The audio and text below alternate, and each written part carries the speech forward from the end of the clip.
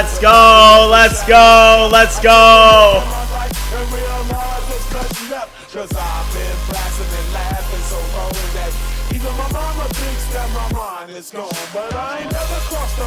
right, hold up. How's it going, chat? What's up, everybody? What's up? How's it going? All right, today is going to be a great day. So this is going to be a marathon stream, okay? I do have a couple things to announce. So first of all, marathon stream, okay? We're in the downstairs office. We're going to be grinding today, all right? I hope that you guys liked the legendary intro, but there's a lot to do today. With Fable 5, there's a couple things that I want to touch on. Also, what's up, everybody? Mono, what's up? Stain, what's up? Jake, what's up? Ryu, what's up? Patrick, how's it going? Welcome back, everybody. We're going to be grinding today, so I hope that you guys are ready because we only have this for a couple days. Fable 5 until July 7th. I don't know what they're going to do. We do have a project sharing event today at 2 p.m. I plan on streaming for 8 hours. That's my goal. I also want to do 1,000 push-ups today, so every like does equal +1 push-up, so like and subscribe if you haven't already. Also, the BridgeMind community, we literally surpassed 13,000 members in the community yesterday, which is just absolutely insane. I think ARR is at an all-time high, so we're just going to continue to show up and ship, and I'm just very thankful for each and every one of you. We've built an incredible community, and vibe coding is not going away anytime soon. So let's keep on grinding. A couple things that I want to touch on is the BridgeBench benchmarks. I think this is definitely worth talking about first things on the stream. So I do want to elaborate this. So I did make a post this morning. You guys saw it in the Discord first. But this is what we're seeing on BridgeBench. Okay, so if you look at the hallucination benchmark, if you look at the debugging benchmark, if you look at the refactoring benchmark, what we're seeing is we're seeing a massive regression in Fable 5, but there's one thing that I want to clarify, okay? The reason that the Fable 5 that we have today is performing so much worse than the Fable 5 that we had on June 12th is because of these guardrails, okay? So for example, this debugging benchmark that you see here, guys, see how it went from literally 86.2 to 25.9? The reason that this is happening is because so many of these tasks are just being blocked. Like when I saw it yesterday when we benchmarked it in BridgeBench, I was like, is that right? And it is right because we double checked it. And the reason that it's getting blocked is not because the model that we have is like worse. It's just that with these guardrails, so many tasks are being blocked that like there's just a lot that you can't do with the model anymore, right? So with debugging, literally only 3 tasks were able to get through on the debugging benchmark. So that's a little update there, but I think that there's a couple things that we can do to kind of like game it, right? Like I think that there's people that are saying that you can and it depends on the way that you're prompting and stuff. But regardless, we got to use what we have. I am getting a little bit more excited for this GPT 5.6 launch. I think that it's going to be next week, it looks like. But I'm very, very excited for that one. I think that model is going to be huge. It could potentially be better than Fable, especially with, the guardrails are absolutely insane. But how is everybody doing? Mazy, yes, I do read comments. I just pulled up the chat. But I am in the downstairs office today because it is a marathon stream. Sometimes the upstairs office gets a little bit musty, especially, like not musty, but it gets like, it's just like dark up there for me. And I like being in this room. It's just a little bit more light and it puts me in a better mood, to be honest with you guys. But let's get all this started. Let's run npm run dev. And I do want to check one thing out. I did do a refactor. Let me get the chill music on so we can lock in. But chat, how's everybody doing today? Code by Devo, what's up, man? How's it going? Hung said they kryptonited Fable, still the best one out there, but not as good as before the ban. Yeah, 100%. Yeah, it's not as good, but it's because of the guardrails, right? Like, it's just because... Okay, hold on. All right, let me know if the music is too loud or how you guys feel about it. But the music is on now. Let me know if you guys can hear it. I need to change my name to Dev. Okay, yeah, I got you. I'm running out of weekly usage. Yeah, I mean, I can show you guys my weekly usage. So for the project sharing event today, it's going to be at 2 p.m. Eastern Standard Time, which is about 3 hours from now. And what we're going to do is 12 people are going to get to present. There's going to be a hard cutoff at 5 minutes, though. So if you want to present a SaaS that you're working on, if you want to present something cool that you've created with Fable 5, literally whatever you want to demo for the community, we are going to do that at 2 p.m. And then whoever demos like the coolest project or whoever just does the best job presenting, we're going to do a vote. The BridgeMind community is going to vote, and whoever wins is going to win a $200 20x Claude Max subscription. So join the Discord if you're not in it already. We are doing that today. I think it's going to be really fun to do that. But we have a couple things to do just right off the bat here. Let's go over to BridgeVoice. I need you to, okay, hold on. We need to do one thing real quick. I don't want to use, I have Whisperflow and BridgeVoice open. So let's quit Whisperflow, only BridgeVoice. Somebody said that there's no music. Is that true? For some reason, I think that oh, okay, I see it is. Okay, there we go. There's the music, guys. Let me know if you can hear it now. Thank you. Okay, for 5.5, the usage limits seem non-existent for me compared to OG Fable. What do you mean they seem non-existent? What do you mean? Review reports related to Windows, and that for some reason on Windows, users are saying that the push to talk sometimes does not work. Would you do a deep dive on the push to talk functionality and make sure that it is polished up and functioning perfectly? Review it and pinpoint what the bug is, and then only launch one subagent and then fix the bug. Now, see, this is the problem, guys. I want to turn on, there's a setting, okay? Music is on. Okay, cool, thank you. So there is a setting, okay? And somebody in the chat can call this out. You guys were dropping it out yesterday. But there's a setting in your Claude settings where pretty much when it does fall back to Fable, it's going to alert you, and it's going to stop the chat. Does anybody know where that is? I know that somebody in the chat probably has it, but could somebody drop in the chat where that is? Because I'm worried even here where, hey, this is a task that we're trying to debug this, right? Then fix the bug. So we're doing debugging, right? But you guys know that debugging gets, you know, passed off. So it's not good. Let's just launch this one normally and get it running, and then we'll start to, I think, only in desktop. Okay, people are saying it's only in desktop. How do you register for the presentation? Literally just join the BridgeMind Discord community and just be active, guys. Like, that's all I ask that you guys. I pretty much give my life to you guys in this community. I show up every single day and give my absolute best. If you guys want to present and stuff, just join the community, be active, be a supporting member of the community. It really, I mean, I've heard that people say that this is the best vibe coding community on the internet. So definitely a place that you want to be if you're trying to learn vibe coding, or you just want to, you know, be in the know, right? I mean, we're literally like in the trenches in the BridgeMind community. So for me, it will silently fall back to Sonnet. Yeah, that's definitely happening. It's happening to a lot of people. Okay, so this one's running.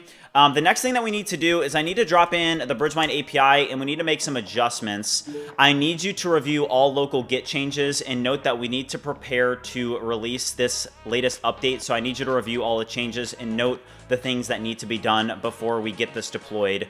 Do not launch subagents. Okay, in config, switch models when a desktop is flagged in desktop. Okay, all right. Okay, let's get this launched. Let me go over to BridgeAgent desktop here. Hold on, we gotta do BridgeAgent first, and then see BridgeAgent desktop, and then let's run Tari dev local. Okay, Kiru over on X, what's up, man? How's it going? Okay, let's go to BridgeSpace Tari, and let's run this as well. So these are going to launch. So this is a Tari application, and then this is also a Tari application. So these are both Tari applications. We are going to be working a little bit more on BridgeAgent today. So this is about to launch. I'll give you guys a quick demo, but it's in beta right now for BridgeMind Pro subscribers. There's a lot of work to do with it, but I do read all comments, just so you guys know. I see Twitch, I see YouTube, I see X, I see everything. Here is the local portal. Let's launch this. Can you do a segment discussing token efficiency for us on the 5x max plan with Fable? I can, sure. And I also want to talk a little to you guys about marketing today. I'm going to give you guys like a marketing masterclass. I think there's a couple of people that were asking for that, and I'm going to show you guys pretty much how I've handled marketing with BridgeMind over the past, what is it now, you know, almost 11 months. So here is the resume functionality. So yesterday, like, one thing that I don't like is, do you guys see how it's showing, like, do you guys see how it says environment, Claude config, dir? Do you guys see this? So I want to investigate why this is that way. Like, if you look at this here, I'm going to paste this. Do you guys see how this says Claude config directory, and it shows the different profile? So the reason that this is doing this is because it's showing the specific Claude profile that's connected. Okay, so if you guys know this, and we're going to be buying some more Claude subscriptions today because we are going to hit our usage limits today. Yesterday, Anthropic, they were being super generous with the limits. But that's going to change today. They're probably not going to be giving us any resets today, just so you guys know. How is he seeing a bunch of them at once? I use OpenClaw and can spin up subagents in it, but it doesn't have visibility of what the subagents are doing. What do you mean? What do you mean? Do you see this message? If yes, throw the bottle on the floor. All right, there you go. All right, why don't you stream in 4K? I'm not sure. Oh, I don't think I can stream in 4K because I have the stream turned on ultra low latency, which just means that I can't go to 4K. There's like a limit on it because it's ultra low latency. This is what shows when I resume a Claude session. Is it really necessary to set the specific Claude profile? I'm pretty sure that this is not necessary. Would you review the functionality associated with this in BridgeSpace and help me get this polished up with best practices? I don't think that that's even needed. Review this and update accordingly. Do not use subagents. Okay, let's drop this in. All right, BridgeSpace, Tari. Okay, cool. Do I think GPT 5.6 will drop today? I do not. No, I think that so as you guys know, I actually am pretty excited for GPT 5.6 because I don't think that we're going to get jerked around as much by GPT 5.6, but it does look like next week is most likely. I mean, if you look at this, there's a 91% chance on Polymarket that it's going to launch before July 10th. So I think that GPT 5.6 is going to come next week. So next week is going to be huge for us. I think that GPT 5.6 is actually going to be a bigger release than Fable 5. Just in my position, being able to see kind of like the virality of everything that's going on right now in the space, I would say that right now, people are definitely excited about Fable 5 and they're happy that it's back. But with the guardrails, with everything that comes with it, right? I mean, we already had Fable 5 a couple weeks ago, so this is not a new thing, right? Everybody knew what to expect with Fable 5. But the problem is now it's been nerfed, now it's been guardrailed significantly, and that's a problem, right? That's a very big problem. So one thing I do want to highlight is that GPT 5.6 Soul, a next generation model, is going to launch next week. And you know, we were talking about this yesterday in the community, and I wonder, let me know what you guys think in the chat, but pretty much this is what I'm seeing. So if you look at the Terminal Bench 2.1, okay, this is definitely looks promising, right? So you're looking at this and you're saying, okay, wow. So you're looking at this benchmark that they released, which the model hasn't released yet. Only the benchmarks are out. And this model is literally running at 91.9% on Terminal Bench 2.1. I mean, they're going to have to create Terminal Bench 2.2 pretty fast because this model is pretty much maxing it out. But I do want to highlight the fact that GPT models perform good on this benchmark in the first place. I don't know if they do training on it or something like that, but if you look at GPT 5.5, GPT 5.5 is literally within striking distance of Fable 5. Look at this. It's at 0.4, 83.4, and then 84.3. So it's within 1% on this benchmark, and everybody knows Fable 5 is much better than GPT 5.5. Like, it's not even a question. So how good this means that GPT 5.6 is going to be, we'll have to see when we actually get hands on the model. You know, typically we'll know within, you know, a 5 or 6 hour session how good the model is. But that's going to come next week, it looks like. Looks like we have an update for BridgeShot Suite. But we do have a lot of updates we need to push out. Okay, trust me, bro. Benchmarks, yeah, I mean, we'll see. The moving to credits is the worst thing. Wouldn't mind the 50%. Yeah, I mean, I don't think that Anthropic is going to have a choice in terms of them being able to, you know, move that to usage-based credits. I don't think that they have a choice, because once GPT 5.6 launches, everybody's going to move to that subscription. Like, no, I don't see. I mean, chat. Who in the chat would immediately move to Codex if, you know, if you had a better subscription, right? Like, I don't know. Meanwhile, Resist is using 5.5 and Fable at the same time. Yeah, Resist, who's a mod in the Discord community, he does use both. We do need to get these handled here. So 5,000, 12,500, and 25,000. Would you write a handoff prompt? Or wait, I actually think I already have created these. Let me check my Stripe account real quick. I think that we already have these fixed. There's a couple things that we have to do. We have to get the API deployed, and I do have a problem with the API right now because I haven't updated yet. I need to do a couple things there. Let me do one thing. Also, guys, here is the Stripe dashboard. So far today, we've made 702. Yesterday, we made 1,200. If we take a look at the Stripe dashboard, this is where we're at. We're at $18,819 in MRR, which is pretty good. I think that this is going to double within the next couple months. We've got a couple things planned. I really don't do a ton of like marketing content, and that's one thing that's going to change. Just so much is going on that I just don't have time for it. A loyalty to AI companies won't exist. Best models gets the users. Yeah, 100%. Yeah, I mean, it's pretty much a commodity is my perspective on it, which, you know, is kind of an interesting thing, right? They're all competing for a commodity. All right, let me go to the test mode, and I'm gonna see where we're at here. Test mode. I need to add a couple variables here. Let's go over here. There's one thing that I want to show you guys too. I haven't even seen this. Do you guys remember we were reformatting? So this is the redesign of the BridgeMind landing page. Okay, do you guys see this? So I haven't actually seen this yet, but this is what Fable 5 did. Let's zoom out a little bit so it's just not zoomed in. So describe it, your agents, ship it. W or L in the chat, how do you guys think Fable 5 did on this? So then there's going to be a demo here. I don't like, it didn't really follow the correct, I mean, oh wow. Okay, this is actually kind of smart because it used like the yellow or the gold in the BridgeMind logo. Do you guys see this?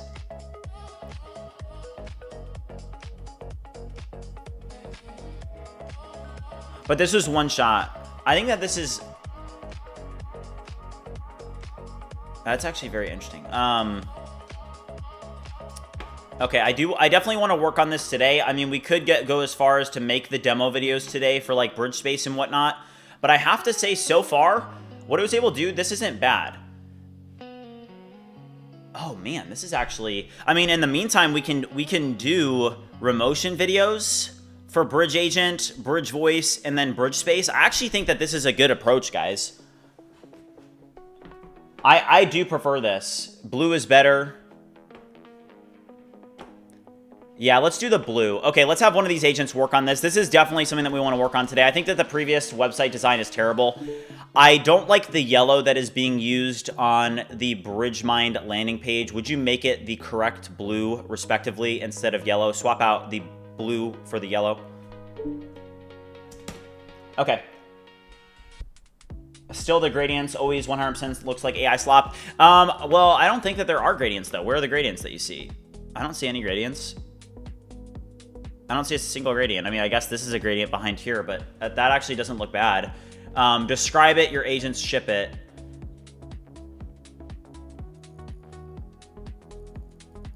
Cornflower blue. Maybe more space between cards. Looks cluttered. Okay. I definitely want to work on this today. We just have way too much going on in like the entire site. Like there's too much content. It needs to be simplified. It needs to be redesigned. That's definitely going to be a big goal because the website gets a ton of traction. I think that we need really high quality demo videos to get CTR up. I think that we need to do a lot for the website. That's going to be big. But then let's do a quick review of the BridgeAgent desktop app. I want to show you guys where we're at with this, and I have some goals today of what I want to get done on this as well. And remember, the goal today is that we're going to go for like 8 hours today. So I don't care how many Max subscriptions I need to buy. They kept resetting the subscriptions yesterday. Okay, here we are. I think I need to log into Codex, so let me do that real quick. All right, let's log in. Hold on, no model connected. What's going on here? Do you guys see this? All right, that's a bug right there. So let's launch another agent here. And I'm actually just gonna CD into the BridgeAgent directory so that it has only that context because that's all I want. No, I can't do that because I need the API as well. Let's CD out. All right, let's run Claude. And let's drop this in.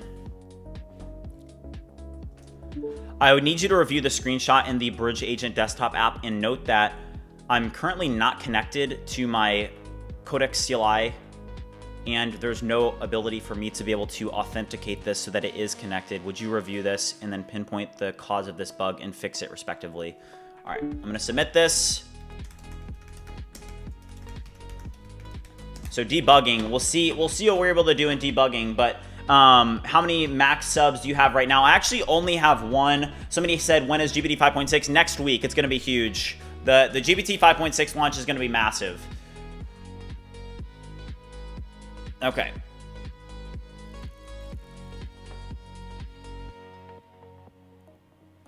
Okay, let's see here. Anyone getting safeguard blocked randomly, feeling like Fable 5 is trash? Yes, so this is one thing. I'll drop this in the chat as well, but this is definitely something that we are seeing. check out this X post. I'll show it on the screen here too, but go look at this. I just dropped it in the chat. So this is what we're seeing on BridgeBench, okay? So things like hallucination, especially debugging, if you guys look at this here.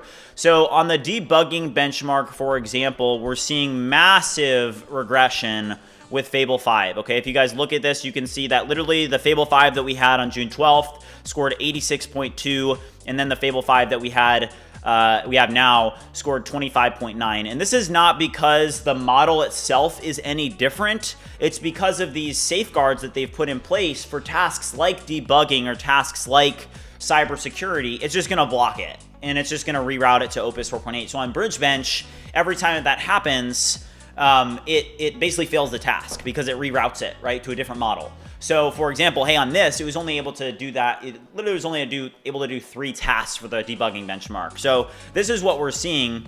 And then even on this here, like, let's look at this one and let's just do a usage check on this. So this one here, so this is a good thing though, like right here, right? This one technically is doing like a debugging task in BridgeVoice. Do you guys see this? And it's all gone to Fable 5. Do you guys see this? So Fable 5 all gone to Fable 5. It has not yet rerouted to Opus 4.8. Now, we definitely want to keep an eye on this, but this was a debugging task and it's actually doing it quite well. So I see so many people making money using AI, but other than just automating my own position at work, for the most part, I don't understand how people are making money with the thing. So personally, how I've made money with AI is, I mean, I've been using AI. I've been in the space. I think most of the people that are in the BridgeMind community or that watch BridgeMind, or if you're new, I just want you guys to know that this all comes from a place of being incredibly passionate about vibe coding, okay? I'm not interested in becoming a content creator. I honestly don't like the content creation stuff a whole lot, but I do it because that's what fulfills my mission, and I want to basically help pioneer the vibe coding movement. And, you know, it's just cool for me to be able to look back and to say, hey, man, the thing that I was doing, you know, 15 hours a day in my college dorm room with ChatGPT, copying and pasting, ended up becoming BridgeMind, which is the largest vibe coding community on the internet. And, you know, I was thinking about that yesterday and just how much of an honor it is to be able to, you know, have this community. I can't even explain it. You know, I was just reflecting and I was like, man, I was 20 years old in my college dorm room vibe coding, and this is what it turned into. And that's for all of you guys to know. Just like, do not give up on your dreams. You know, don't give up, because I never could have imagined that what I was doing would turn into this. So I thank you for each and every one of you. Is it possible to succeed without being a content creator on YouTube? 100%. It's just that, like, you know, I had a few startups before BridgeMind, and with those startups, like, you have to figure out the marketing piece. Like, if you can't figure out the marketing piece, then honestly, like, you're probably just gonna fail, because it's not, like, I would say that your product, especially in today's world, your product matters about 15%, your marketing channel matters about the other 85. Because, hey, you can make a great product, but if nobody ever sees it, it's like, hey, if a tree falls in a forest, you know, and nobody was around to see it, did it really fall, right?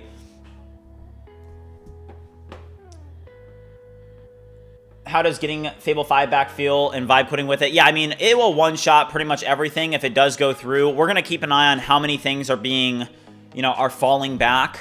Is definitely something that we're gonna keep an eye on. This one here, like, there are areas where I just showed you guys this, but on the usage here, look, this one now, it's all Fable 5. It hasn't fallen back, and I mean, technically that was a debugging task, right? So that's good. If we look at this one and we do usage here, this one is all Fable 5, so that looks good. This one here, if we do usage here, this one is all Fable 5. So on these tasks that I'm running, I'm not running into anything falling back yet. Now, on BridgeBench, we got hammered, right? So it got a terrible score in BridgeBench just because, I mean, it literally blocked most of the tasks that we were testing. But these tasks that I'm doing so far aren't too bad. What effort level are you using for Claude Code? I typically will use extra high. I use extra high. All right, let's drop in the BridgeMind UI. And I actually don't want to use Fable for this one. It's not needed. Let's change the model on this one. Let's go to not Sonnet. Sonnet, there's no reason to even use Sonnet, guys, just so you know. I need you to note that there are now 13,200 members in the BridgeMind Discord community. Update this accordingly. Debugging is not the issue. It's all that related to security that is blocked. It's also debugging, but yes, security is going to get safeguarded even more so. All right, let's do some push-ups, guys. We are going to try and do 1,000 today. So I actually want to get like a Excel-a-draw thing going today because I don't have the whiteboard behind me because we're in my downstairs office. This is actually the office that I started BridgeMind in. If you guys are OG BridgeMind, I just kind of like it because the sun is in my face, and I'm going to be streaming for like 8 hours today. So I just wanted to be able to see at least see the grass. You know, I can't touch it today, but I can at least see it. You know, that makes a difference. All right, let's go to Excel-a-draw. And let's kind of just talk about what we're going to be doing today. Let's move down. So first of all, I want to do one thing. So push-ups. We're going to do 1,000 push-ups today, all right? And I did like 20 at the start of the stream, okay? So count is currently 20, okay? Goals today. All right, let's put up some goals. Goals today. All right, number 1.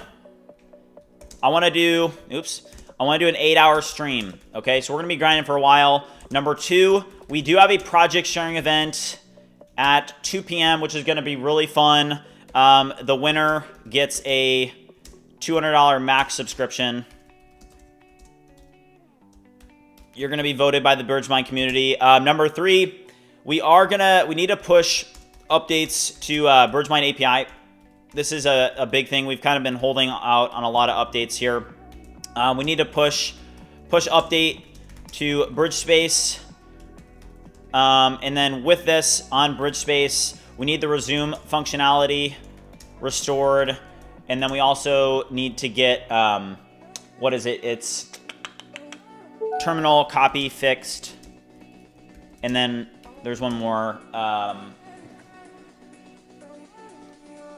We're literally working on it right now, are we not? It'll come back to me, but there's another thing that we're going to be doing. When will your marketing pack be published? Well, I'll share some stuff with you guys on stream today. I'll kind of show you how I've approached it and what's worked well for me. I'm not going to make you guys like purchase anything for it. Oh yes, BridgeAgent. Yep.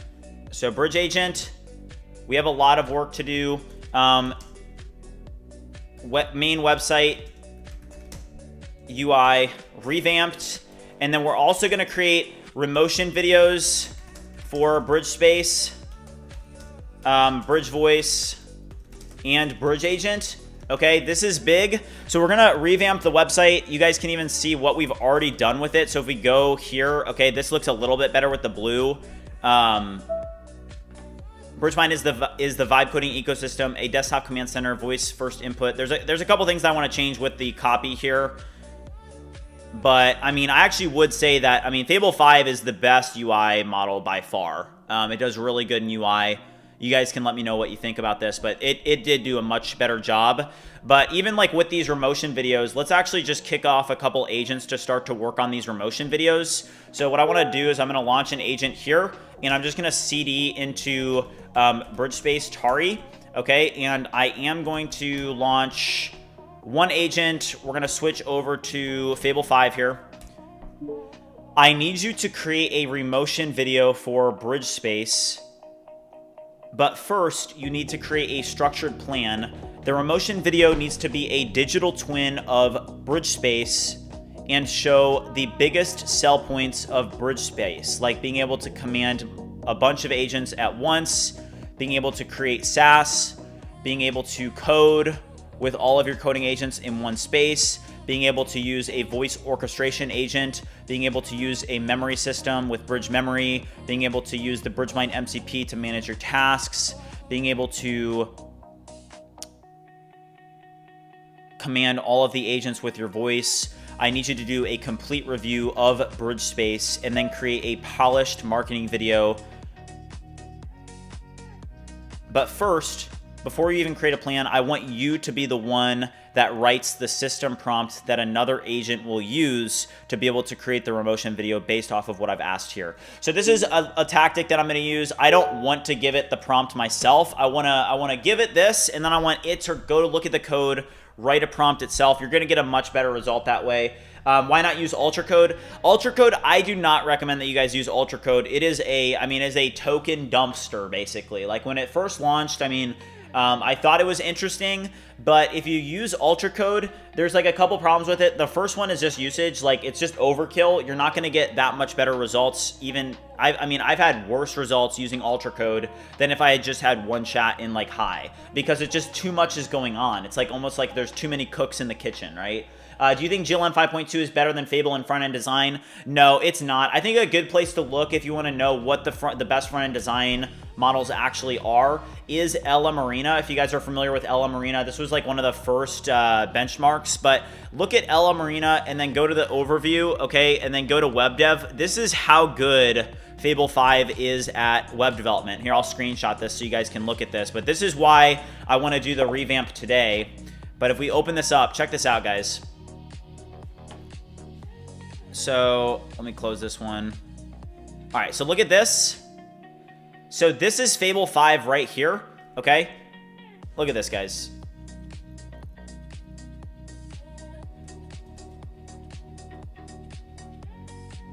Look at that. Fable 5 is at 1653 ELO. Nothing even comes close. Like, if you look at the Claude models, Opus 4.7 to Opus 4.8 was a +2 ELO. Opus 4.6 to Opus 4.7 was like a plus, what is that, 22 ELO? What is that, 23 ELO? And then all of a sudden you have Fable, which is just gapping everything by like 100. So that's how good Fable 5 actually is that it's significantly better. It's not just like, oh, it's like a small improvement. No, like this model gaps pretty much everything else, which is, you know, why we're very excited to have it back. Who is Seed 2.0? What do you mean? I don't know what that is. One UltraCode equals 50% 5-hour limit in my 20x plan. Yeah, no, that sounds about right. Yeah, it'll use a ton. I don't suggest using it. Note that we should not have black text on the blue buttons. Review this and update accordingly. All right, so we're going to update this, and we're going to do a huge revamp on the website today. Huge revamp. Could you explain what you do at BridgeMind? I mean, you guys pretty much are seeing it here. So with BridgeMind, BridgeMind is a vibe coding ecosystem, okay? So all the tools that you see me vibe code with, I've built them from scratch based off of the almost 4 years of experience now that I have with vibe coding. The main product in the ecosystem is definitely BridgeSpace and then BridgeVoice, but there's other products that we're adding to the ecosystem, like the BridgeAgent, which is essentially a Hermes agent. If you think about a Hermes agents are general purpose AI agents that take a lot of work to actually get set up. The goal with BridgeAgent is to create a hyper-specialized coding agent that is able to build software autonomously, and we're going to be working on this today as well with Fable 5, but we're kind of just getting warmed up today. How many Claude Max accounts do you have? So we are going to be buying a bunch today. So I had 3. I canceled them because Fable 5 was taken away from us. And then if we zoom out here, I only have 1 subscription right now. I'm at 42% used on my 5-hour session, which resets at 11:30. So we actually, hold on, if we use this a bunch in the next 20 minutes, we'll get a reset. So what I'm going to do is I'm going to give this some more tasks so that we can start to max this out, because we're going to get reset in about 20 minutes. Out of your goals list, what is the highest priority for goals today? I would say the website revamp. Hold on, we have 20 minutes. Let me do some prompts real quick, and then we'll drop some push-ups. We'll drop a 50 bomb. I want to do 1,000 push-ups today, guys. 1,000, okay? All right, let's drop in BridgeAgent, okay? I need you to note that users are reporting that there are issues with being able to run BridgeAgent on Windows. Would you review this bug report in complete depth and then create a structured plan to fix this issue? All right. Is GVD 5.6 dropping today? No, it's going to be next week. I'm very, very excited about that drop. I think it's going to be a huge drop, guys. I think it's going to be big. And I mean, Anthropic, I mean, they just love rug pulling us. They love to keep us on our toes. Okay, let me pull this up. Shout out to Stain, because he was the one that reported this. So Stain reported this bug basically on Windows. We have a terminal issue here that we need to fix. Okay, it's this one here. Okay. So I'm going to paste in the error. And really the thing about Fable, and it's going in here. I'll move it up here so you guys can see this one work. I need you to review this bug report and note that we need to get this fixed. Review this in BridgeAgent and pinpoint what exactly is causing this, and then fix it. Okay. And then there's another thing that I want to update as well. but we'll come back to that after a 50 bomb. Push up, let's go. All right, guys, let's drop. I'm gonna drop a 50 bomb. Do whatever you can, okay? Drop a 5 bomb, it doesn't matter, but it gives you energy, okay? Let's go.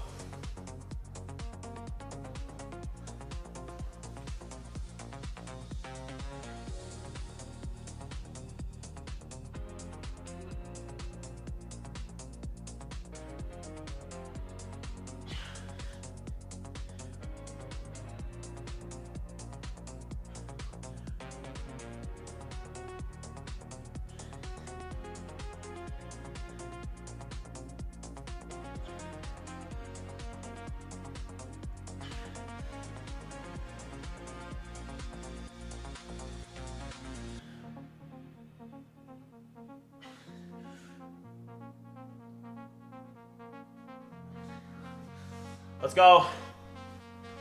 Let's go. Let's go. In what language was BridgeMind built? Mostly TypeScript. Yeah, the 225K is, I think 95% of it is BridgeMind. And I'll talk to you guys about some marketing tips today as well. But, all right, hold on here. All right, these look good. I need you to review the landing page and think through how we can improve our landing page even more so. Make sure that the copy is centered around vibe coding. And note that one of the biggest benefits of BridgeMind is that with one subscription, you get a whole ecosystem of tools that help you vibe code.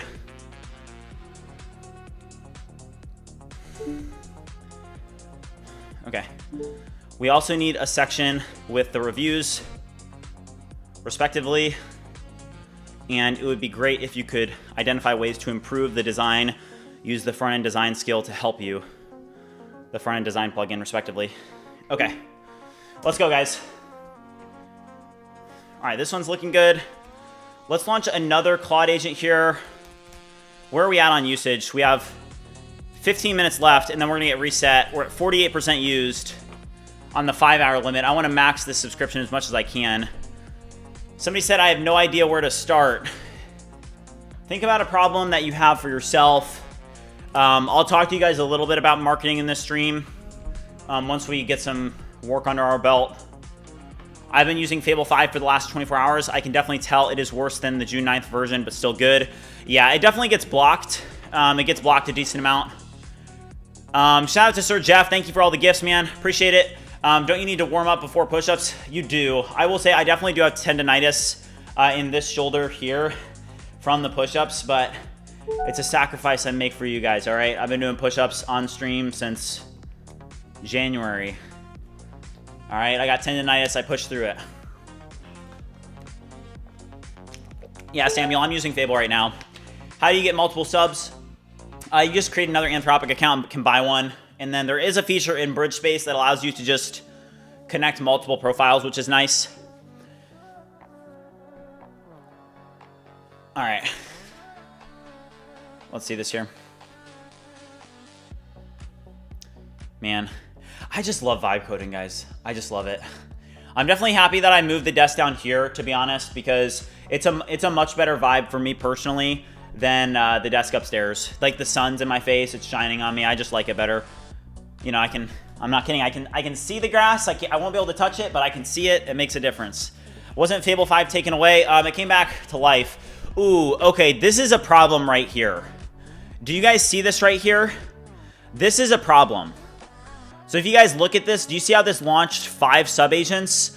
You do not want that anymore, okay? It just launched 5 Fable 5 sub-agents. This is gonna zap your usage, okay? So I don't like this. It's a little bit too late. But one quick tip that I can give you guys to be able to get more usage is that like sub-agents with Fable 5 are overkill. I just won't use sub-agents because you'll zap your usage so fast. I mean, right now I don't care about it too much. Honestly, it's probably a good thing because our usage is about to reset anyway. I've got 49% usage left and it's gonna reset in 12 minutes. So I can afford to do this, but I don't recommend that this is, you know, you do this. Was it nerfed? Yes. So like, let me show you guys the post that I made. That was kind of the official announcement about this, but hold on. Let me just pull this up so you guys can see it. Okay, so check this out. So this is the post, the announcement that I made. So this is what you guys need to look at, okay? So it's not nerfed. Like, it's nerfed, but because of the guardrails, okay? It's not nerfed as in, oh, the model just, like, isn't good now. When you actually get the request to go through, it's the same Fable 5 that we had on June 12th.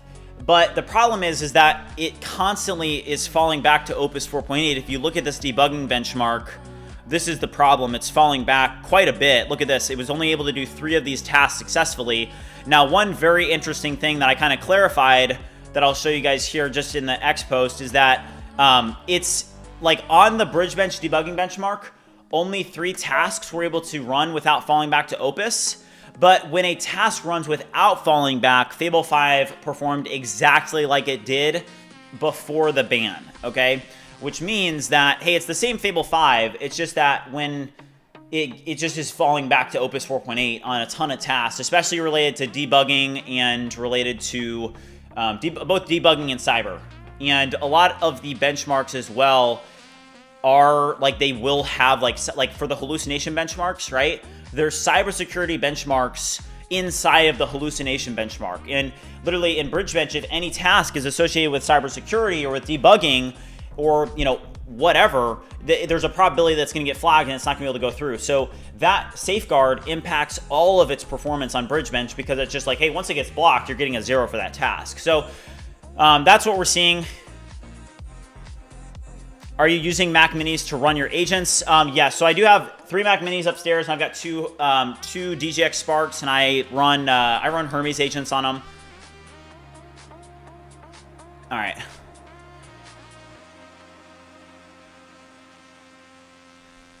Can I use your tool to make a Roblox game? You can, yes. Yeah, you can use this to do whatever you want.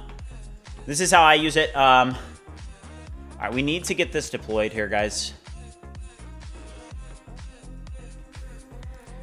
I want to test. Let's open up the dev version here. Hold on, I'm going to X out of this just for a second. So here's dev. If we go to settings, there's updates dropping in somewhere. I think it's this one right here. So it's running the test suite right now. This is dev though. Autocomplete is working well.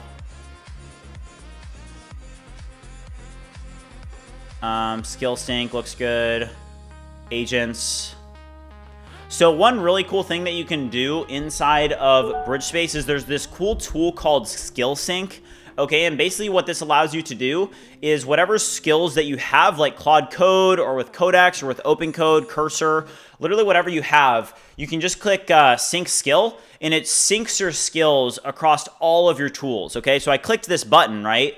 And now, if I use multiple agents like Codex or Claude Code, all of those skills are now synced. Do you guys see this? And honestly, let's actually get Cursor hooked up. I think that we can just do that quickly here with an agent. Let's just add that. For the skill sync, would you please get Cursor properly added? You can search the internet real quick and look at the Cursor documentation and then properly integrate this. Do not launch any sub-agents. Yeah, that's a cool feature there for sure. Your agent is free? No. What do I run on Hermes? I have my Hermes agents doing a bunch of stuff, especially when you're running a SaaS that's like a one-person SaaS, right? At this scale, I need Hermes agents doing a ton of work for me. So for example, I have Hermes agents that help me handle customer service. I have Hermes agents that will actually, well, now I'm using BridgeAgent to help me do it, and I'm going to show you guys how it works with loops in this stream. But basically, you can set up these agents that are able to autonomously create software and fix bugs for you. So for example, it will be able to pull in errors from Sentry, and then it's able to actually fix the errors, make a pull request, merge the pull request, run all the tests as needed to make sure it's safe to deploy. It's very, very good. Before submitting big prompts, I keep on mentioning that what I'm asking to do is UI only just to make sure it doesn't reroute. It makes me feel like a crazy person.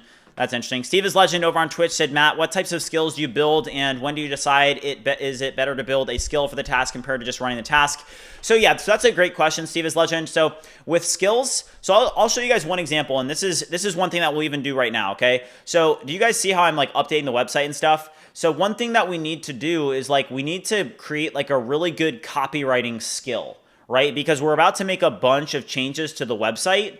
And one thing that we're going to need to do is we're definitely going to want to make sure that the website like has the same exact tone, that it's speaking in like the same marketing slogans and the same marketing, like just that your copywriting is the same across the entire site, right? Like that's a good thing to do. Well, we're about to create a skill to help us do that. We'll use Fable for this. So let's pull this up. And what I'll do is I'll basically just add the BridgeMind UI. We need to create a new copywriting skill for the website. You can look at the existing copywriting skill, but this needs to be updated because we haven't changed it in a while. And I want you to create a new copywriting skill that will be incredibly well designed for the BridgeMind brand as a whole. Note that BridgeMind is the home of the vibe coding movement and is a complete vibe coding ecosystem where under one subscription, vibe coders get access to all of the tools that they need to be able to vibe code, to create SaaS, and to build production grade software. You can review BridgeAgent, BridgeVoice, BridgeSpace, and BridgeShot for reference and learn everything that there is to know about the product ecosystem. But I need you to create a robust skill for the copywriting on the website. Note that we want to make sure that we're not writing too much content that users have to read a bunch of text. We want to keep the brand voice authentic and consistent and very clear and concise. We don't want to sound like AI. We want to sound like a human wrote it. Review this in complete depth and then create a structured plan to create a robust skill for this. Do not launch sub-agents. Just do this yourself. All right. So for example, that is going to be my prompt. And we're going to create just like a really nice copywriting skill. And then because we are going to update the website today. So I'll create that skill first. And then, yeah, Tebow hinted at 5.6 coming next week on X. Yeah, that sounds about right. Have you tried CMux? I heard all vibe coders are using CMux nowadays. I've tried CMux. I'm not a big fan. I use BridgeSpace instead. I think BridgeSpace is better. Why use Hermes? Can you not replace it with BridgeAgent? So with BridgeAgent, that's specifically like for software development. I'm not going to use BridgeAgent to manage customer service. I'm going to use my Hermes agent for customer service because Hermes is more general purpose, where you do a lot of the config, and I already set up my Hermes agents to manage the customer service, so I don't want to have a software agent do that for me. I just want to have my Hermes agent do it. 7th and 9th officially will come out. Yeah, I think probably July 7th, if I had to take a guess. I think I saw 5.6 is coming out today. No, it's not coming out today, guys. Not coming out today, just so you know. So now when you need copy for something else, you'll tool call that skill no matter what terminal you're in. Yes, I'll just say, hey, use the copywriting skill and do this, and it does a pretty good job with that. Okay, this one's still working. We'll see. Have you tried Warp Terminal? That's actually what I started using initially. And then I pretty much built BridgeSpace because I was an avid user of Warp. So I used Warp, and then I built BridgeSpace because I basically took a product that was working really well for me and I made it better. All right. Do you use multiple Max individual or team subscriptions? I use multiple Max individual subscriptions, just so you know. Did you try delegating to Codex agents as Fable only for planning? I think I saw Theo say something about that. I probably wouldn't want to delegate to Codex, honestly. I think that having Fable delegate, I'm not a big fan of the delegation strategy. A lot of people, what they'll do is they'll basically take a smarter model and they'll have the smarter model be like controlling the dumber models. But ultimately, I think that it's really important as to which model is actually doing the coding. Okay, so if you have GPT 5.5 doing the coding, Codex is better in code. It may be better than like Opus 4.8 at backend, but Fable 5, just so you guys know, is like way ahead of anything else.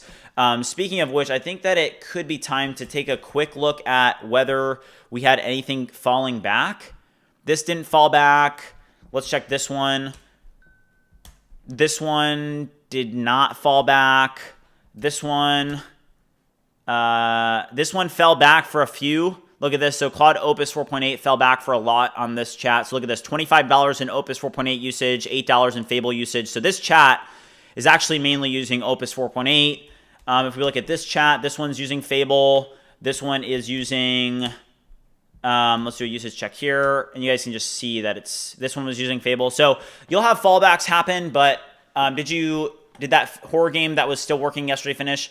Oh, are you talking about the one that was like that was what it was using like a specific game engine, right? Are you talking about that one? Did Fable 5 get nerfed since its redeployment? So yeah, so the guardrails are pretty stringent on it. It did really bad in BridgeBench when we ran it through BridgeBench again. It pretty much failed. It literally went from like number 3 to number 40 on, what was it? I think it was maybe refactoring, something like that. So on refactoring, it literally went from rank 3 to 40, not because the model itself now is completely bad, but it's because the guardrails are very stringent and strict. It's not good to see. Yeah, the Go.1. Yeah, the Go.1, I can try and find that, but I do want to lock in and get some real work done. I want to do some fun tests on this stream, but I want to get at least one subscription down before we test that. Okay, can you bump this up to 0.17.3 and then get this deployed respectively? You can check out the GitHub action workflow and make sure that it gets deployed properly. Watch the deployment and don't stop until it is fully deployed. Somebody said I bought 20x max accounts already. Best investment in my vibe coding career. I got 4 15K offers, 1 Fiverr in LinkedIn. Dude, that's awesome. There's somebody, if you guys remember, I think it was Isaac. This is a guy, I think he's 21 years old. And he's a member of the BridgeMind community, okay? And he came on for a project sharing event and he showed us his project, right? And we have a project sharing event today in 2.5 hours, just so you guys know. But we had a member of the BridgeMind community that shared his project, right? And I think it, like, correct me if I'm wrong, but I'm pretty sure the guy's like 20 or 21 years old. And he shared his project, and I talked to him yesterday. He said, yeah, we're making $17,000 a month. I was like, dude, what? So this guy literally a month ago, not even, he shared his project, and the last time I had heard from him at launch, he was like, hey, we just made 2K. And now he said, yeah, we just made like 16, 17K. It was somewhere in that range. I forget what it was, but it was 16 or 17K. So just so you guys know, people are making a lot of money with vibe coding, okay? All right. This looks good. This looks good. This looks good. Okay.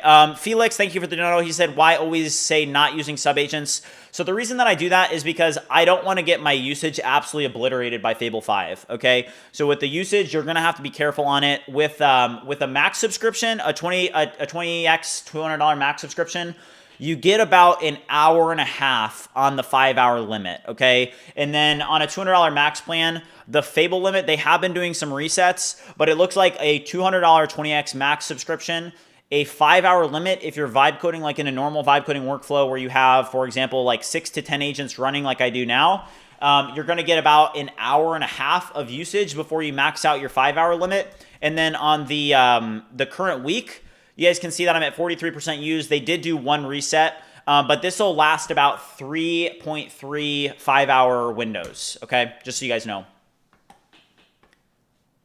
What's his business? I don't know. He's I don't know what it is. Social, yeah, it's a social media. Like, he made this app that it like automatically cuts out, it like auto edits videos and stuff. And I mean, you can just tell, like, the guy's just a winner, right? Like, he's 20 years old and he's got like a bunch of energy. He literally, I think he won the project sharing event. And it's interesting because it's like, if you have energy, if you're passionate about what you're doing, I can tell this kid, and I call him a kid, but I'm also only like 2 years older than him because I'm also a kid. But, you know, if you have passion about something and you get excited about it, you're going to win. Like, you're going to win, like, period. Like, you're going to be successful in whatever you do as long as you have that passion, because people can tell that you have a passion for it, right? And it inspires them. And then also passion is going to help you get through really difficult times, okay? This has by far been the hard... Okay, perfect. Okay, look at this. So sign into OpenAI Codex. So let's do this real quick. I do want to connect this. So I'm going to sign in. This is perfect. So this is what it looks like for me. So I'm going to sign in to Codex here. Going to get this connected to BridgeAgent. And I don't even know, it's possible I don't even have a max subscription right now, to be honest with you guys. I know that I canceled it.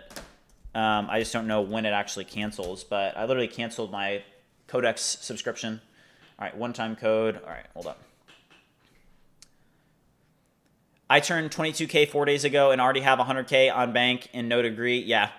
Yeah, I mean, I I don't have a degree. I have 7 credit hours left of my Purdue University degree, and I'll probably go back to get it at some point, but I am in no rush to like go finish my college degree. If I had to decide again, I probably would go to college just because that's what, like, I feel like you kind of grow up a little bit in college. You know, if you don't go to college, I think that you are missing out on something just like socially, and it's a part of life that I think is important to have. But for like the degree, I would say that college isn't worth it at all, you know, especially in today's world. If you're good at using AI, you're just going to win. Like, you're going to be so employable because you're just, yeah, I mean, I don't know what else to say. All right, I did just sign in. Let's see if it does get us back. Okay, there we go. Signed in. Let's go. Okay, so that does work. You guys can see that I just connected BridgeAgent to my Codex subscription. Now let's go back, and there's a lot that we want to fix here. Let's try first just using this voice. Hold on. Okay, unauthorized. Am I out of credits or what's going on here? Voice real-time session. I know for sure that I signed in. Oh, I think that it needs to refresh properly. So let's build this. I think that the reason that this is happening is because there's not a good refresh mechanism in the BridgeAgent desktop app. So let's go over here. Let's launch Fable 5. I'm going to drop this in, paste in the BridgeAgent desktop app, and then I'm just going to give it a prompt. I need you to review this. I was getting a 401 error on this, and it's because I think that there is not a good refresh mechanism in the BridgeAgent desktop app. Would you review the refresh mechanism and note that it doesn't appear to be working? You can also look for reference at how the refresh mechanism is handled in BridgeVoice and BridgeSpace for reference, and then update the BridgeAgent desktop app to properly integrate the refresh mechanism. Okay.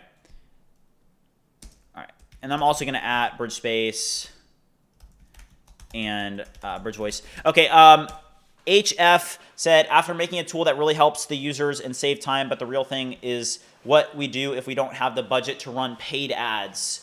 So you know what? I've got a bunch of agents running. Okay, I've been telling you guys I was going to do it, but I will kind of show you what I've learned about marketing in general. You know, BridgeMind is my 3rd startup. My last startup, we had a significant marketing budget, and we didn't really have a social media presence. Okay, so honestly, this is what gave me the idea for BridgeMind in the building in public stuff. So my last startup was an online therapy platform.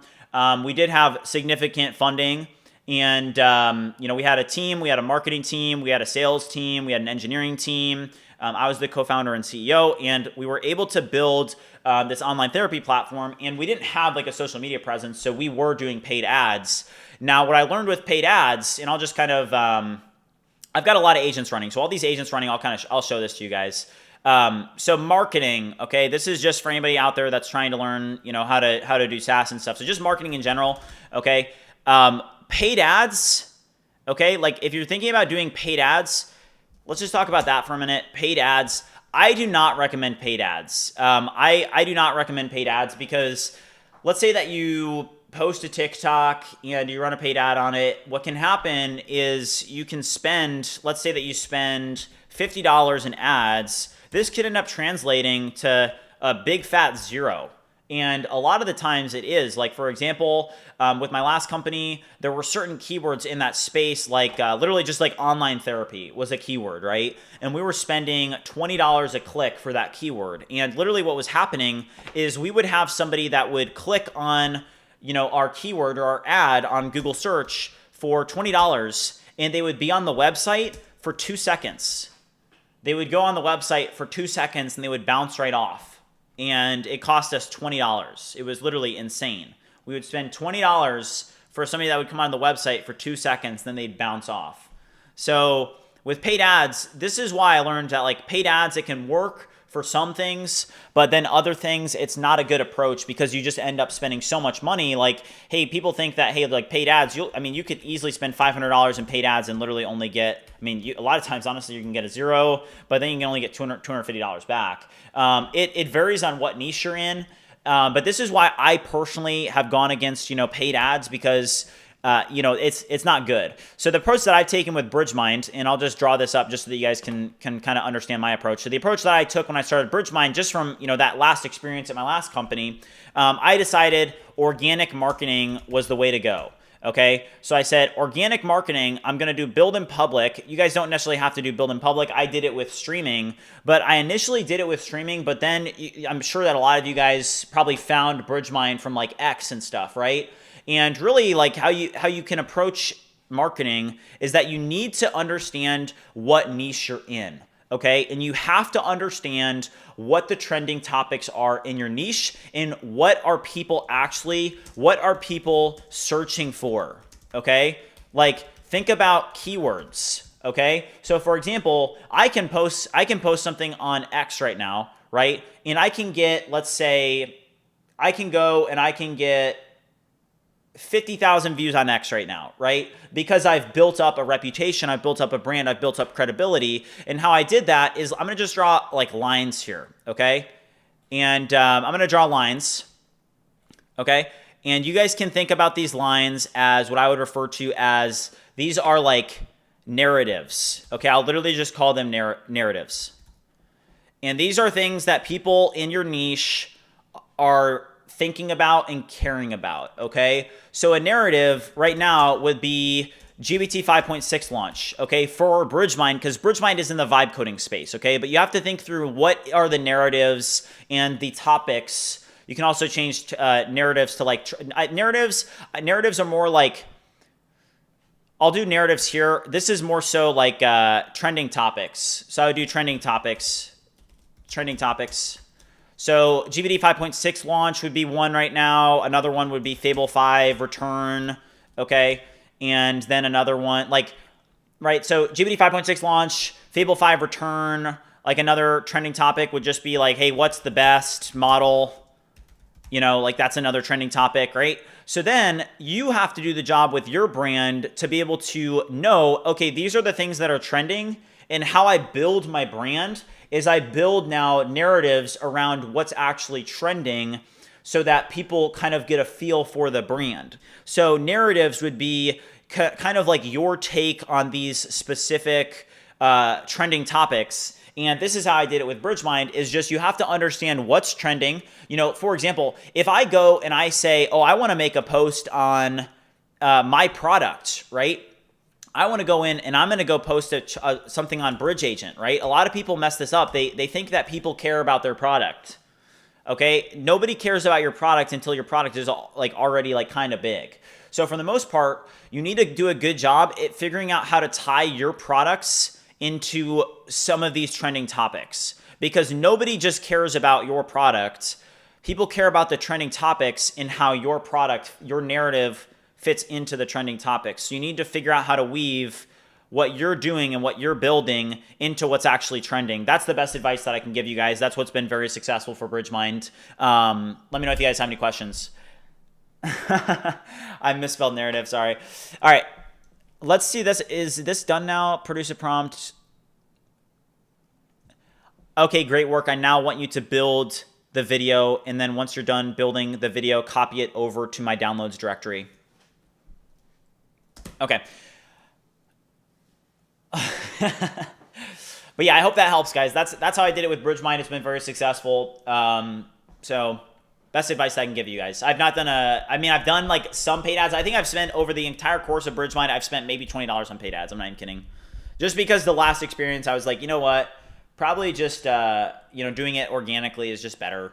Paid ads absolutely help startups get noticed. This is just Matt's opinion. We have many businesses that rely on paid ads to function. Yeah, Will Calvert, you're totally right. So the reason that I bring this stuff up about paid ads is most people just don't have the budget, right? So paid ads work for a lot of people, but then also like if you're the ones that are doing paid ads, like sometimes it can be very challenging, right? Like it can be like, hey, if I spend $50 on paid ads and get nothing, like I just can't afford that, right? So what if I make 6 videos a day? I mean, you can do that. You can do organic marketing. It's gonna work well for you, I think. All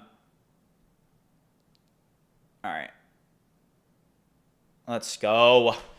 All right, quick question, guys. Quick question. What do you guys want to see me test? I'll do one test prompt for you guys here. Let's do a test prompt while we're doing this. I've got enough progress here where I'm starting to feel good. Okay, great work. I now need you to begin updating the home landing page and maximize the copywriting based off of the branding of BridgeMind. Use keywords and create really good marketing content. Please go in BridgeBench and test the Roblox prompt. Okay. Bright prompt, go.game. I spent like $60K in 2019 on ads, but only having around 10K in my bank. It was always break even until 2020. That's interesting. Is Fable 5 good enough to create mobile apps to publish in the Play Store and App Store? 100%. I mean, you can one-shot that stuff nowadays. It's not even a question. I mean, when I started BridgeMind specifically, I've been vibe coding ever since it started, okay? I'm like an OG vibe coder, okay? I started in my college dorm room, copying and pasting from VS Code into, all these different things. And like, just so you guys know, it's, vibe coding is the future of software development. There is no doubt about it, okay? So, start vibe coding. You can build stuff very, very easily now, especially with some of these better models. And especially with what we're seeing as the models, there's another wall that we're breaking through. I think that GPT 5.6 is going to be a big leap. Fable 5 is a big leap, but, it's pretty nerfed right now. So we'll see how they manage. I mean, they can't just like give us a model that's going to be falling back so much, right? So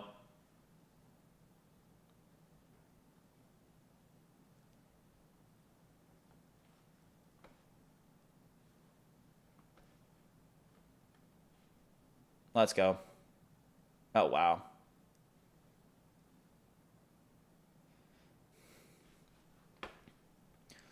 Okay. Is Fable nerfed? It one-shotted a ton of stuff for me. So, Garrett, that's a great question. So a lot of people are talking about it right now. So the model itself is not nerfed. The reason that causes the model to be nerfed is because it will reroute to Opus 4.8 for a lot of tasks, okay? So on BridgeBench, we're seeing the scores get reduced significantly because a lot of the tasks will get rerouted to Opus 4.8. So that's what we're seeing. We'd like for it to change, but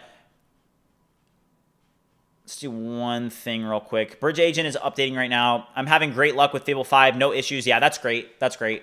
And a lot of these tasks, like right now, I'm also like, I'm using it right now, and I am seeing like, I'm having a lot of success with it because a lot of these aren't being rolled back. So if it doesn't get rolled back, right, and rerouted, then that's fantastic. You're not going to have problems. But if it gets rerouted, which is happening for a lot of people, it is nerfed in that sense, right? Where they have to figure out, they can't just reroute all the traffic, right? Like that's insane to me. They can't do that.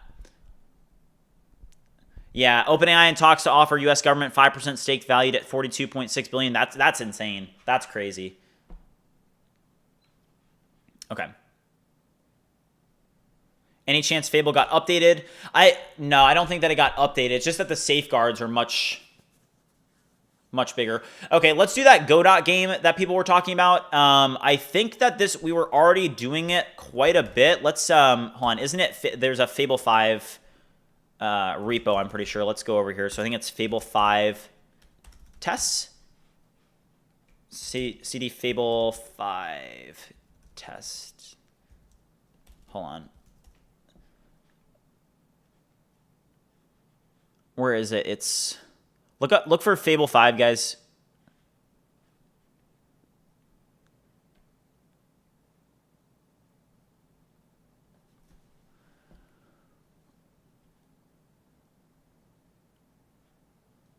Where's the Fable 5? There should be a Fable 5 test directory here. I'm not seeing it, though. What the heck?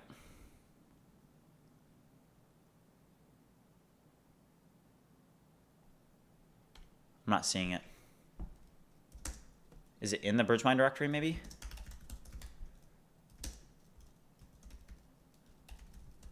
Okay, nice. Okay, so I'm pretty sure if we launch Claude here, we did have this like Godot game that we were testing. If we do resume... there should be some like Godot game. Yeah, I think it was this one here. Okay, so this was a game that we were doing yesterday. We didn't quite finish it. Wow, yes, so this one was working. It worked for an hour and 16 minutes. It actually maxed out my 5-hour usage. Check DMs. Okay, Code. I'll check them. All right, let's go over here.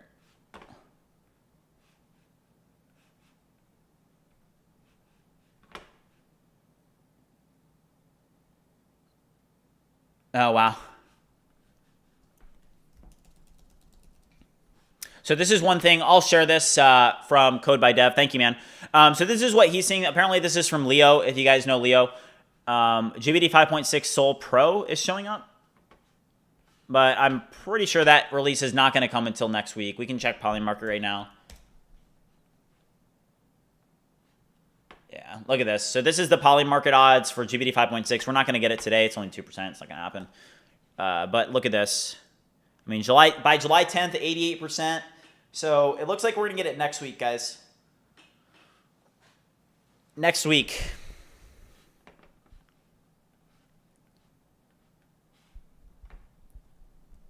Look who it is. W Dan. Seeing things in the super app? W Dan, are you seeing the same thing? Are you seeing the same thing? Hold up. Let me check my Codex app. Create bridge draw, clone of Accelodraw. Hold on, let's update this. Let's see here.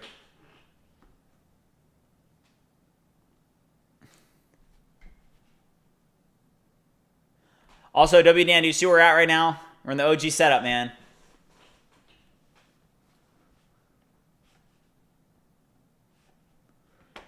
How do you feel about being the face of the vibe coding movement? I feel great. Yeah, I was thinking about it yesterday. I don't know if I'm necessarily the face of the vibe coding movement, but BridgeMind is definitely, the largest vibe coding community. And I was thinking about it, and it's like I'm just happy about it because, hey, when I was in college, right, I just spent so much time vibe coding. Like, I pretty much threw everything else out. I stopped, like, hanging out with a lot of my friends just because I fell in love with this thing, right? Like, I fell in love with vibe coding.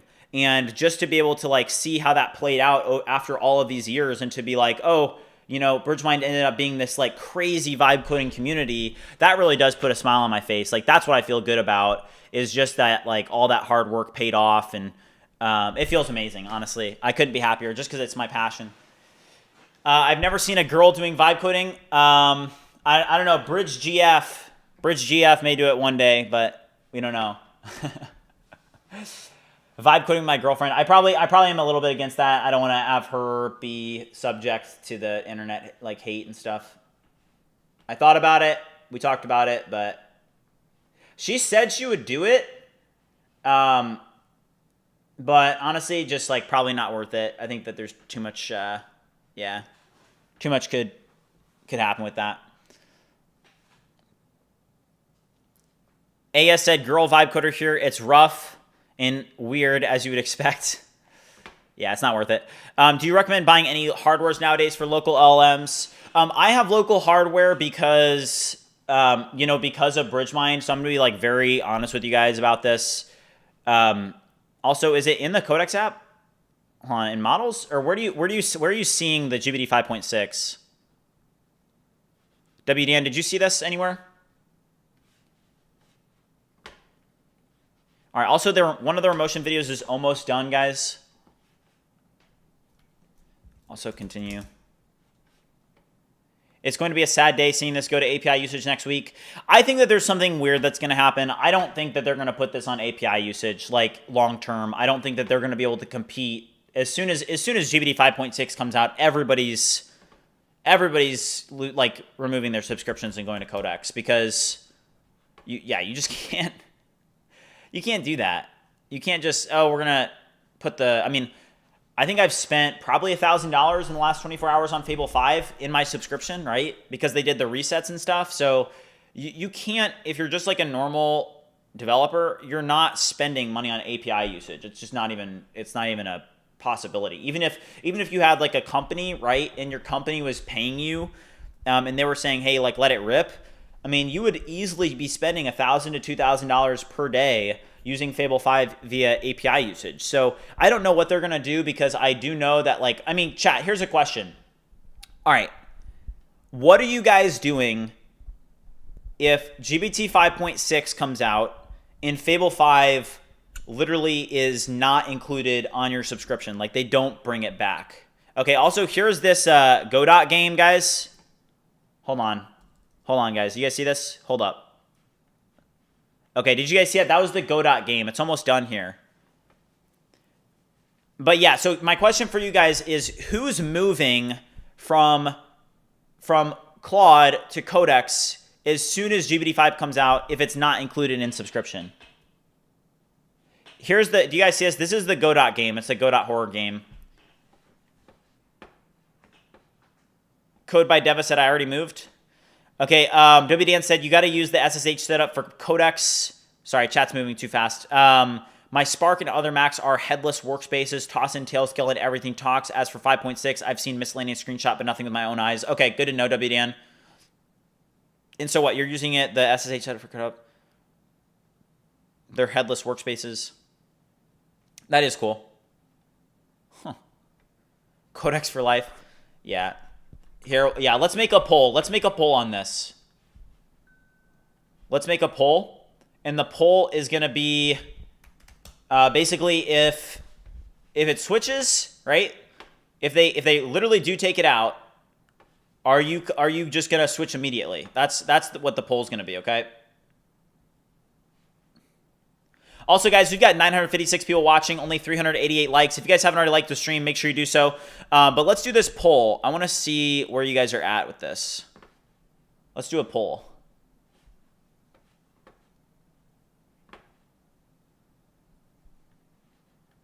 Hold up. For some reason, I can't do a poll.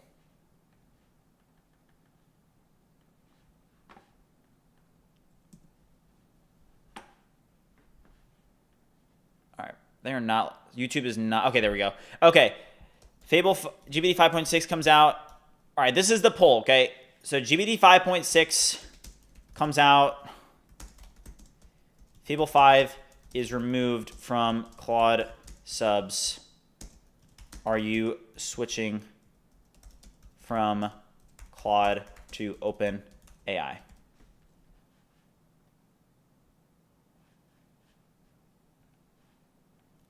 Okay, let me know, guys.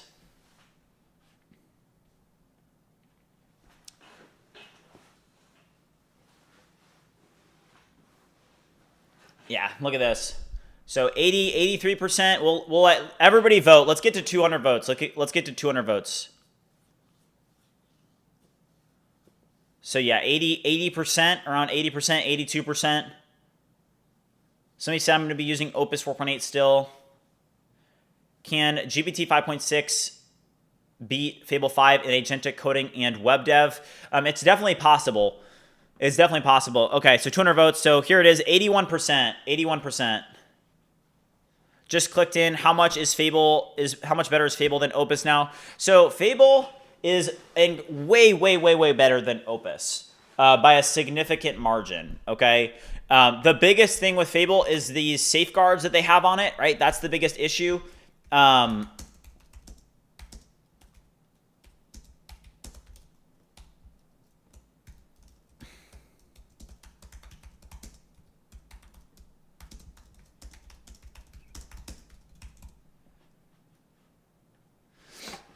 Okay, this looks good. This looks good. Depends on benchmarks. Well, we've really only seen like one of the benchmarks. Harry over on Twitch said GPT 5.6 beating Fable would be very impressive considering how much bigger and more expensive Fable is. That is true. Yeah, it is. I mean, we don't know how much larger it is though, do we? Has it been published? Okay, guys, it does look like this is published. So for everybody that is on the BridgeAgent beta, okay, just run bridge update. And it should update to, yep, perfect. So it's on 0.17.3. So update to the latest BridgeAgent version. And then we also are going to have this come out as well. Hold on, let's see this. I want to test this. Perfect. So it did.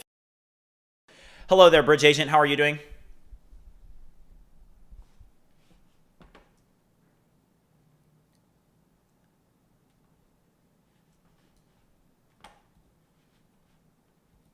Hold on, guys. This is bugging out because the Godot game keeps launching. Okay, there we go. I don't want to use the Godot game. Hold on. I'm not ready yet. Hold up. There we go. Okay, I want to stop doing that. Okay. It is way too dark. Would you fix this and stop launching it until I actually ask you to launch it? BridgeMind using Opus? No, I'm not using Opus. I'm only using Fable. but it does fall back. Hold on, let me close this. Okay, let me restart this so that you guys can hear this. I think the audio capture that interferes with the audio capture. We've been having this problem for a decent amount of time now. All right, I'm gonna pause the music. We're gonna do without music the stream. Okay, you guys can have your own music on. A lot of people like that better. Hey there, BridgeAgent. How are you doing? I'm doing great and ready to help. What do you want to work on in your workspace right now? I want you to launch a workspace and an agent that is going to review all issues that are happening in the BridgeMind API via Sentry and pinpoint the biggest issues that are happening and output a structured table of the largest issues that you're seeing in BridgeAgent over the past 3 days. Got it. I'll spin up an agent to review recent Sentry issues and summarize the biggest ones. Okay. All right, shut up. Okay, so guys, this is the coolest part about BridgeAgent. If you guys look, it literally goes in, right, and it just tags your Sentry integration. So I want to show this to you guys. If you guys go to plugins, okay, I have Sentry connected, okay? And if you guys don't know what Sentry is, basically what Sentry is it's like an application that has all the errors that are happening. You connect it to like your API, or you connect it to, I have it literally connected to all my applications, okay, so that I can see errors as they happen in production. And what BridgeAgent is able to do is it's connected to my GitHub, it's connected to Sentry, it's connected to Cloudflare, it's connected to PostHog, it's connected to AWS. So once you have an agent that's connected to all these different plugins, it allows you to do a lot more than if you just had like Claude Code and were prompting it. And especially with loops, which I'm sure that you guys have heard of that. For example, like I have loops that, let's just get one of these loops running. Watch this. So fix Sentry errors via GitHub PR. So this is gonna fix all of the Sentry errors that are happening in, I think that this one is BridgeVoice, so I can just start this loop, right? And let's go back over to this. Hold on. Did that just bug out? Running agents. I don't like that. Hold on, start debugging loop. Is this bugging out? Are you doing piano today? We certainly can. Which one is more powerful now after Fable got nerfed, Fable or Opus? Obviously Fable. So the reason that Fable is nerfed isn't because the model got worse. It's because the model has safeguards that are routing to other lesser models, which is Opus 4.8. The UI is so AI slop. What is on BridgeAgent? Let's have Fable fix that. Let's have Fable fix that. So let's go to the BridgeAgent desktop app, or no, hold up. Let's go to the BridgeAgent desktop app because I kind of agree with you on that. It was with Opus 4.8 that we were doing the UI. I don't think it was as good. I need you to review the UI for loops and note that we need to significantly improve the design of the loops UI. And I need you to use the front-end design plugin, completely revamp the loops UI and everything about it. Review this and update accordingly. You can use the front-end design plugin. The left line on the selected items is so bad. The left line on the selected items is so bad. Wisio Studios, what's up, man? How's it going? Let's drop this in. This should be good. Also, while these are working, guys, I think we need to drop a 30 bomb. Let's drop a 30 bomb. I'm going to do 1,000 push-ups in this stream, okay? The goal is 1,000. We're going to be streaming for, the goal is 8 hours, okay? That's the goal. If I like burn out and feel exhausted, and you know, I'm going to be streaming tomorrow too, so I don't want to do something stupid, but the goal is 8 hours. I think I can go for 8 hours.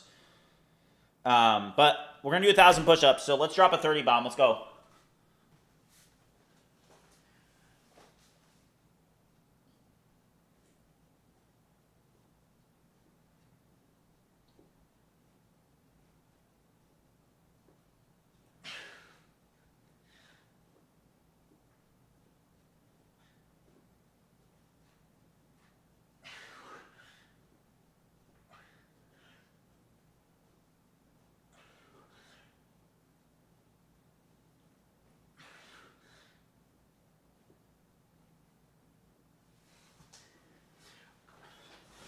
Okay, I accidentally did a 40 bomb.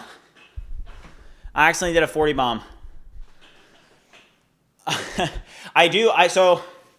you guys know, so I do triathlons. I haven't been able to do one this season because literally I've been so busy with BridgeMind. I'll be honest, it literally takes the large majority of my life. I'm going to be so honest with you guys. I wake up, I roll out of bed. Like this is me, okay? I wake up. I'm like this. I'm waking up. I roll out of bed and I start grinding. Let's go. Let's go. I mean, I'm 23, okay? So there's no time to waste. If you guys are young, okay, stop wasting your time. When you're older, when you have kids, when you have a wife, I'm sure there's a lot of people that do have kids and a wife. You can't do the same things that you can when you're 23 or younger and don't have kids and a wife. It's different, okay? Can you make BridgeAgent talk faster? Feels a tad slow. Let's ask. Okay, let's go over here. And hold on, we're gonna have to go here. People are asking if we can make the BridgeAgent talk faster. It feels a little bit slow. Maybe we could configure a setting for this, review and update accordingly. Ask Fable to do a 30 bomb. All right, let's drop in BridgeMind API, BridgeAgent desktop. I will marry one and become a multimillionaire. Am I single? No, I've got a girlfriend. Yeah. I didn't have a girlfriend when I started BridgeMind. And I also didn't have a girlfriend for like the last 3 years. I mean, I was on monk mode. But I did meet this incredible girl, and we've been dating now for like 7 months. She's great. Yeah, if you can find a girl that's gonna help support you and stuff, and it really does end up being a net positive.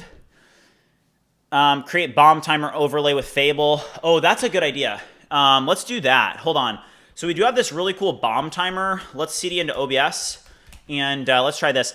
I need you to take a look at the bomb overlay that we have, and I need you to significantly improve the design and the effects of it. Note that this is an OBS stream overlay. I want you to significantly improve this and make it way better designed and have better effects and animations. Somebody asked if I'm a one-woman man. Absolutely, yeah. How did I meet her? I met her through like my church, basically. I met her at church. Go.game is done. You should take a look. Okay, let's try it. Okay, great work. I now want you to start it in dev and launch it. How did you find her if you were only building BridgeMind 24/7? Well, it's actually kind of a funny story, okay? Don't do this, okay? She makes fun of me all the time for it. But literally on when I first started dating her, I was doing like BridgeMind like 90 to 100 hours a week. And on my first date, I was telling her that I didn't have any time for a girl. She makes fun of it. She makes fun of me for it all the time now. But don't do that if you want to get a girl. I mean, I guess it worked for me, but okay, Hollow Pines. This is a read Twitch chats. Also, I'm reading all the chats, guys. Just so you guys know, this is what it looks like for me. Okay, I literally see this. All right, let's go over here. All right, check this out. All right, so you guys are gonna get the full experience here. Okay, let's click continue.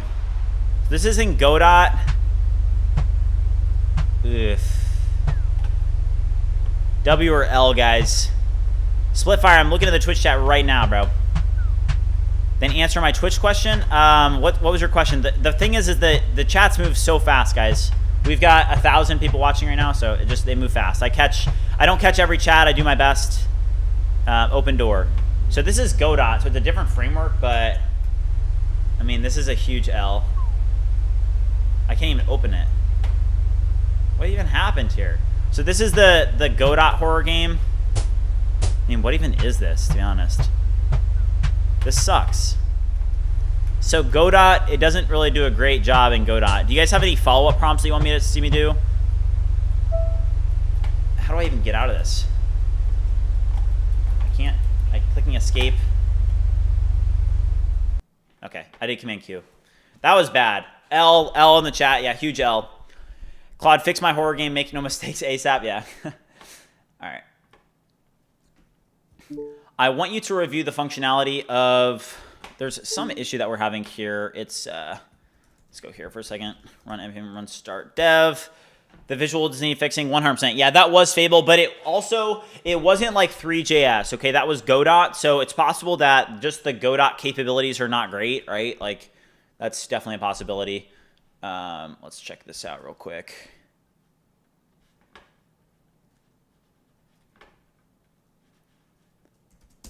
All right, hold on. Oops. Okay. Unreal Engine. Oh, Godot. Okay, it's called Godot, apparently. Would you review this here? Which environment variables am I missing? Don't look at my environment variables files, but check for reference. All right, it's called Godot. Yeah, I don't know anything about it. Godot is a very capable engine, but every AI I throw at it has to be handheld. Okay, interesting. Yeah, it doesn't look so great to me. Usually I say fix the bugs or else I switch to Codex. That's a good, yeah, threatening the AI is it can be a good thing for sure. How did you start marketing this idea? Because I also have a startup, but I don't know how to market. So my approach was I played the long game, okay? Like even with BridgeMind, I wasn't making really like any money until it was like, I don't even know, maybe like February, right? So I was grinding. I was working every single day, and literally the revenue was like under 1,000 for the first 100 days of the journey. Like I was kind of pioneering the whole vibe coding until X thing, and it wasn't necessarily working. I didn't have product market fit. But how I did the marketing is I always knew that I was going to be in this for the long run. I looked at it and I was like, I'm gonna do this, and I'm gonna just like be super consistent with it no matter what happens. And really the approach was just gain authority in a specific niche and you'll do great. How should we find first 100 paid customers manually? I mean, you can send out like cold emails. Like there's all sorts of different approaches. Like I don't want you guys to look at what I'm doing and be like, oh, this is the only approach is to like live stream. I actually wouldn't even recommend that you do that because it kind of it consumes you. Okay, it'll consume your life. Because if you want to be successful with it, you have to be like insanely consistent, especially on social media with anything in general. You'll start at the bottom completely. Oh, nice. We just hit 89.2 thousand subscribers. If you guys haven't already liked and subscribed, make sure you do so. Okay, let's look at this loot functionality. I don't think that it's been updated yet. The Fable, I think it's this. Yeah, it's this one right here. We'll see what this does. Let's take a look at this one here. We still don't have the remotion video. Here's what the front end website is looking like though. Do you guys like the buttons without rounded borders, or do you think that it may be better with rounded borders? Like maybe we could look at like grok.com. Let's look at Grok. Do they have rounded or they have hard? Got it. Okay. Yeah, they have.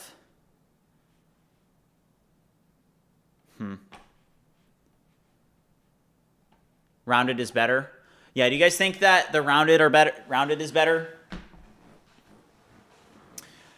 Fable ends July 7th is very bad. You think it's going to come back to the sub? I think so. Like, I mean, I just don't know how you're going to compete with GPT 5.6. Can you speak about the view milestone starting from 1 view? How long did it take you to reach 10, then 100, then 1K?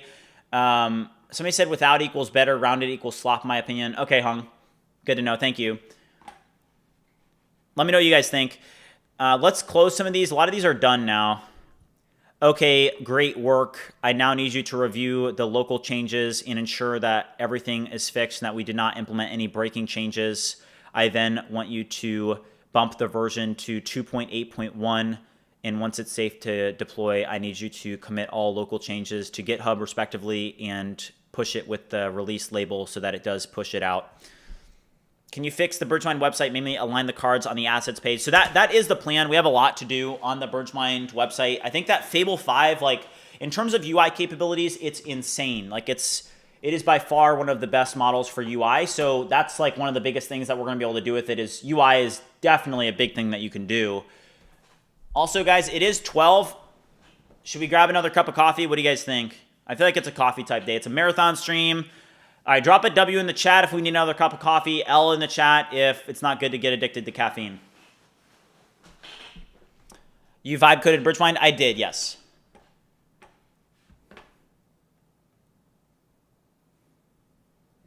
Okay.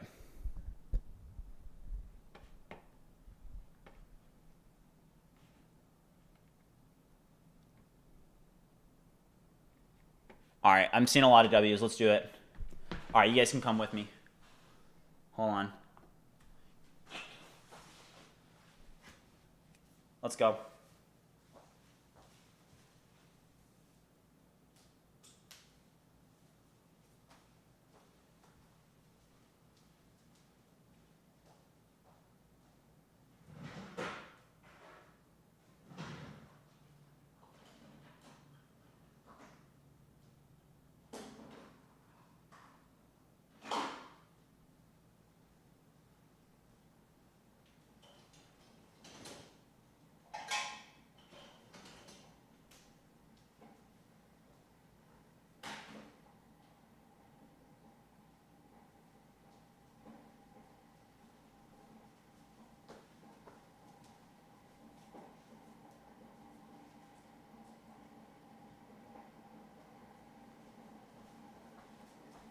All right, let's go.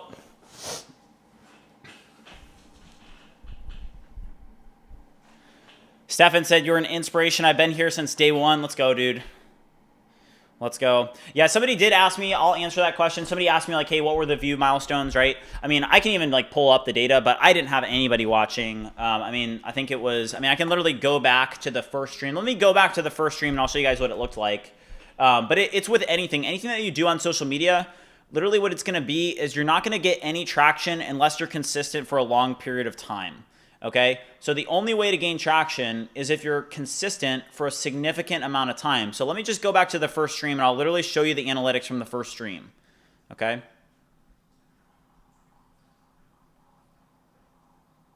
I have to go back through so many pages now. It's crazy. There's so many streams. We've done so many of them. All right, day one.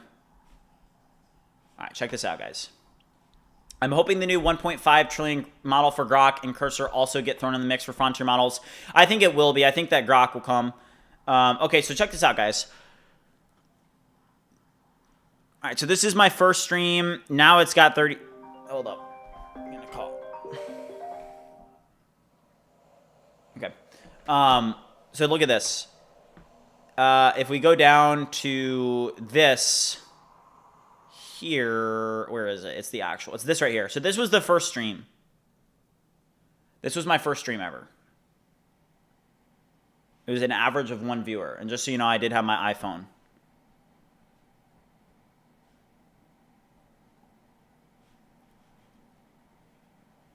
So you guys see that? So everybody starts somewhere, okay?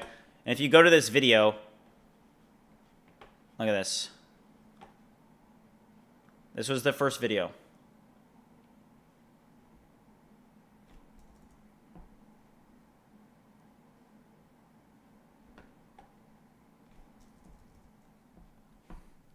I go, hello? Nah, don't worry about the number. It was nothing important. Nah, you're good. Nah. Thank you, guys. No, that number wasn't important. It was like a spam call.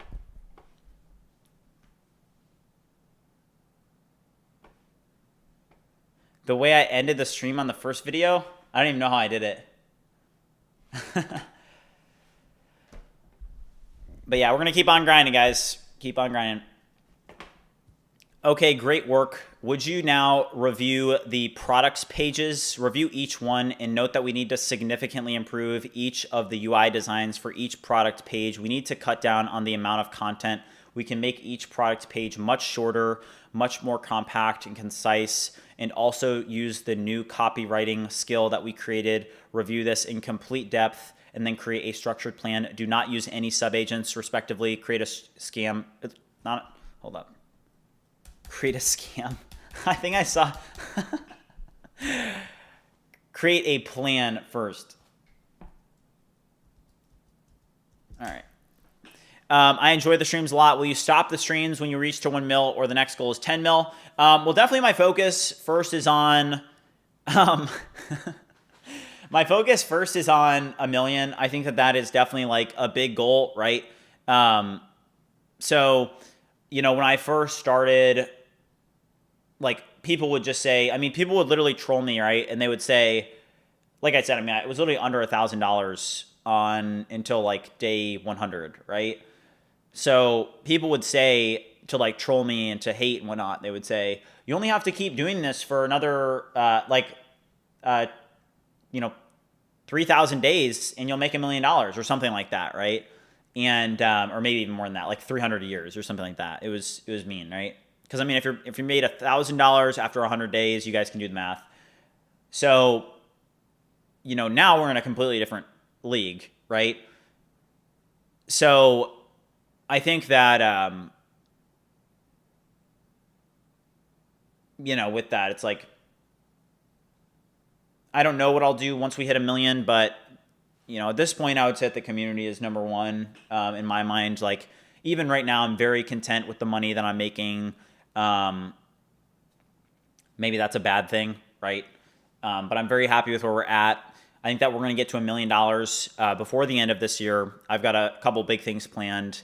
The launch of BridgeAgent, the launch of BridgeSpace 4, the launch of BridgeVoice 3, the launch of Vibecademy. There's a lot that's going to happen, and I do think that we're going to get to $1 million before the end of 2026.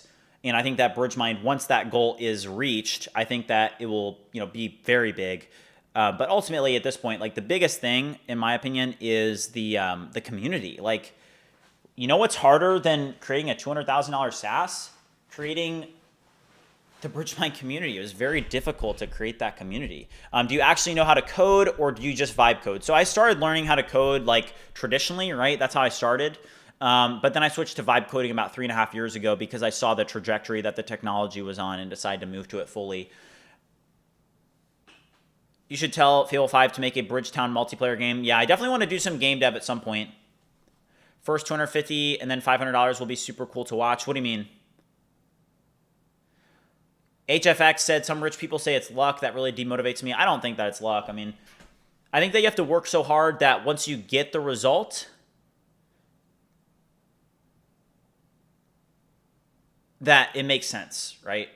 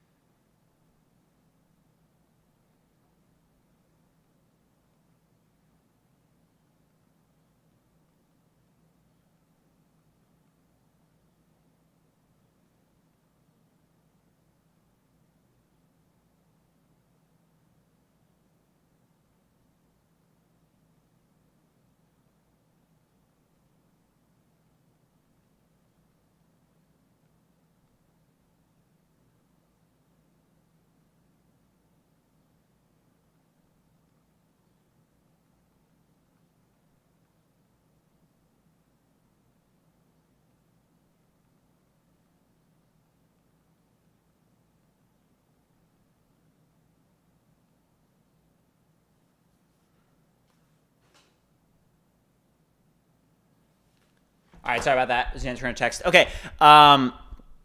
Did you learn Python? Yes, I have learned Python. Okay, I'm going to grab this cup of coffee. I'll be right back.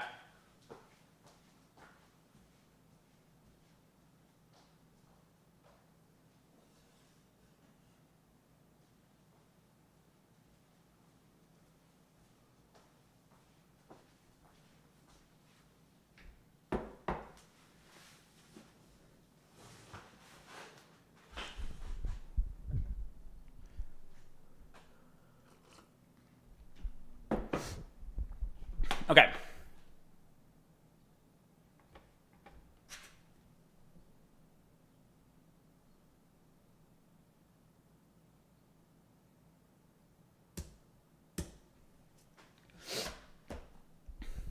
Does coffee actually help? 100%. Yeah, coffee makes me a lot more productive. Somebody said that is the quietest 10 seconds he has ever been.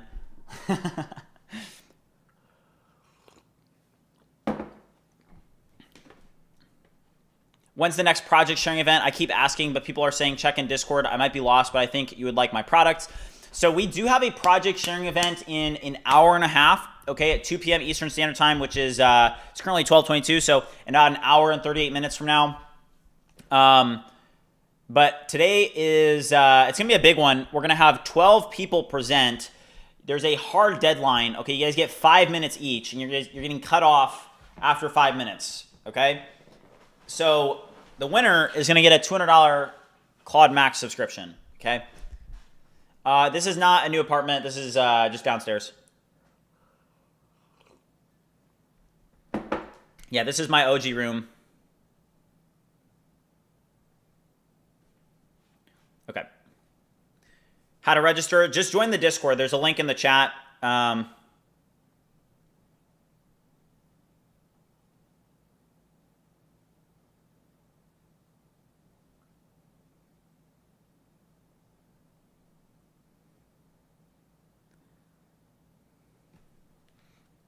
Did you ever get burned out in the 201 days? Yes, I mean, that's something that people ask me about a lot. Motivation definitely does like ebb and flow. I've pushed through some insanely challenging moments, to be honest with you guys. I mean, it's there have been times where it's been insanely challenging. But I just, push through it, be consistent.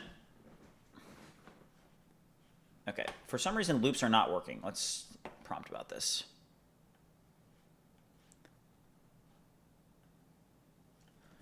Would you take a look at loops? I've been trying to start a few loops, and some of them have. I've clicked start loop on the loops page, and it doesn't work.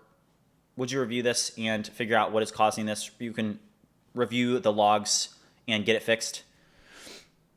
Jonas says, I joined you when GVD 5.5 came out. Yeah, that was a big release. I think that was a big release. The Fable 5 release was definitely bigger.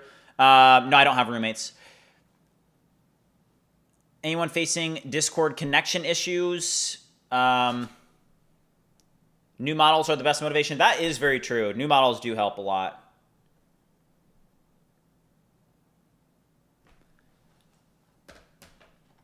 Yeah, Tokyo Spliff, I've seen him. He's cool.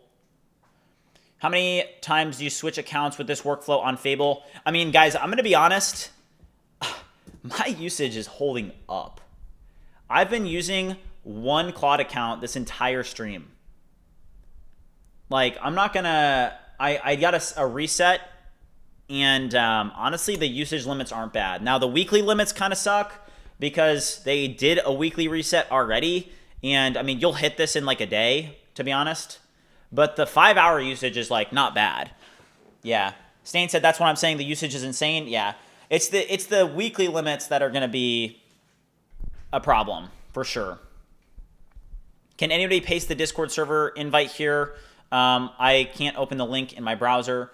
Can somebody check that? You should be able to do it.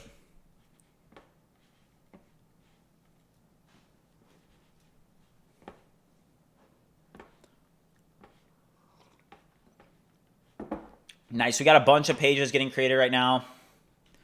This Remotion video has literally... This Remotion video better be the best Remotion video I've ever seen in my life, guys.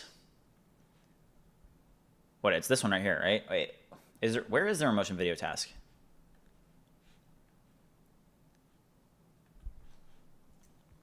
I don't see it in my downloads directory. Would you try again? Get it copied over to downloads respectively. All right, it looks like it's done. Let's see it. It better be good because it worked for a while.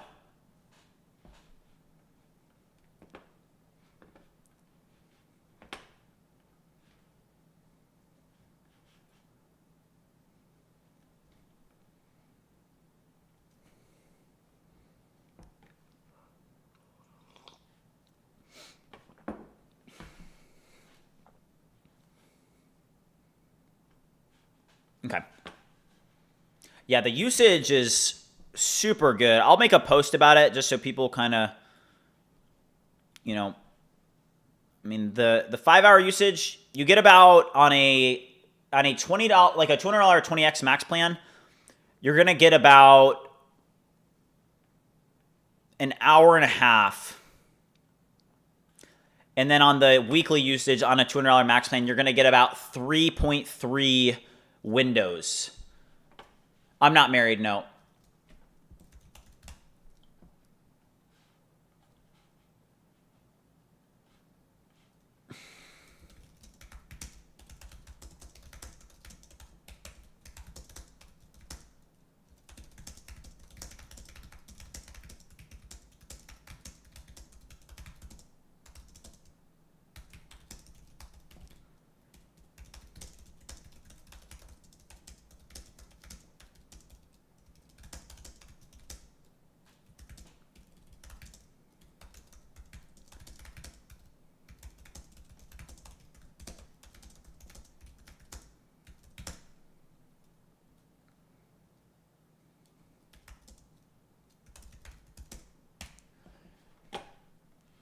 All right, making an X post real quick.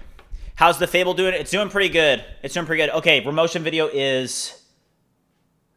hold on, let's call it something else. Call it BridgeSpace marketing video Fable. I'm not European, no. Have you built products pre-AI? Not successful ones, because I was only programming for 6 months before AI started to take off, and I switched to vibe coding. So I made stuff like things like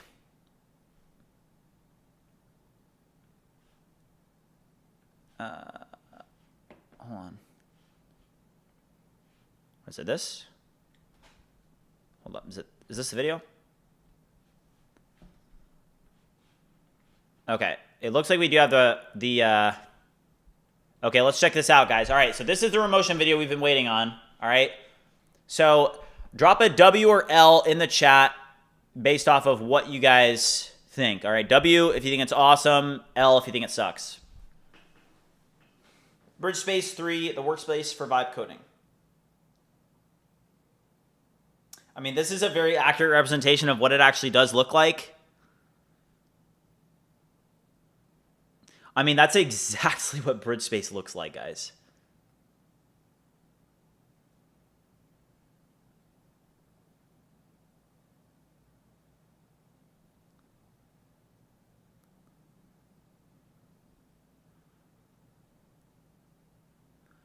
Jeez,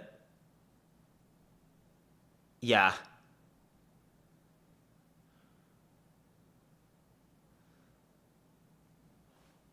Okay, that's crazy. That's actually so good.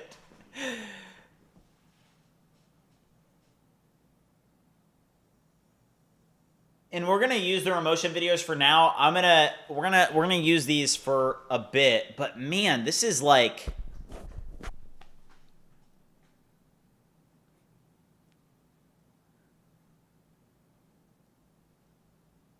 super good. Oh my gosh. I mean, this is literally the exact same UI. That's the craziest part about it. Wow. That's pretty good, guys. Yeah. Sound effects missing. How did I do it? I used Fable for it.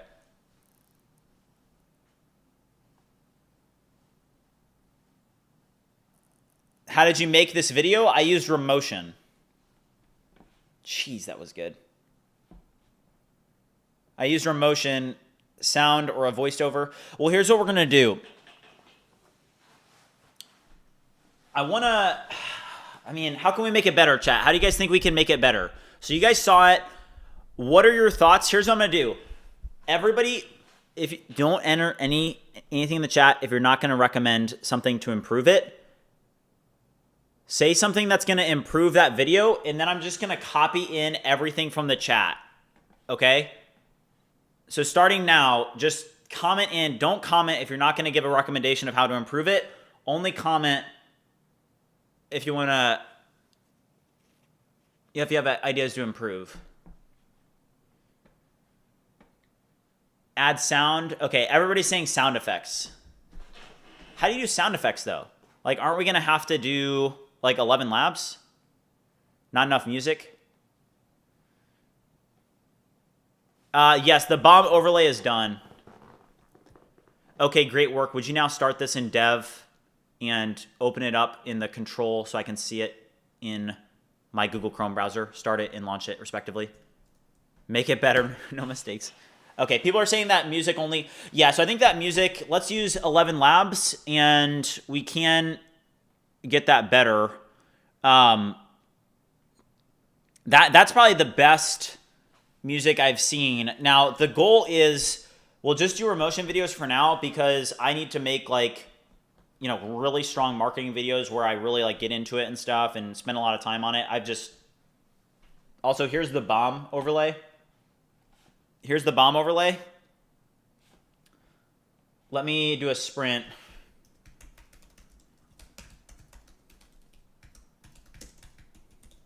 Okay, so for the next hour, okay, we're going to be doing a website revamp. Now let me find this. I think it's right here. I think this works. Let's see. Hold on.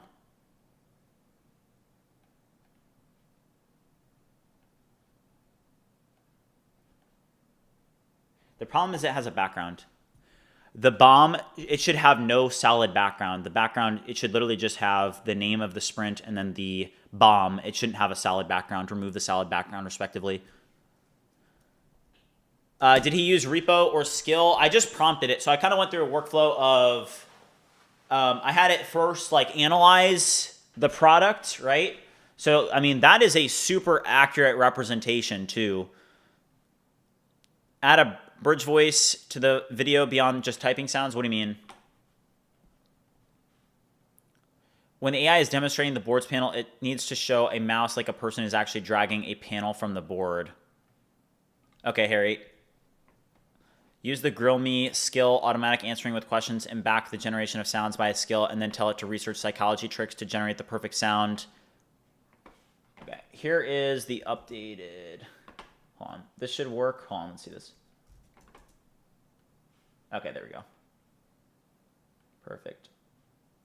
All right, so we're doing a website revamp for anybody that doesn't know. And this is about to be done. It's updating every single product page.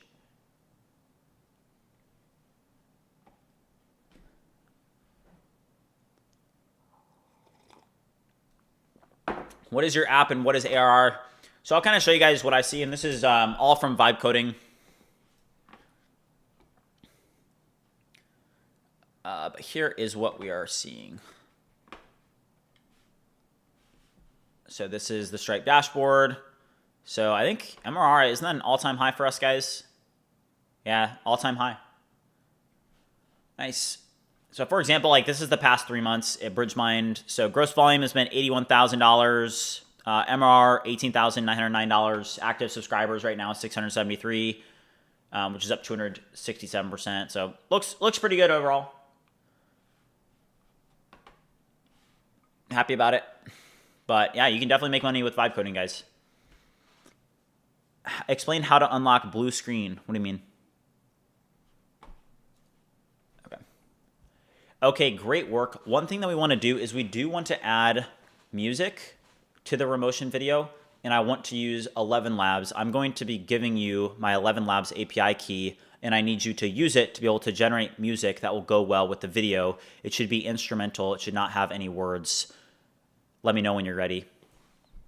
Make sure your new website is not too cluttered and more minimal and actually showing the products, not some proxies. Yes, I agree. Yeah, we have a lot to do. Is the Fable 5 still the same? It has a lot of safeguards. When you actually get it to work, it's the same, but it does get blocked quite a bit. So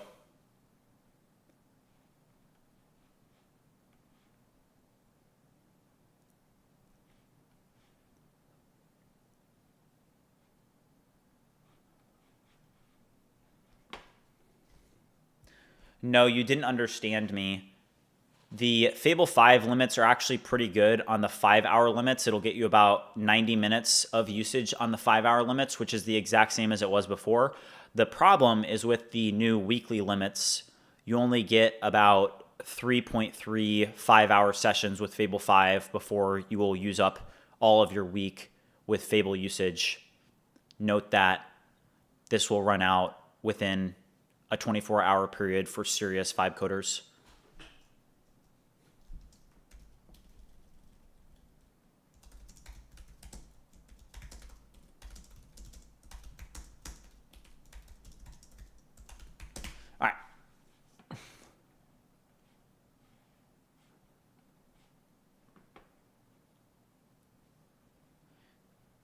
How many accounts do you have in total? Well, believe it or not, guys, right now, I've literally, this whole session, I've been working for 2 hours now. I'm telling you, the 5-hour limits are actually pretty good. Like, I had good timing because, you know, I had one of my 5-hour limits kind of ran out, like it reset during the stream, right? So I've been able to use it for the past 2 hours on one subscription uninterrupted. Now, I am going to be buying a second subscription today, but I had 3 subscriptions. I removed them. If you had to start vibe coding tomorrow all over again, what industry would you target? I would just target an industry that I'm passionate about, because ultimately with whatever you're doing, passion is going to get you a lot further than just like, if you just get into something for financial incentives, your love and your motivation is going to be completely tied with your financial success, right? Like you guys can even see, from the Stripe dashboard, it's never just like completely up, if that makes sense. Like it's not realistic. I don't know if there's like people out there that are like, kind of like fake gurus, if that makes sense. But they're, you just have to keep in mind that like, hey, it's not just some, straight up vertical, right? There's ups and downs to this, and it does take time for things to kind of play out. And I just think that you need to do something that you're passionate about. I need you to take control of the browser and create an API key for me that has the ability to create music for me.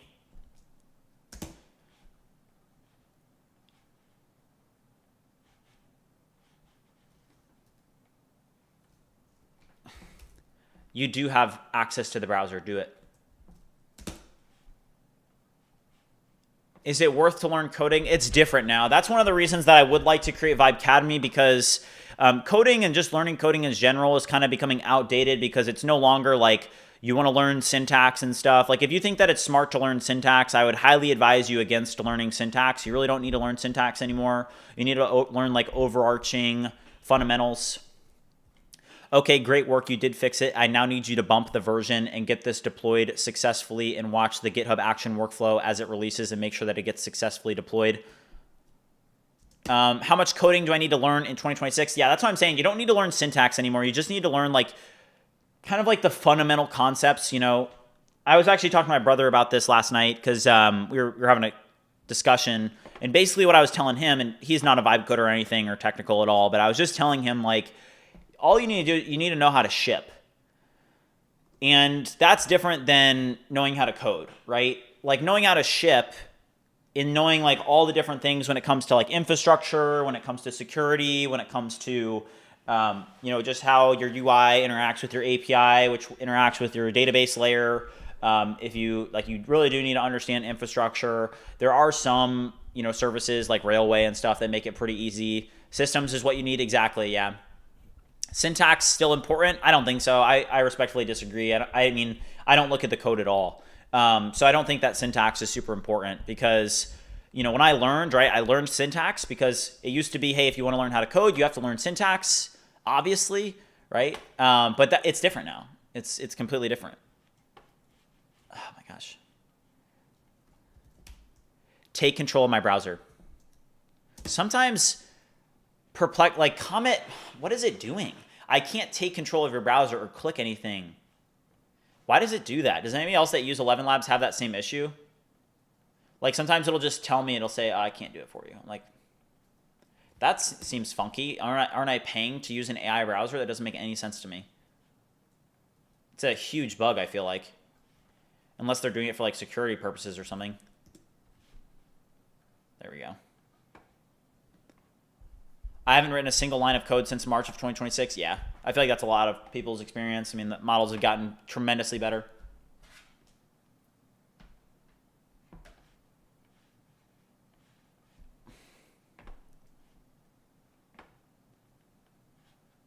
All right, I'm going to make an X post here just so you guys get a feel for what we're looking at in terms of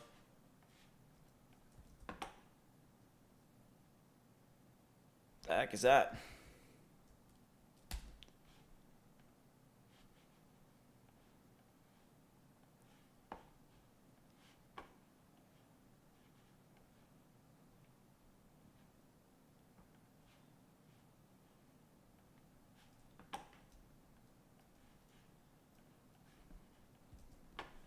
All right, check this out, guys. This is going to be my X post, okay? So serious vibe coders will burn their entire week of Fable in 24 hours. Here's the math on a $200 max plan, okay? The 5-hour session limits are actually pretty good. So you're going to get about 90 minutes of Fable per window, which is the exact same as before the ban. I have no complaints about this, okay? The problem is with the new weekly limit, okay? It only survives 3.3 sessions. So if you chain your sessions back to back, it's going to be gone in a single day. Then you're going to have to wait for 6 days for the reset, okay?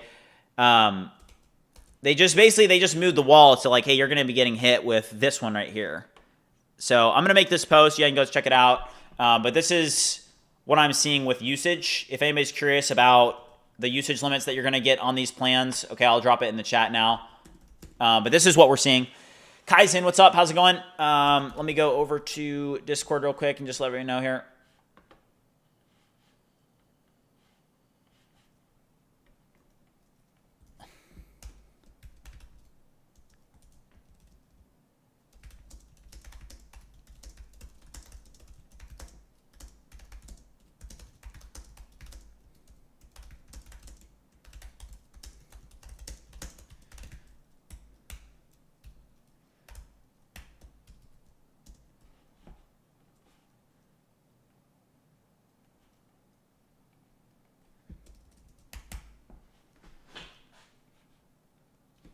Okay, Scott Leonard said Fable is back. Let's go. By the way, hope all is well. Thank you, Scott. I appreciate it.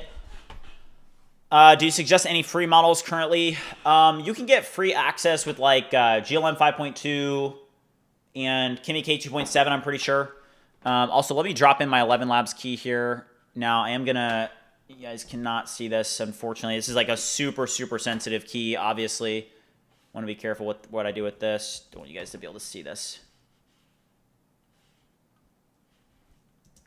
Here is the key. I now need you to generate the music respectively. Okay.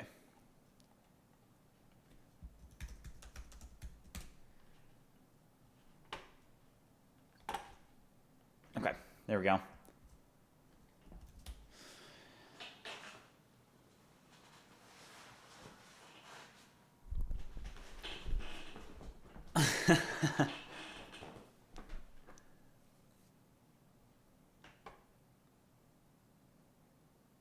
Back then, the $200 subscription used to be unlimited.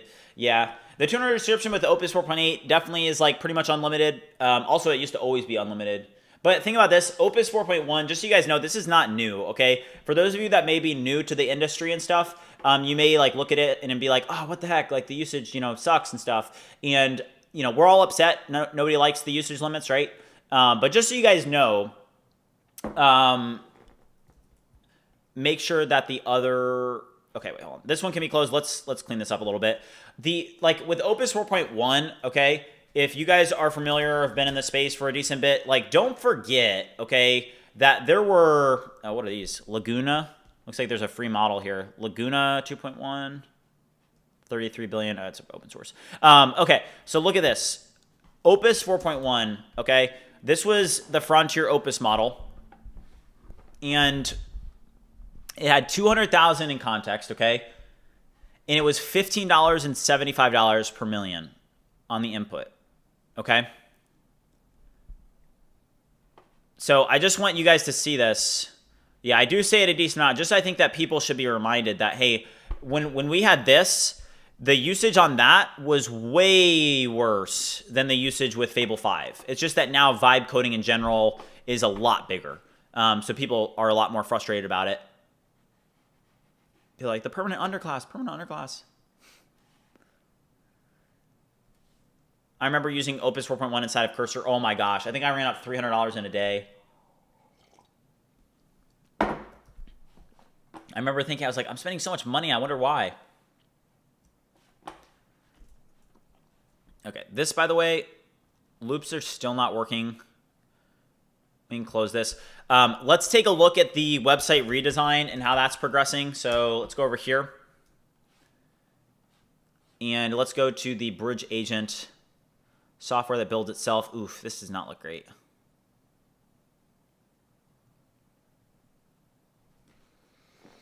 It did make it much simpler. Oh, man, the top here looks pretty bad. W or L on this.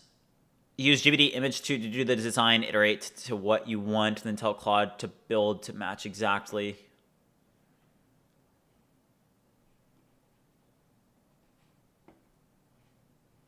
This promotion video is pretty good.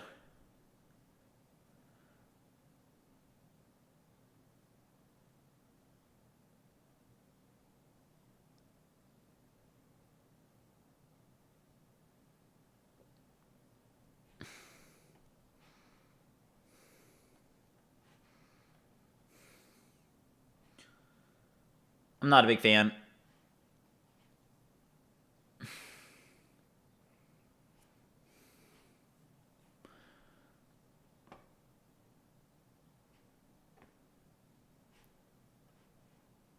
People are saying use GPT image. How about this? Let's open up a new workspace and we'll do this. We'll CD into the BridgeMind UI.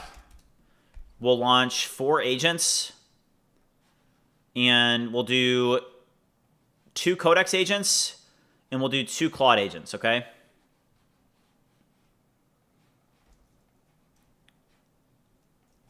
And then what we'll do is we'll I need you to take a look at the BridgeAgent product page and note that we need to redesign this page, review what we currently have, and what I need you to do is I need you to generate an image that we can use as reference to build out the new page. I hate what we have currently. There are some elements that need to stay consistent, such as, being able to download it at the top there and whatnot, and the demo video, but the rest of the page can be changed. I need you to create the image using GPT image 2 to create the image that we can use as reference to create the updated page. Okay, and I'm basically gonna give the same prompt.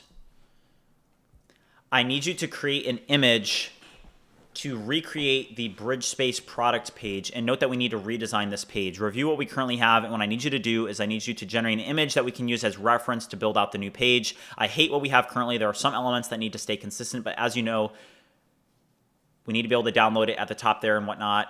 In the demo video, I want to keep the demo video, but there's a lot that needs to be changed. I want you to create the image for this that we will pass into another AI for reference to create the update. All right. So here's the Bridge Memory MCP, so it's going to use the Bridge Memory system. Why don't you try creating a very unique, crazy website, see what Fable spins up for BridgeMind? I think that would draw in more people. What do you mean?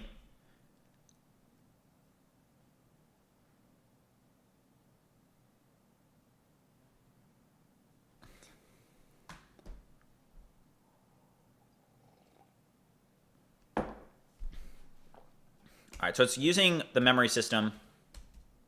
I'm going to allow it to use that. So this is it using Bridge Memory. If you guys look at this, it's searching my memories in Bridge Memory. Hyperframes in Higgsfield might be better over remotion.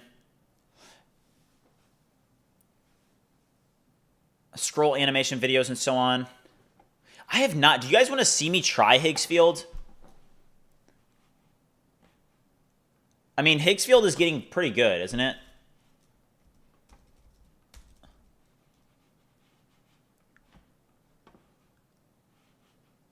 Let me know if you guys want to see me try Higgsfield. I'm pretty sure I haven't tried it yet, but I know that it's getting a lot better. I saw this like crazy video get created out of it recently. Higgsfield. I mean, the Cdance 2.0 is like absolutely insane. Wow. Yeah, people actually are creating crazy videos on Higgsfield.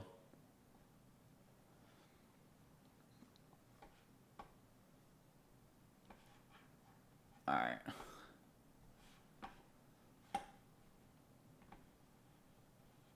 Wait, I'm technically not a beginner with AI in general.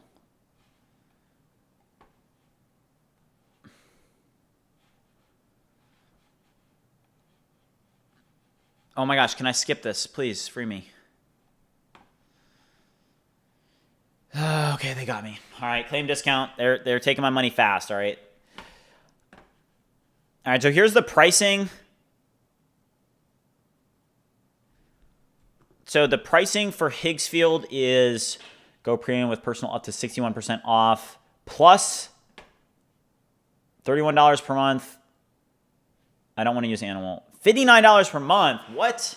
I mean, generating this is pretty expensive. 53 CDance 2.0 videos, 133. You guys know me, all right? I'm an easy sell. I'm an easy sale, okay? I'm buying the Ultra plan, all right? You guys got me, okay? I am the most. I mean, I see it, I buy it. It's not hard, all right? It's not difficult to sell me, all right? All right, so I just bought this, $99. Let's see what this is. All right, so we're in. So like, look at this. So this is a video, Gemini Omni Flash. I mean, what's going on? All right. So upload media or image.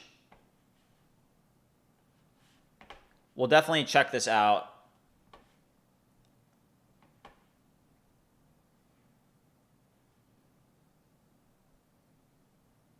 Higgs field is shady. Hold on, guys. I'm going to use the restroom real quick. We've got 39 minutes left on the website revamp. Also, just as a reminder, we do have the project sharing event in almost under an hour now. Under an hour. Getting close. So I'm going to use the restroom real quick. I'll be right back.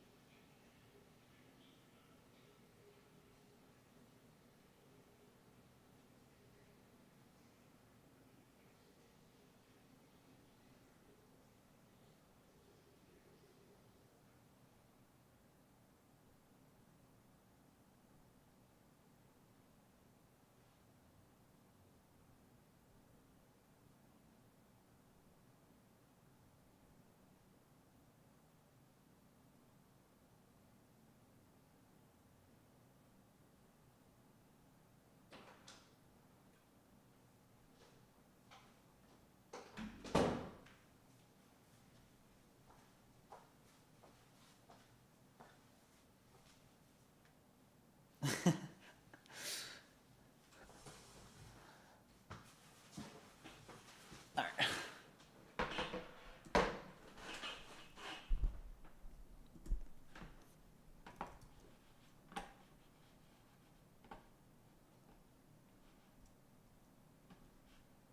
Okay, let me see if we have that remotion video with the music yet. Okay, great work. Would you now call it something different and make sure that it's at the top of my downloads folder, respectively? All right, it is done. Let's see how the remotion video turned out with, we'll see how it is with the music.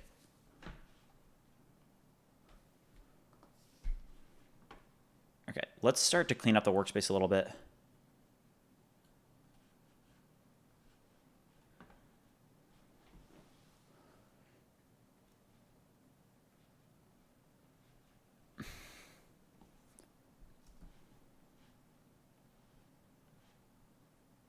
All right, here it is. Okay, here it is, guys. All right. I'm going to pause the music. I want you guys to be able to see this.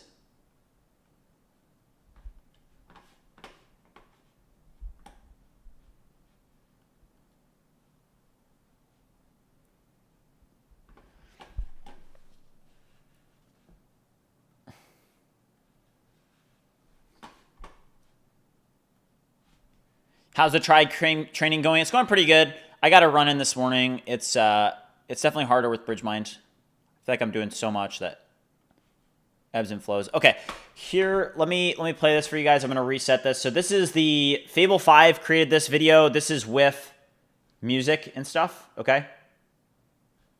Let me restart this. Hold up. All right, this should be good, right? All right, let's see here.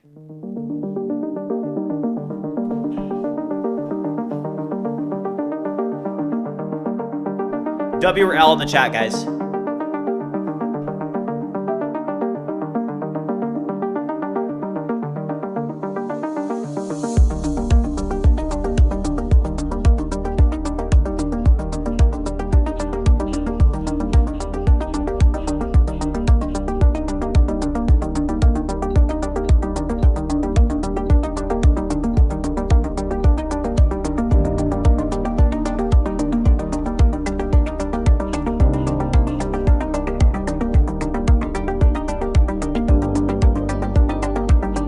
Oh my gosh.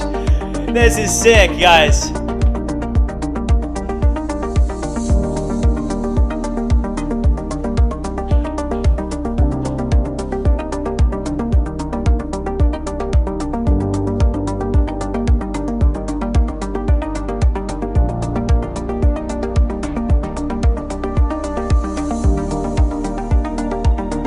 Let's go. So sick. Yeah, Fable made all of this, guys. I like the music. So, anybody wondering, it timed it, what? I didn't even know that it could do that. It literally timed it with the video. That is insane. Okay, somebody just sent silver stars. I don't even know what that is, but thank you. Definitely a solid move to add this. Wow, that is insane. I don't know how long it is, but that actually was... I kind of want to make a post about this. That was insane. Wow. Nice. Dang, that is nuts. Lots of people talking about BridgeBench today, guys. Yeah. So this is what people are saying about BridgeBench. So this is Chubby, if you guys know him. So he said something about, he said, seriously, WTF, Anthropic, no wonder they were able to re-release Fable 5. So BridgeBench rerun, comparing the July 1st version with the later nerf version. Yeah. Yeah, it's going to get a lot of traction.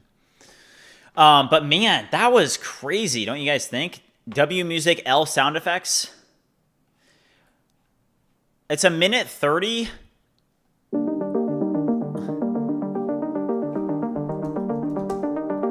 Wow, that's the best promotion video I've seen, to be honest with you guys.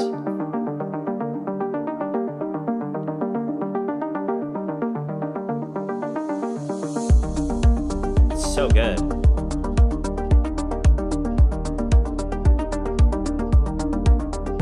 Oh, that's actually a really good idea. Astro just said something that is a good idea. Let's try it. I don't want to make another post too soon here because we just did another post on X.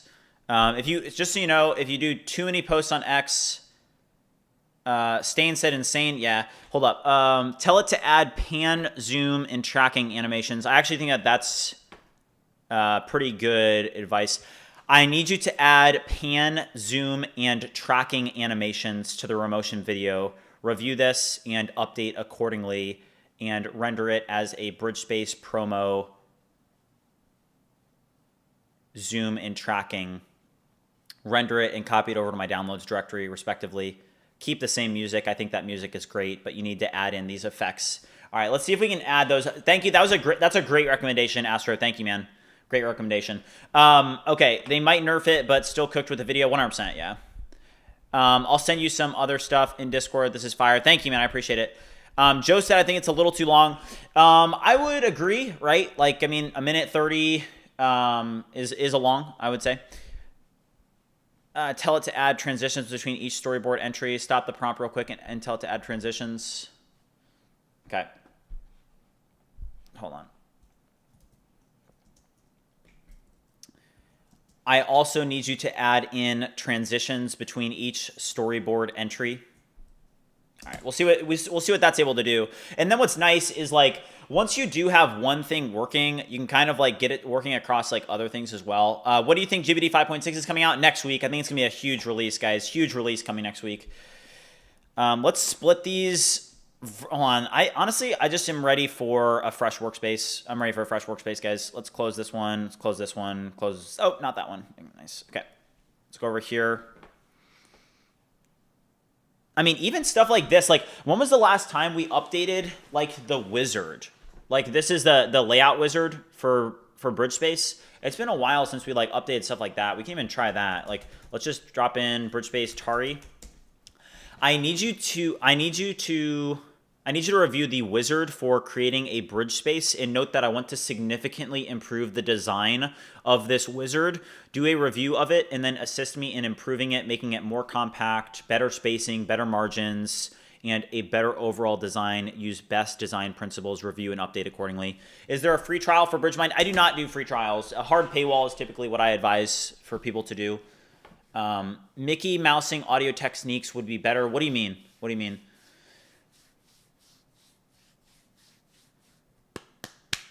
How to drop in a screenshot in BridgeSpace. You can just literally take a screenshot and drop it in, right? Did you automate the entire video creation? Yeah, I did use Fable 5 to create that, yes. So it's going to use the impeccable skill on this one. Let's go back over to this one here. So this is our PNG. Guys, I do not like GPT. I know that a lot of people say to use GPT Image 2, but this is what it just created. I don't like this approach for creating websites. I know a lot of people advise it. They're like, use use GPT-2 to create it, but this is what it created. That kind of sucks.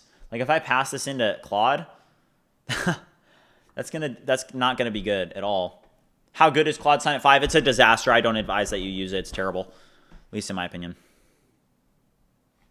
Google Stitch is bad. I need you to review the product page for BridgeAgent and note that the product page needs to be better designed. There's way too much text.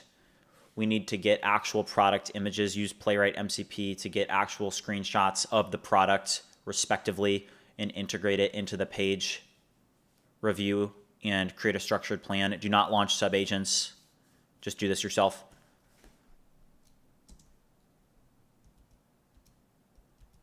Somebody said you can't say make a good UI and expect a UI that you want. Well, honestly, I'm definitely a big believer in like thinking that it should do that, right? Like eventually we will have models that do create really, really good UI. Obviously, it's gotten a lot better over the past several years. If you think about GPT-5 less than a year ago, what we were creating with that, right? What do you think? Can you rely on Composer 2.5 Fast? I use Composer 2.5 Fast for some stuff, not a lot. Preferring to, wait, hold up. Oh, Mickey mousing is a film scoring technique that syncs the accompanying music or sound effects directly to the physical actions on the screen. That's interesting. Okay.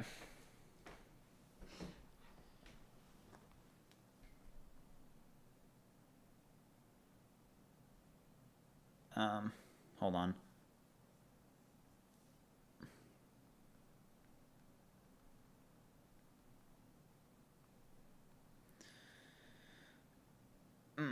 Nice.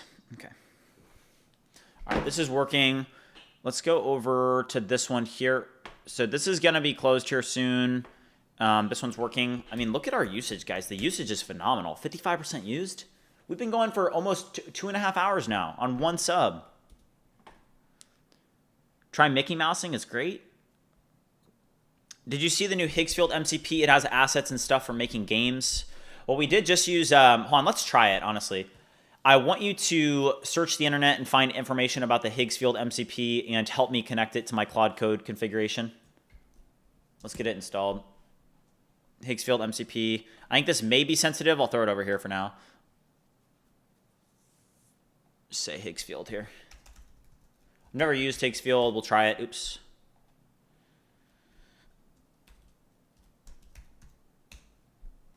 Do you have Claude Max 10x or 20x? I have 20x. Right now, I literally only have one subscription. And the subscription is, I mean, if you guys remember back in April when there were like a bunch of problems with, with the limits, right? It's completely different now. Much better. All right.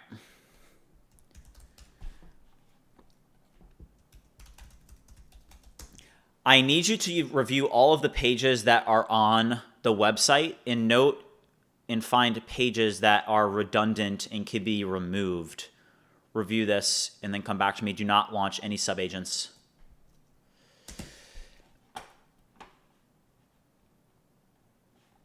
Okay.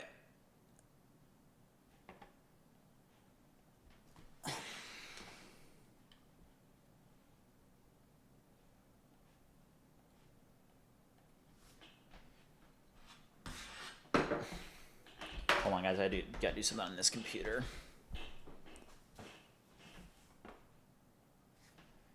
Do you not change thinking effort when doing simple stuff like connect that MCP? I don't. I mean, I'm not. I don't think I'm gonna max my usage by connecting MCP. You could if you wanted to technically like, you know, save a little bit on tokens, but I don't, just because it's not like super needed in my opinion.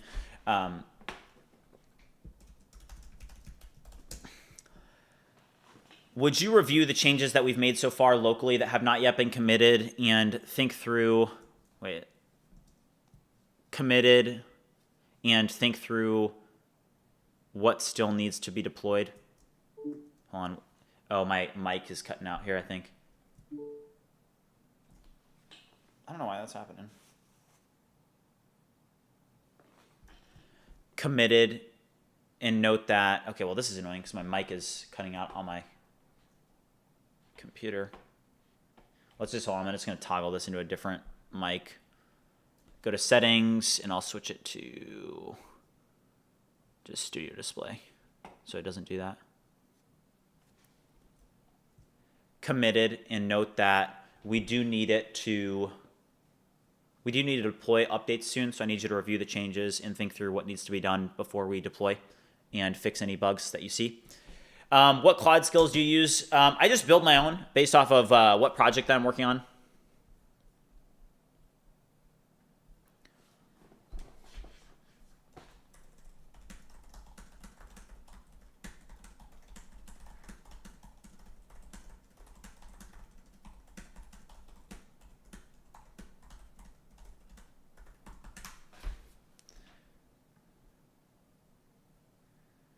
Oh my gosh. Comet is killing me with this browser control issue. They're so annoying. All right.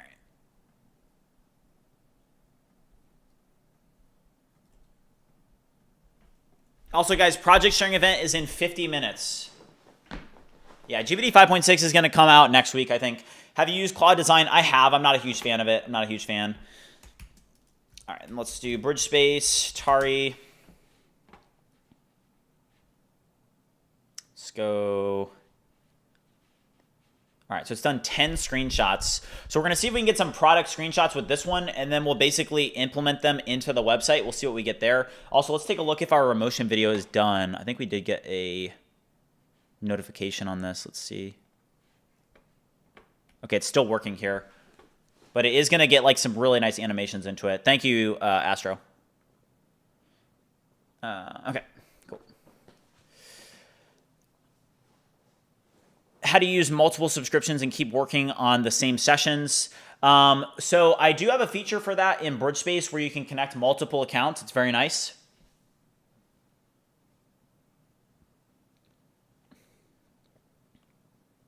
Python said, change the scenery, love it. Yeah.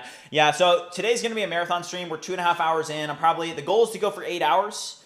And it's just nice in this room. I have the window here, and just to even be able to like see outside is kind of nice. So that's the reason I have it, just for a marathon stream. It makes it a little bit easier on me to be in the other office. The other office is fine, and I like it. It's a better setup, like just like the backdrop and everything.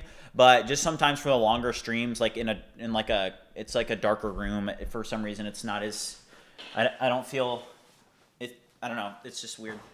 No, yeah, no mukbang. You guys were cracking me up. Literally, I got food yesterday, right? And I was trying to eat food on stream, and everybody in the chat was it was so funny. They were like,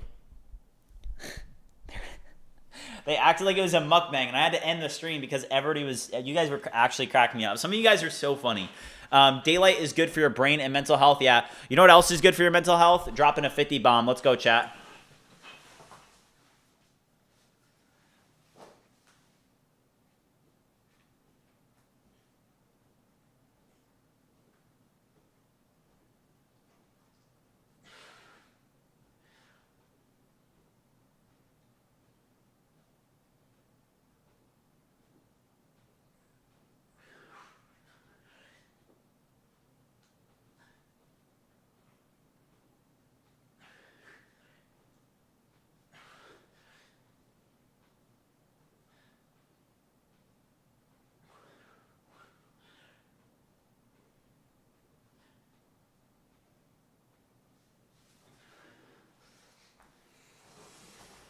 Let's go. Let's go.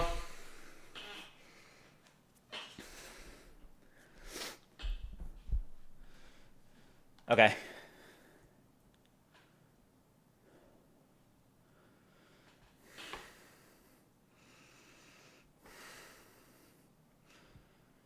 Okay. You make the call and remove any unneeded pages. Note that we do want to keep the reviews and newsletter. Okay. Bring back the push-up counter. We could do that. I could vibe code it really quick. Here, let's do it.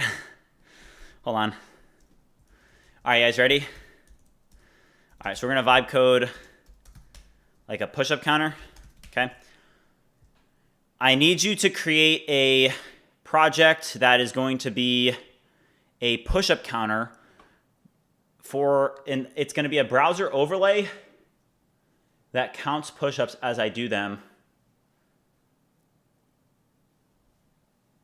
You can review the other browser overlay, the bomb countdown, and help me create a new overlay that is connected to a Python program that has everything needed to be able to count push-ups as I do them. Review this. Do not launch any sub-agents, but create a structured plan to build this. Okay. Let's go.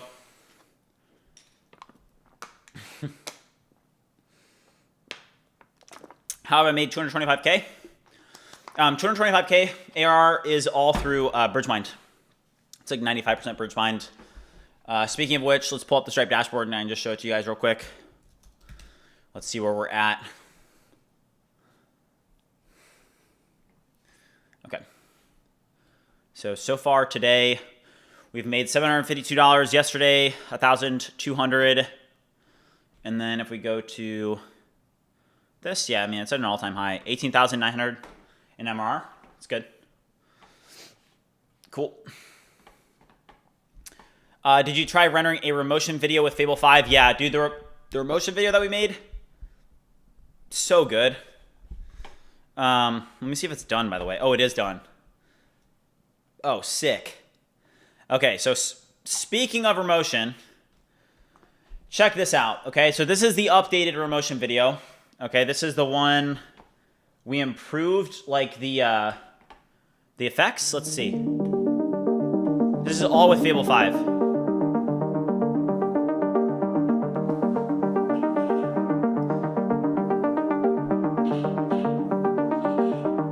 Oh. You guys see the swipe effect? Nice. Zoom.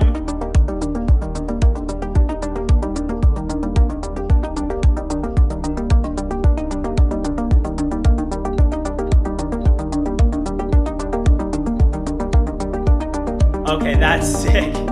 That is sick. What?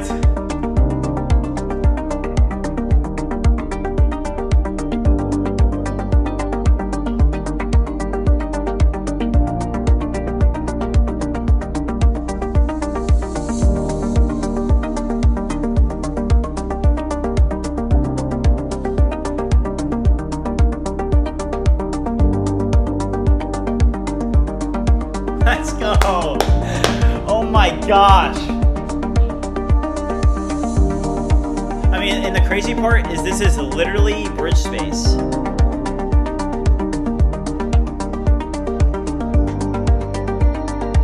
That is insane.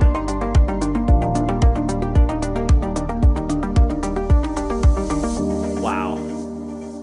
Okay, W or L? W or L? Stain said run ads everywhere. All right, let's do this. Let's, oh my gosh, that was insane. Oh my gosh, chat. All right, let's make a post about this. I mean, this is by far the best result that I've ever seen.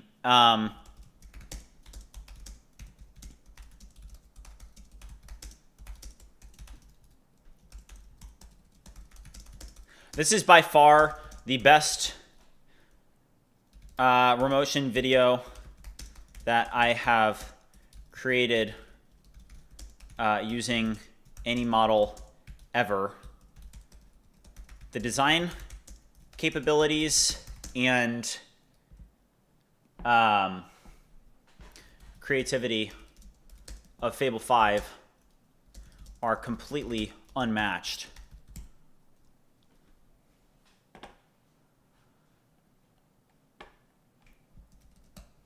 This is a perfect reflection of what BridgeSpace is, and it nails all selling points and cloned the UI. It cloned the application perfectly. Like, that is very hard for it to do. That is very hard for it to do, guys. Unmatched in a good way? Yes, in a good way. It's very, very good. I mean, look at this. So we're about to make this post. I mean, look at this, guys. It's insane.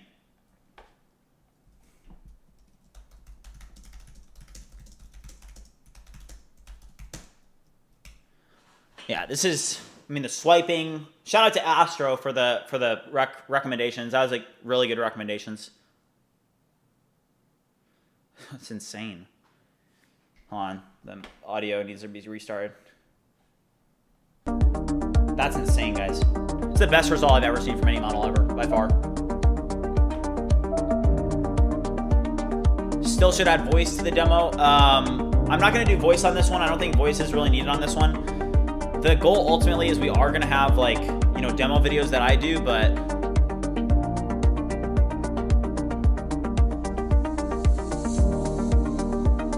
yeah, I mean, that's incredible.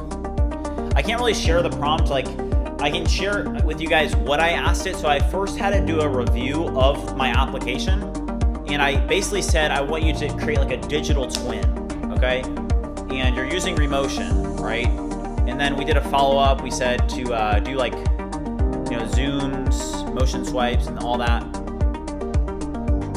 Share the prompt. Guys, I voice prompted it. I can go back through BridgeVoice and find the prompt. But yeah, I mean, it's pretty good.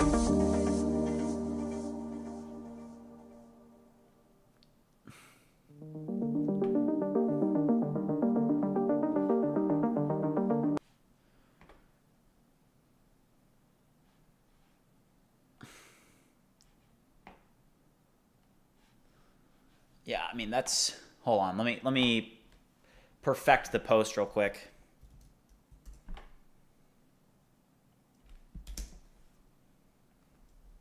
All right. So Fable 5 just made the best Remotion video I have ever generated with any model. It is not close. It cloned BridgeSpace pixel perfect. It nailed every selling point. It designed the motion, the pacing, the whole thing. The design taste and creativity of this model are simply unmatched. Watch this and remember, an AI made this. Yeah, so go check this out, guys. I'm going to drop this. You guys can see this for yourself. I'm going to drop this in the chat. Hold on. Sandy, thank you for 200 joules. I don't even know what that is. A joule back in my day used to mean something different, but apparently now it's a good thing. All right, go check that out. But yeah, I mean, this is absolutely insane. I like my own post, but I mean, yeah, it's best Remotion video I've ever seen get generated by a model. What prompt did I use? I'll try to find it, guys. I'll try to find it. I can go back through, probably the best way to find it is just going back through BridgeVoice, to be honest with you. Probably BridgeVoice to see if I can find it, but I've been prompting so much. The Bridgeboard UI, it was a little bit broken. I noticed that too, but it wasn't that broken. All right, let's go back over here. But yeah, I mean, that's insane. Is Fable 5 routing to Opus often? Anything related to cybersecurity, it's just going to get routed like immediately. Like cybersecurity, debugging tasks, they get rerouted a lot. But if you are using it, like that Remotion video that we just created, it wasn't rerouted at all because it didn't use cybersecurity. It didn't use anything that I mean, like if it doesn't touch like a very particular niche, then you're not going to have any issues. Fable 5 recorded on your computer? No. So Deep Blind Chess just asked it, hey, did it record? And no, so it didn't record. What it did was it basically like, it was able to create a pixel perfect digital twin using like, what is it? Is it React that Remotion uses? Somebody can let me know in the chat. But it created a digital twin, so that's why it's even better than that, is that it's quite good in terms of being able to create like pixel perfect match. That's insane.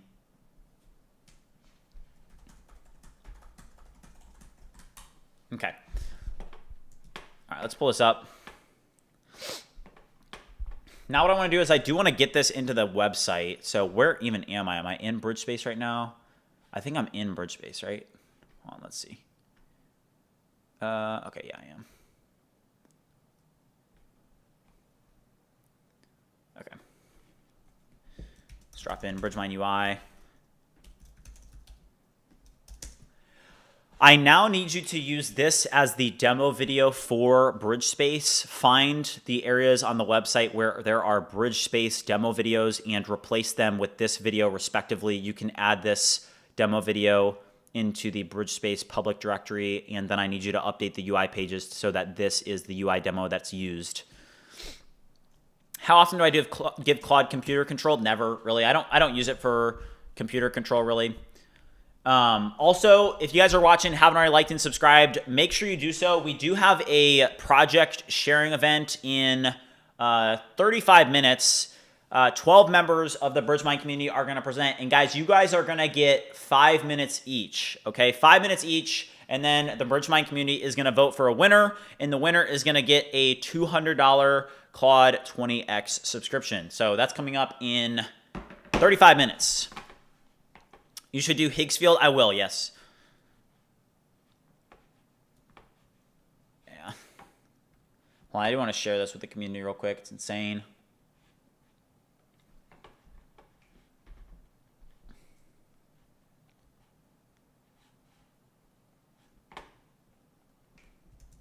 Yeah, check this out, guys.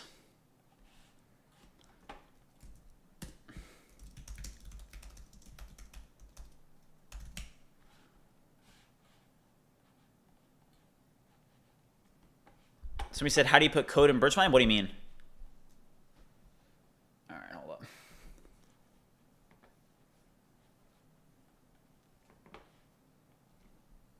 All right.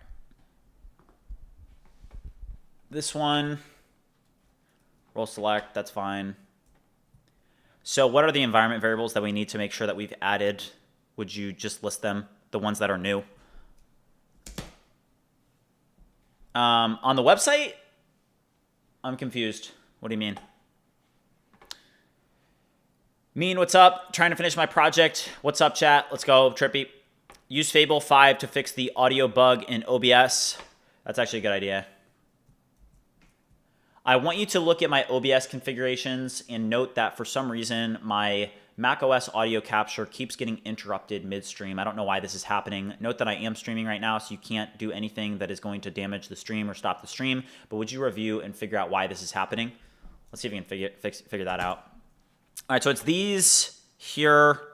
We're going to want to set these. I'm going to pull up Cursor for this because I have some good skills in Cursor that I want to use for this.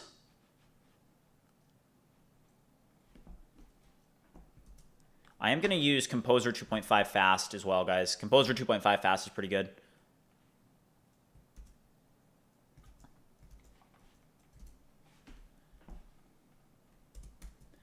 Okay. All right.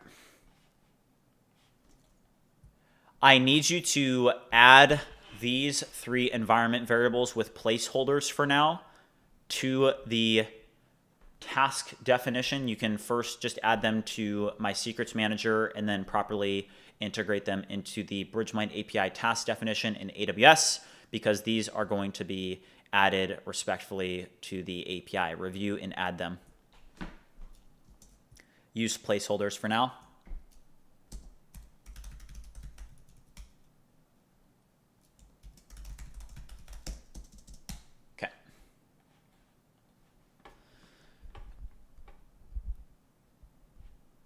Okay, WDan said Fable orchestrates in multitask mode with Composer 2.5 fast subagents feels good. In Cursor, yeah. Well, obviously in cursor. Yeah, so for anybody that wonders, I mean, like what WDan in the chat is saying is, hey, if you use Fable as the orchestration agent with Composer 2.5 fast, it's pretty good. Did you test hyperframes? No, it didn't use hyperframes. It used remotion. I don't have any separate weekly limits for Fable in my Claude. It's merged in my normal weekly limit. Am I special currently on the max plan? I guess, yeah, it's not normal.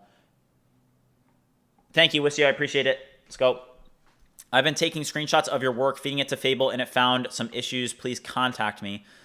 That's interesting.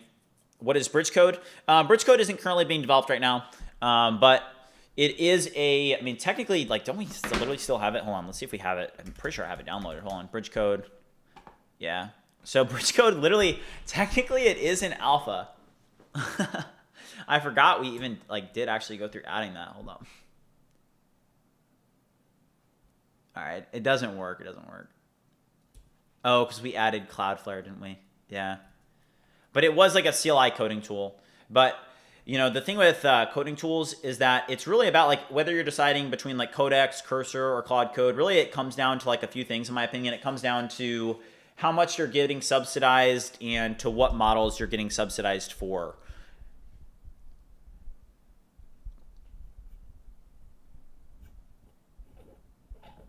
Yeah, so somebody in the chat just said something so true.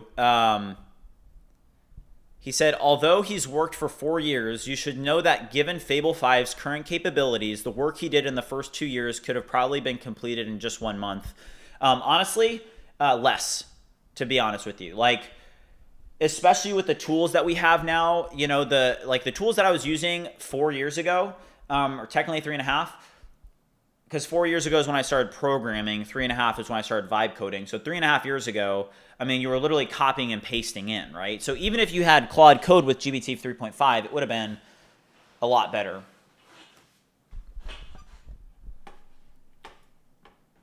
All right. Yeah. All right, we're going to add this. I think the issue that we're getting here in the API is not going to be associated with anything once we actually get this deployed. What will you do once Fable 5 is out of the subscription? Well, I don't think, I mean, I just have a hard time really believing that they're going to remove it from the subscription. I think it's crazy if they do that, to be honest with you. I think it's nuts if they remove it, because GBT 5.6 is going to release next week. So if they remove it, everybody is going to switch. All right, usage is it here? I mean, my usage is fine. It's the current week usage that you have to look out for, because this is only going to last like a day, right? The 5-hour usage is actually pretty good. I've been streaming for almost 3 hours now. I haven't hit I had a reset happen at a really good time. But, you know, I'm doing pretty good on my 5-hour. It's the week limits that are pretty stringent. Would I switch? Yeah, I would 100% switch. I would not have any Claude Code subscriptions if GBT 5.6 comes out and Fable 5 is only API based. I would literally just remove all my subscriptions. So, you know, when I look at it from that perspective, I'm like, how are they going to afford to do that? Do we have a reset today? No, we did not have a reset today. We had one yesterday. That's also why I've been able to get so much usage out of this, just so you guys know. Also, website revamp. Let's take a look at this. So website revamp, here's what we're looking at so far. Describe it, your agents ship it. BridgeMind is the complete vibe coding ecosystem. Is this the BridgeSpace demo? I want to be able to actually like see this one. I want to be able to, like this here, I should be able to full screen it. I should be able to like hear audio and everything. Right now it's just, this is so much better than it was though.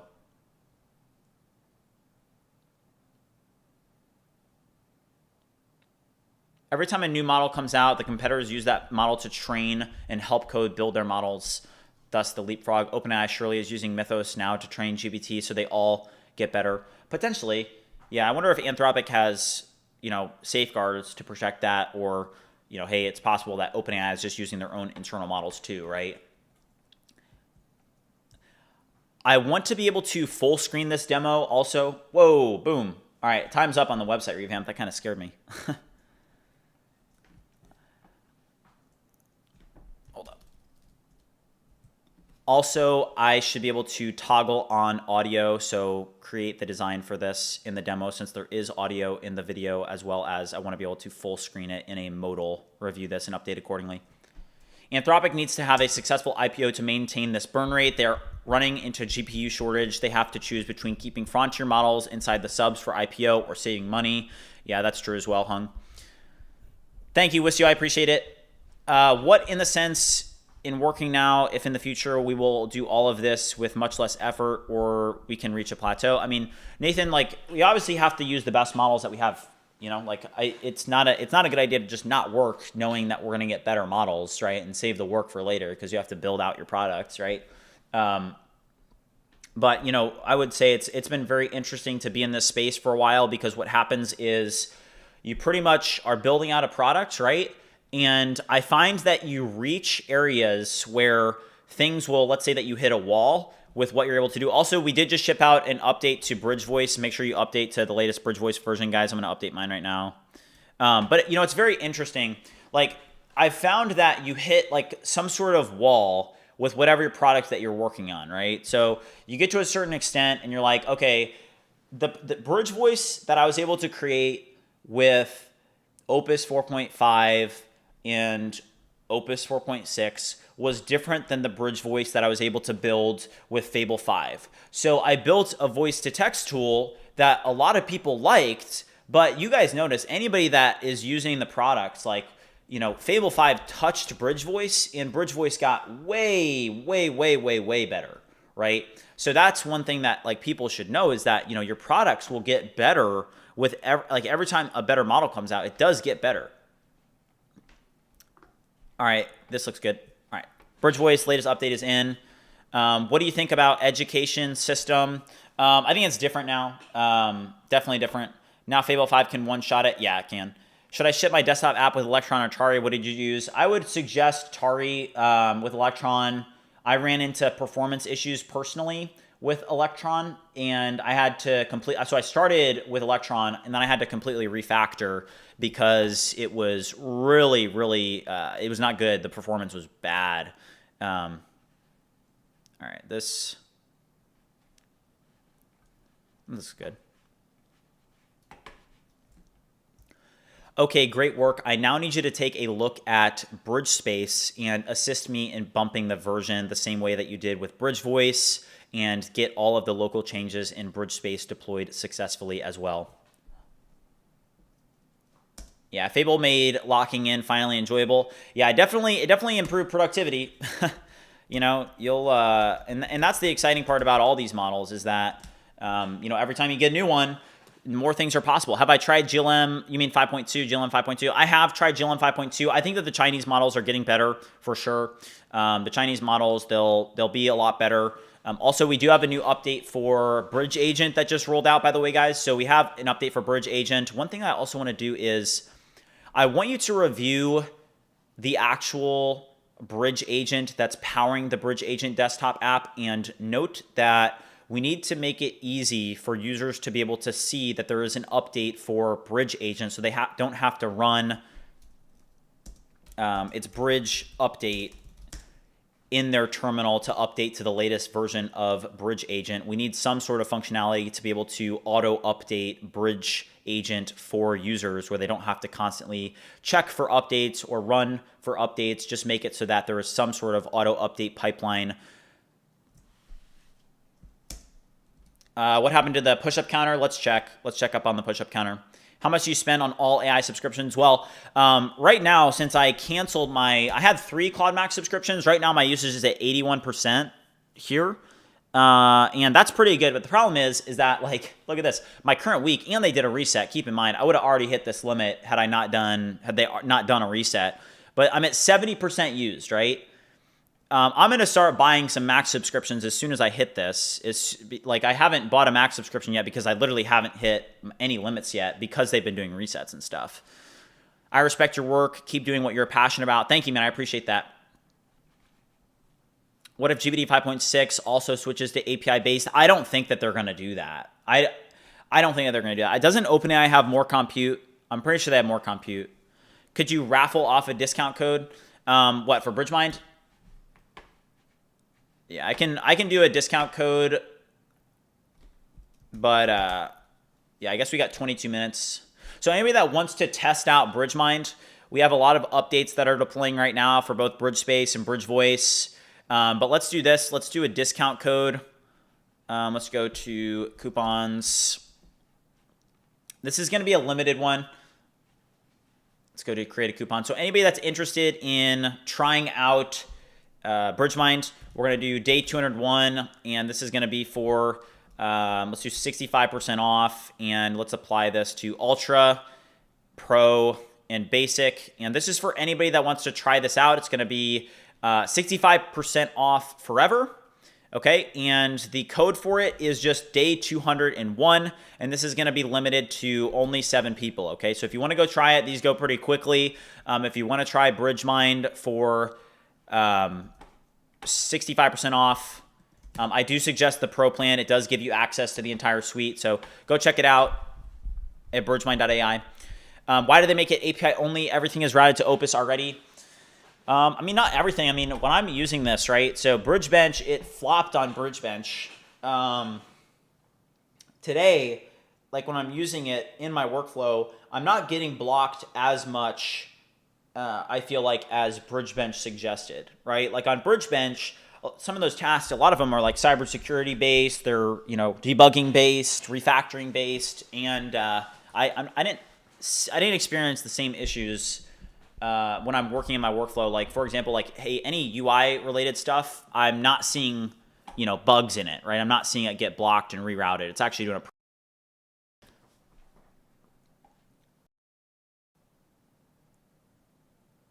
Do you have any advice for a young dev? I do, yeah. So when I was 20 years old, this is the best advice I can give you, okay? I was 20 years old, and when I was 20, in my college dorm room, I really wanted to like get into software development, and I was like, I did start doing software development when I was 17, okay? But I wasn't consistent with it, okay? So I learned like basics to like Python, and I was creating games and stuff when I was 17, but I didn't stick with it. And if you're young, okay, start now. Because when I was 20, I was like, man, I wish I started 3 years ago and just had stuck with it, because if I did, by the time I was 20, I would have been really good at software development, right? But when I was 20, I said, you know what, screw this. Like, I'm going to just like lock in. I'm going to start today. I'm going to stay consistent with it. And now it's been, you know, 3-4 years. And now I'm like, wow, yeah, I'm in like a really good position now, right? And it's because, you know, I put the work in. So if you are young, just know that whatever work you do now is going to be compounded significantly as you get older, and the time to start is now. You'll never regret starting. You know, don't procrastinate. Just put in the work, and you know, I think that you'll do really, really well in life. Okay, so here is the here's what it looks like on the website. So you can expand this. So this is the BridgeSpace demo on the website. Okay, let me reset that audio so you guys can see it. So we just built this. You guys can watch. I'm gonna use the restroom real quick. This is the final on the website. It's pretty cool.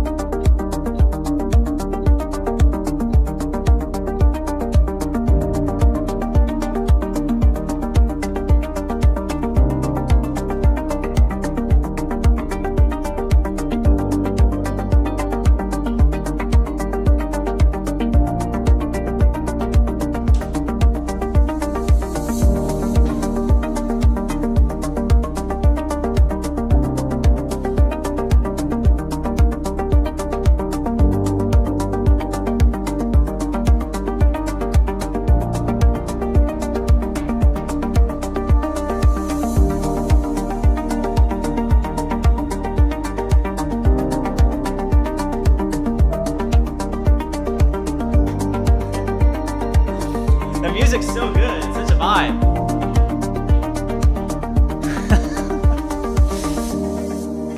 Yeah, it's the best promotion video I've ever seen, for sure. Created by an AI.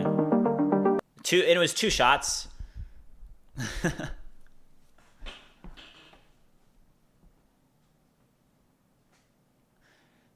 Somebody said, can we have Fable teach you some dance moves? So this is actually coming along pretty well. Now, I'm not a big fan of the copywriting that we have on the site. I think that has quite a ways to go.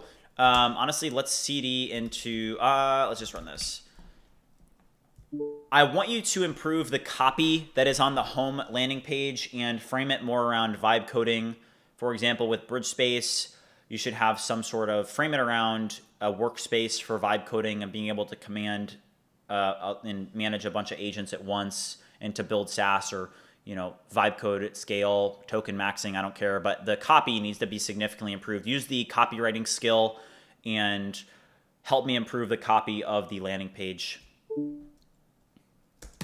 Yeah, so Dewey said, I find copywriting as the most difficult part. So this is one thing that I will say I do notice that Fable 5 is quite good at. Let's take a look at the text arena here. If we look at the LM arena and we look at text, I mean, I guess that's not gapping as much as other areas. Like text is at 1509 ELO. And Opus 4.6 is at 1504. I did notice the text with Opus 4.8. I can confirm that the copywriting with Opus 4.8 was a lot worse. It was a regression. Opus 4.6 definitely had some of the best copywriting skills. Fable 5 is a little bit better at that. But if you look at this, I mean, web dev, it got way better, right? But there's some areas where, hey, vision, it's a big improvement. And then obviously with the agent, Fable 5, just crazy gap here between anything. Watch Oddly said, my abs have never been very defined. Could you give me some advice? Definitely, I advise just doing push-ups with me on stream. If you are watching the stream and you're like vibe coding, you're grinding, okay, I'm not kidding. I used to work out like 2.5 hours a day, okay? I was like super into it. And, I've been working out since I was like 15. My older brother got me into it at a young age, which I am super lucky to, have him. He inspired me. But I would just say, hey, start with doing some simple stuff. You are flexing your abs when you're doing push-ups. So, I mean, literally, I'm not even kidding. Let's start right now. Everybody, let's go. I've got to do 1,000 push-ups, so let's go. I'm going to drop a 40 bomb. Let's go.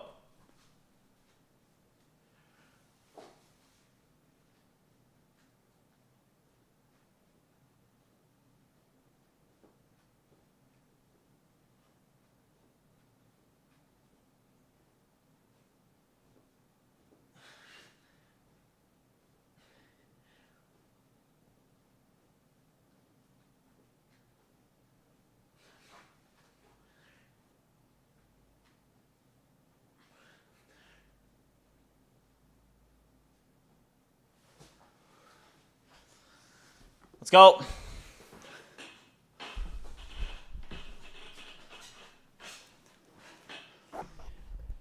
Okay. Let's take a look at this real quick. Okay. Missions. Loops. Did we fix this?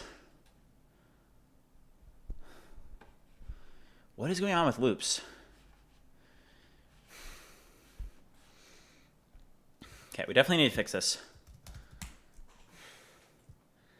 When I click Start Loop in the BridgeAgent desktop app, it says that it's starting, but then it never starts. Would you review this and figure out why?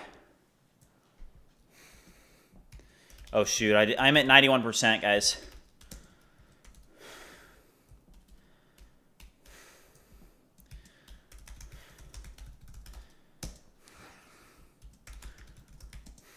%91 usage now. Let's go. We're at 751 likes, guys. Let's go. I'm not receiving the verification code on my mail while signing in on BridgeMind. Check your spam. Do I go to the gym? I'm not able to go to the gym as much as I used to be just because BridgeMind does take a lot of my time. That's why I do the push-ups on stream. Because even for example, today, hey, I woke up at 6 a.m. I did run this morning a few miles, but I've been working since I woke up this morning, getting ready for my day, posting on X, coding, all these things. We do have some bug reports that I do want to submit. But now here's the issue. Now that we're at 91%, we're about to hit this limit, guys. So we are going to have to buy another Claude Max subscription. Do you guys see this? We're at 92%. Let me log in to my other Claude Max. How many hours do I sleep? 7 hours a night about. I try and get 8 if I can. But let me purchase this second Claude subscription because we are about to hit our limit. So just give me 1 second here. Okay. All right, second Claude Max coming in. How many accounts did you max already? Only 1, which is quite good, to be honest. Like, only 1 account. All right. But we are about to hit the limits on this one. Not on spam, getting error request failed with static code. 400. Okay. Let me look into this, Adarsh.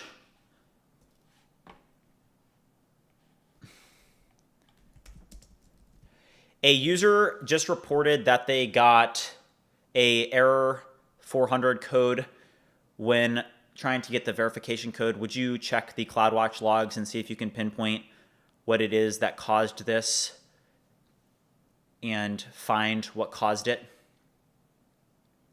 Don't update any code, but just identify the cause of this. All right. So I'm going to use Composer 2.5 fast for this.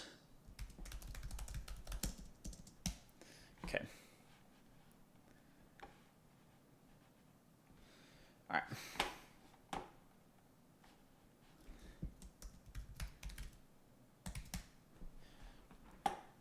All right, guys, in 10 minutes, we are about to have a project sharing event. 12 members of the community are going to be able to present. And somebody's going to get a Max subscription. Let's go.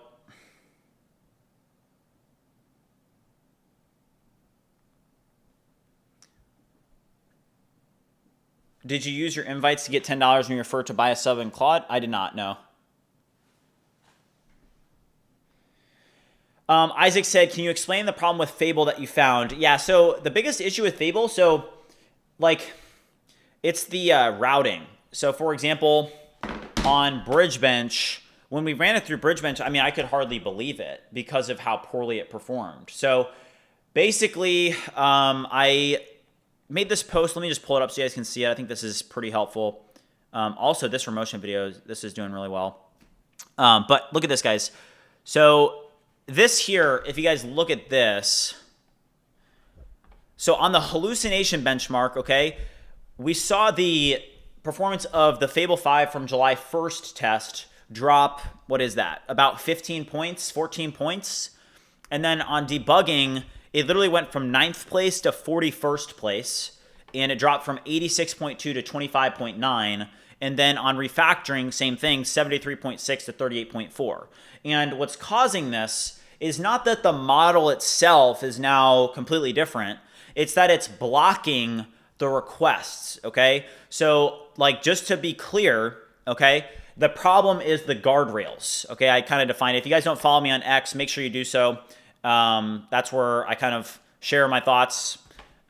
Here's the post. But, it's got an issue with the guardrails. And a lot of people are running into these guardrails. But I do think that, they have to fix it, right? They're going to have to fix it at some point. But it's pretty significantly nerfed in a sense. But the way that it's nerfed is not in the traditional sense of oh, the model now just is bad. If you get it to actually do the work for you, hey, with the Remotion video, you guys can see the results of the Remotion video. It's literally the best Remotion video that I've ever created.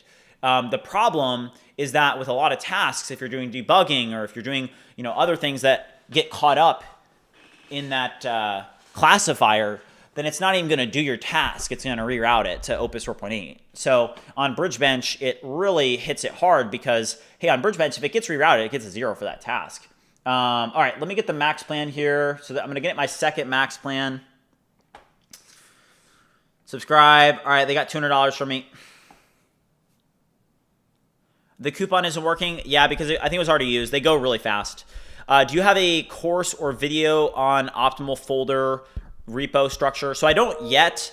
It is my goal to be able to create Vibecademy. You can go check it out at vibecademy.ai. But this is my goal to help any of you guys learn that want to learn how to vibe code. It should release soon. There's a lot of stuff that I have to do. It's just that I've been so busy with building BridgeMind and managing the community that it's hard for me to set aside a bunch of time to like create content, because as you guys know, like I'm not a content creator, okay? This is not my passion. My passion is not creating content. My passion is vibe coding, okay? And building things and entrepreneurship, and you guys know that. But for me, Vibecademy, I want to do it. It's going to be big when we do drop it, and I think that it's going to help a lot of people, but it's not really a huge priority right now because I've just got way too much on my plate. Let's go back over to BridgeSpace now. And what I'm going to do is, it looks like a lot of these are pretty much finished. So if I do a usage check here, you can see I'm at 97% used. So what I'm going to do now is I'm actually going to log out. I'm going to do a /log out. And then I'm going to run Claude. And we're going to log in now with a new subscription. So let me log in.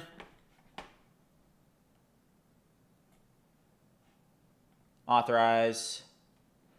Let's go. Very easy. Cool. All right, so now I'm hooked up to my second account. So now if we do usage, look at this, 0%. Let's go. Let's go.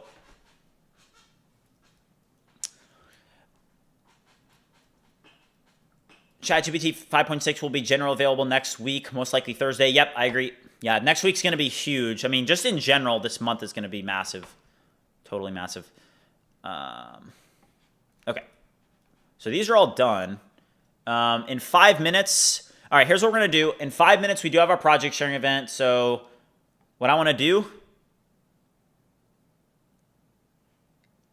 is I want to go over to any bugs, okay?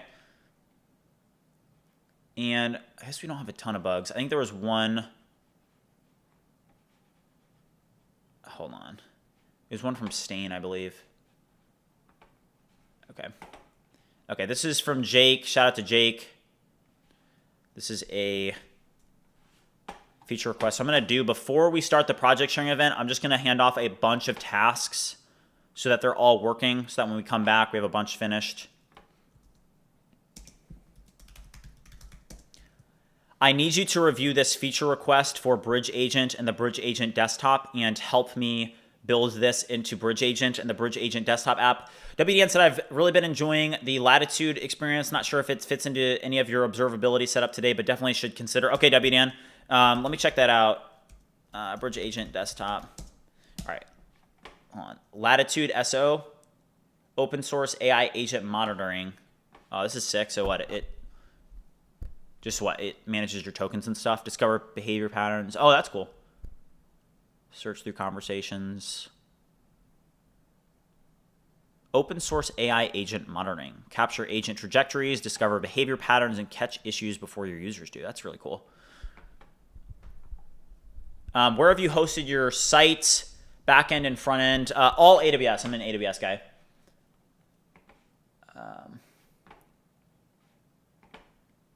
Oh, okay. Noted. Working on this now. Thank you. Okay. All right. Mind Dragon just said Vercel does not use API keys anymore. Thank you. Okay. So we're going to drop this in.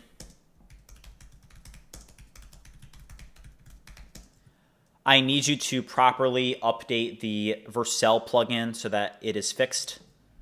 All right, guys, 3 minutes, and we're going to have this project sharing event. Working on this now. Thank you. And then let's drop this in. Okay, and then let's work on this. So there's a copy and pasting bug. Definitely want to fix that. I want you to review this bug that was just reported by a user and fix it. Easy as that. Yeah, don't use AWS if you're cheap. Working on this right now, Stan. Thank you, bro. All right. All right, so these are working. You can gift Claude subscriptions. No, I'm just going to give whoever wins Bitcoin or Cash App, whatever. Whatever works. OG Testy, what's up, man? Let's see.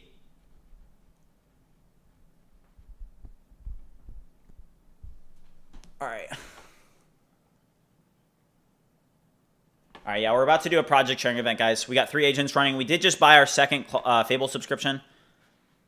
One thing I want to do, here's what we're going to do, guys. With this Remotion video, okay, the Remotion video that we created, what we're going to do is I'm going to log out, or wait, I can close this session. So I'm going to close this session, and I'm going to resume it, okay? I'm going to resume the session, but now we have our new one, right? So I'm going to resume it.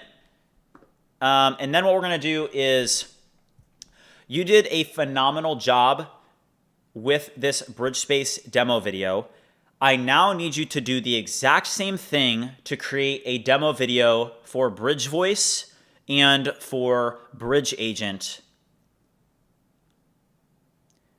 I need it to follow the same approach that you took with the BridgeSpace demo video. It needs the tracking. It needs to be a digital twin. It needs to have music. Follow the same approach that you took with the BridgeSpace demo video for both BridgeVoice and BridgeAgent. All right, this is awesome.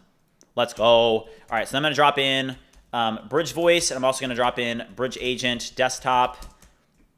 And while we work, this is probably going to take like an hour, but this is going to be perfect because we're about to do a project sharing event.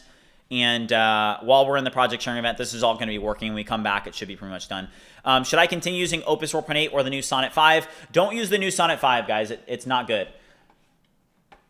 Okay, it is 2 p.m. Let's get this project sharing event started. Let's go over here. And how many people are even online? If you guys haven't already joined the BridgeMind Discord, make sure you do so. We've got, right now, we have,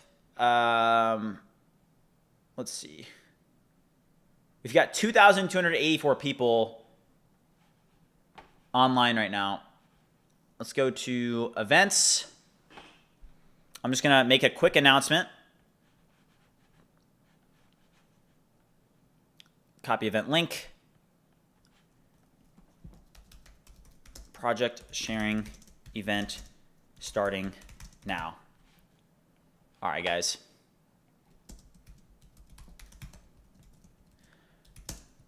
Members get 5 minutes each to present.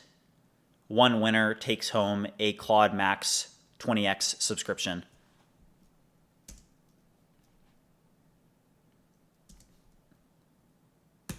All right, let's go. Let's get started. Start the event.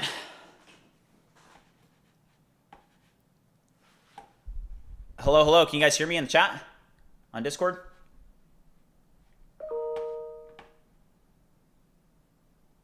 All right, it does this every time. I have to disconnect quietly. I have to rejoin, request to speak, come up.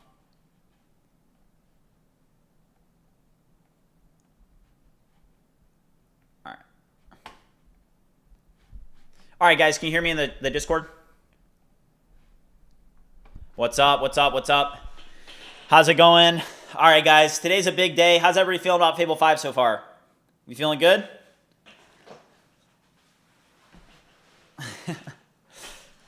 Let's go. All right, let me do a couple things to get the stream set up correctly for this. I think that we're good. Let's go. Yeah, the sound, I think the sound on Discord is using a different mic. Let me see if I can fix that. More options. Voice and video settings. Give me 1 second, guys. Mac OS. Oh, I see what it is. Okay, microphone. Okay. Let me know if the sound on Discord is better now. I think I just changed something. Let me know. Okay, we've got 77 people here. If you guys are on YouTube, I am using the YouTube. I'm reading the YouTube chat. I'm reading the Twitch chat. But this is something that we do as a community every week, every other week, so that, first of all, I can give back to you guys, allow you guys, give you guys an opportunity to present in front of the community, and just something that we can all do together to help inspire one another and help push each other forward. But today's going to be fun because these are going to be fast demos, okay? Like, the demos are going to be 5 minutes, okay? It's going to be 5 minutes each, okay? So if you want to present, okay, it's going to be 5 minutes, and it's going to be like a hard cutoff, okay? So I don't mean to be rude, But once we hit 5 minutes, I'm gonna have a bomb on the stream, okay? Once the bomb explodes, you're gonna get moved off the stage, okay? But the winner is gonna be voted after all the presentations. There's gonna be 12 people that present, okay? And the winner is gonna get a Claude Max subscription, okay? And for anybody that's in the Discord, or sorry, in the YouTube chat or Twitch chat, I'm gonna drop a link to the Discord for you guys to join if you haven't already. Maybe a moderator could do that as well, just so anybody that wants to actually be in the stage event can pull up. Let me go over here. And we kind of do go based off of like people that are active in the Discord, right? So if you're active, I kind of take a look at how active somebody is and, you know, give people an opportunity. Thank you, WDan. Appreciate it. Here's the Discord link. But with that being said, let me know, guys. Let's see here. Okay, we've got 9 requests. Okay, we've got 9 requests. Let me get this bomb on this on the screen. I hope I don't. There you go. All right, here we go. All right, we have the bomb. All right, we've got a lot of people requesting to showcase. Let me just get this timer going correctly. Hold on.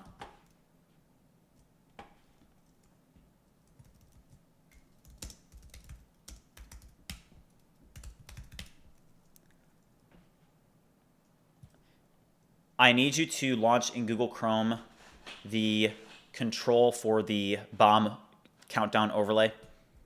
All right, bear with me, guys.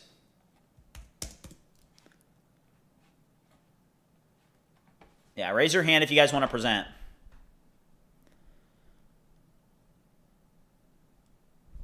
All right, 1 second. I'm going to get this timer. Yeah, anybody can participate. If you guys want to join, definitely join now if you guys want. All right, there's 22 people requesting to speak.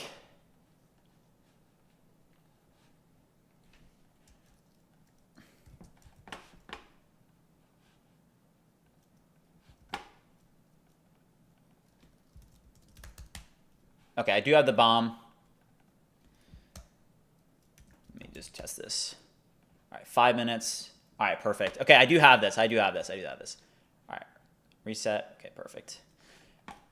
Okay, I've got the bomb configured.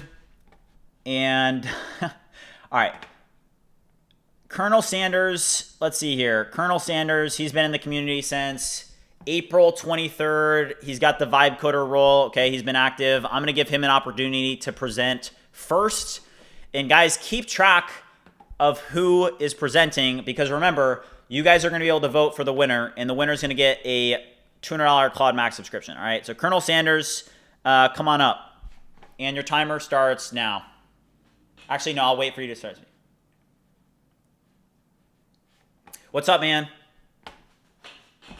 I'm doing good, man. How are you? Go ahead.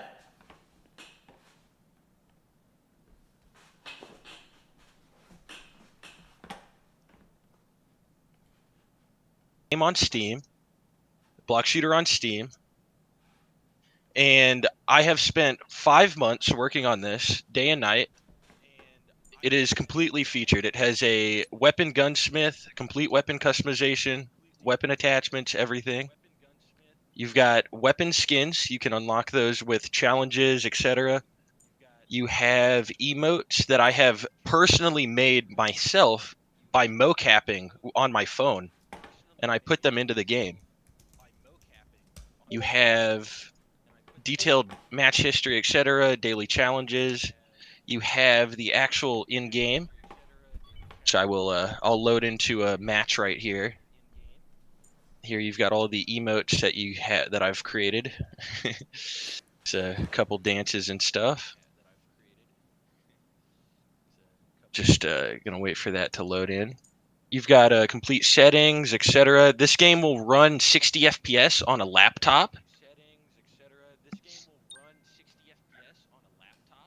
And all of the servers are dedicated on actual hardware that I have rented out. And I have servers in every single region. I have Germany, US East, and Singapore. So if you would like, you could play from any region. Like I said, it's free on Steam. This is the 1v1 game mode. as you can see right here. Oh, You've got That's so everything. Oh yeah.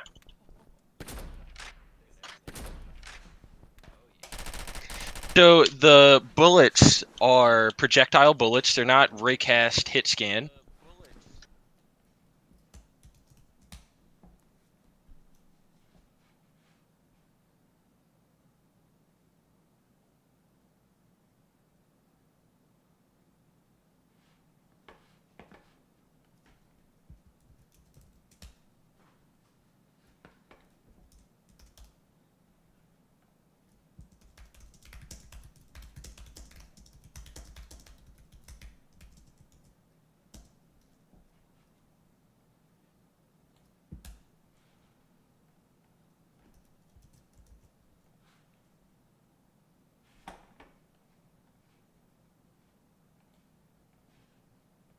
Gunplay, Tarkov Siege sort of gunplay. All of the blocks in the world, because it's made out of like Minecraft blocks. It's like Minecraft with guns. All the blocks you can actually break, just like that. So you could break all the blocks, and it has a competitive destruction system where only certain blocks can be broken. Like you can't break out of the map. It calculates all the routes that you could take. So like all these blocks, you can't break them because it would destroy the competitive integrity of the game. And that's all running in real time. You have grenades. You've got various types of grenades. You've got a inventory. You can change all your weapon attachments in the game. You can throw your weapon on the floor, pick it back up. You've got like 20 plus weapons. All the weapon sights are actual high quality picture-in-picture scopes. So it doesn't zoom in the whole screen, just the scope area, which is very high tech. You've got the wall compression. You've got the emotes in game. You know, your guy can do jumping jacks. It's pretty cool. What else? What else? There's the game looks really nice. It has like ray traced graphics, very high quality lighting, very high end lighting model. It runs pretty good. It's running like 80, 90 FPS right now on my mid-range desktop. But you can also play on a laptop. That's the goal. You get the whole point of this is that you get a high-end FPS experience on any kind of hardware, and you can always play with your friends because it's free and it has 24/7 uptime reliability across every single server region. Really needed for a global launch. And I plan to be entering an open playtest sort of alpha release state very soon, within the next few days. I've been working on this for 5 months. I've been coding for 6 years. I've just turned 18. I've been coding C++ since I was 12. And I've always wanted to do game development, but I couldn't do solo game development at the scale that I wanted to because AI didn't exist. But now that AI exists, I could build an entire AAA almost game on my own, you know, using, you know, AI generated assets. I wrote my own asset generation plugin or my own asset generation harness. I used the Gemini models and they created all the 3D models that you see. All the guns, all the weapon sights, the attachments, the actual player model, all of this generated with Gemini in my custom harness. Wow. Wow, dude, this is phenomenal. The bomb just did blow up, but I just want to say great job. This is insane. Thank you. This is one of the coolest games I've ever seen presented. So keep it up, man. All right, Colonel Sanders, number one. I've got you listed as Minecraft FPS game. Keep it up, man. 18. Dude, you're going places, bro. Keep it up. Thank you. Appreciate it. All right, guys. All right, who's going next? I mean, that is insane. We got an 18-year-old. I mean, can I rewind to when I was 18 and be doing what this guy's doing? Jeez, absolutely unbelievable, man. Keep it up. All right, who is next? And mods, could you help me keep track of like who presents? We just need to like make a list of people as they present. So I dropped it in there like number one, Colonel Sanders, Minecraft FPS. Okay, Stan said he has a list going. Okay, thank you, Stan. I appreciate it. Okay, a lot of people asking to present. All right, we got 23 requests. Okay, it looks like Rizis wants to present. I do want to give him an opportunity. He does a lot around the community. So, Rizis, come on up, man.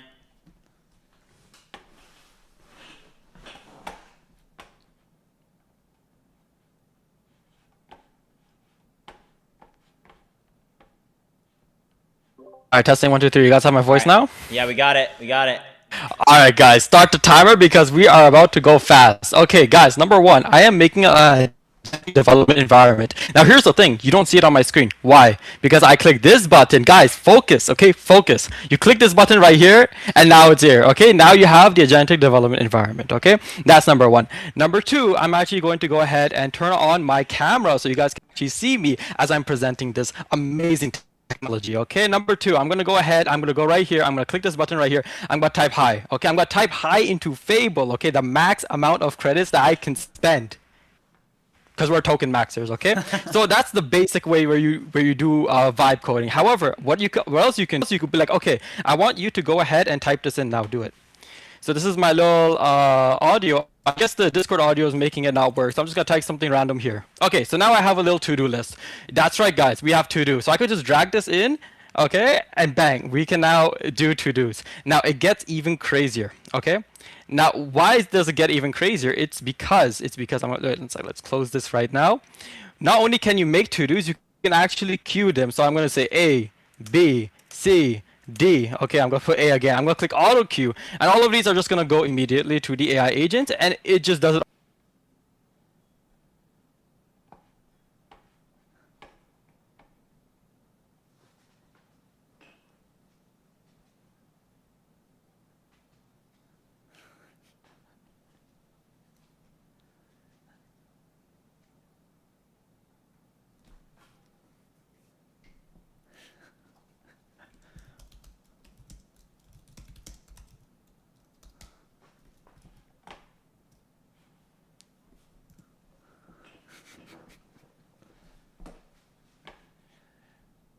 Guys, I can also track tokens. Okay, so what's the cool thing about this?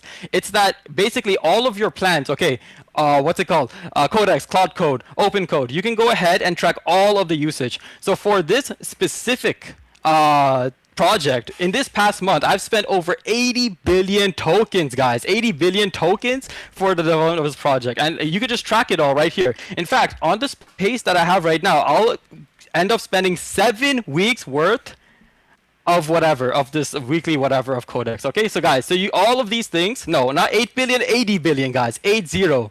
Guys, these are the tools of the trade, because it gets even better. Let's say I make this window thing big. Then next I click this agent mode, then I could click this, then I could click this.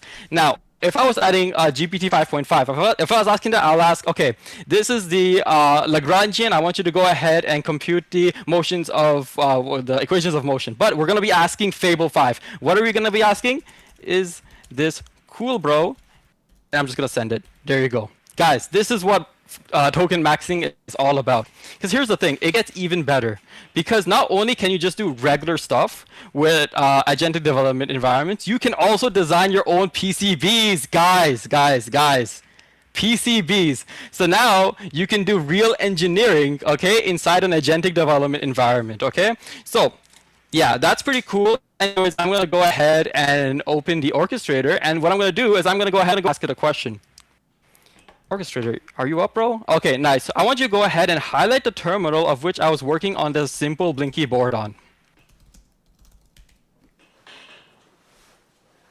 Got it. I'll quickly highlight that Blinky board terminal for you. Okay, I didn't highlight it. Whoop. Oh, wait, it did, guys. It's working, guys. It's working. Okay, let me go ahead and close this. Okay, guys. It highlighted the terminal. Why? Because I keep a track of all the sessions that I have, okay, in the history. And why is this cool? Why is this cool? Is because now you could just go to the active terminal if you have a session, or yeah, I'll highlight it for you once you go to it, or you could just ask the AI agent if you want to, okay? Which is awesome. However, things get even better because now we also have audio dictation. Now, unfortunately, the Discord audio is kind of getting in the way, so I can't really show you that, but it's okay. We're gonna move on to the next thing, which is a snipping tool. So I'm gonna go ahead, click this right here, and I'm gonna snip. Okay, so I snipped an area, and what I'm gonna do is I'm gonna click upload. Guys, I didn't even test this feature yet. I just asked the AI agent and, okay, is it working? Is it working? Now it's probably not gonna work. So what I'm gonna do, I'm just gonna take another snip. It's okay. It's all good. I'm gonna go ahead, click this, and guys, you can do the annotation right here. But here's another cool thing. Using your workspaces, you can just annotate. For example, this is pretty cool. Oh, fix this, bro. And you just send a message and it's good to go. You can also delete it, whatever, guys, anything you need. But it gets even better because if I click this right here, I now have this top row. Guys, usually ADEs, you might want to have like, you have to install like multiple different things. You got to install some audio thing. You got to install something for the snipping tool like CleanShot X. Nah, one ADE, all the tools. See, I'm just going to take this. I'm going to drag it out. Guys, this is the easiest thing that you can do in your entire life, okay? And here's the thing. It gets even better. Why? Because you can even asset uploads, okay? Now, when you're doing things, right? When you're doing things, you guys got to keep in mind, everything can either be local or it could be sent through the internet, okay? If it's local, then you can actually, you don't even need to pay me, okay? This is going to, it's like, it's hopefully in the future it's going to be fully free. However, the payment is going to be coming soon, right? And you guys will pay me, hopefully. Now, the tools of a trade don't stop there because the next thing is that you can actually manage all of your MCPs, you can manage all of your CLIs, but you can even manage your scripts, guys. All right, So for example, the simple All right, time's up. All right. I hope you guys enjoyed this little view. I'm going to go ahead and say thank you for the presentation. And before I go, I'm going to do one last thing. Okay, one last thing. I hope you guys don't mind. What I'm going to do is I'm actually going to go ahead and click this right here. Okay, so this is a loop space. So what this means is that you can actually run loops automatically, right? So what I'm going to do is that I'm just going to let this run, okay? It's going to launch the super secret script. This is the last thing, guys. I promise you the bomb is going to drop. Bomb is going to drop. And what is the bomb? What is the bomb? Like and subscribe. Don't forget to hit that bell. Subscribe to BridgeMind and join the Discord. Guys, thank you. Take care and good luck to everyone else. Hey, great job, bro. Great job. People in the YouTube chat are spamming that. He's got a future in sales. He's got a future in sales. W salesman in the chat. W salesman in the chat. Let's go. Let's go. All right, who's up next? Let's see what we got. All right, I see somebody saying, and I will say, Resist, that project has come a long way.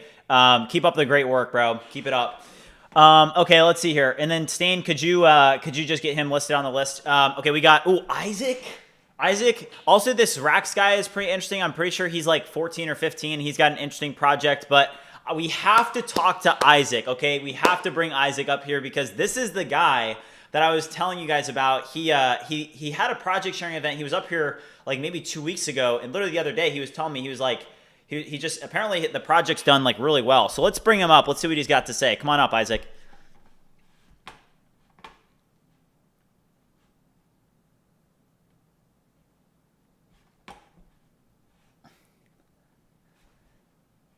What's up? What's up? Much, just absolutely sick in my room, but I'm vibe coding with Fable 5, so all's good, you know? Oh, I know how it is, man. Oh my gosh, I'm so sore as well, but it's okay. Oh. Alright, how's everybody doing? We're doing good, dude. I'll reset your timer, but it's starting now. You got 5 minutes. 5 minutes. Oh wait, I'm sharing my project? Oh, not God. right now. Oh, not right goodness. now. I don't even have anything open. Goodness, my gosh. All right, do you want to come back? Co-host with you. I just thought I was going to co-host with you, so. Oh, you can do that too. You can though. do that. You can co-host with me if you want to. Yeah, because remember the 50 I sent yesterday for the Claude sub? Oh yes, bro. Yes. All right, Okay. Isaac's gonna be a co-host. All right. Should we ask if it's okay with chat though? First Chat. off? W in the chat if you want Isaac to co-host. W in the chat. I feel like I like Isaac's energy. Yeah, we got some W's, bro. All I'm Let's go. All right, we got. You should see the YouTube chat too. All right, let's go. All right, let's pull this up. Let's see who we got. All right, this guy. Okay, Rax. I'm gonna give Rax an opportunity. All right, I'm pretty sure he's. Let's bring him up. All right, Rax, come on up.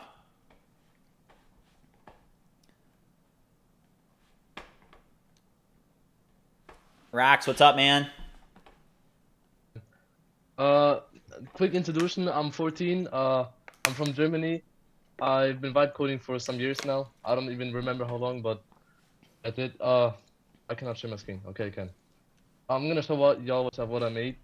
I basically made a whole ADE system since like 5 months now. I made the whole backend from 5 months. I made the whole thing because like that was important for me, like the backend, because I think that's the most important key for every ADE that you make. And I basically made everything by myself, the tools, the API key connection, the appearance, and like everything that is possible in this app was made by myself. And I'm like improving the app every day. And my goal is to make everything for free. And I want to even show you what I made with the app. Is that I made something with GPT 5.3, which people would never imagine. I can show this project that I made. It's kind of laggy. Hold on. So look, I made this whole game with GPT 5.3. It's like it's made like in I don't know like 2 hours, 1 hour with GPT 5.3, and it has like everything you need, right? The thing is because my whole app has like custom backends and custom tools that really let you help like build 3D stuff or games that people will most likely want to create. It has accessibility to Sketchfab, to all the providers that you need to make games for, and it can really help you out to make good games and good projects.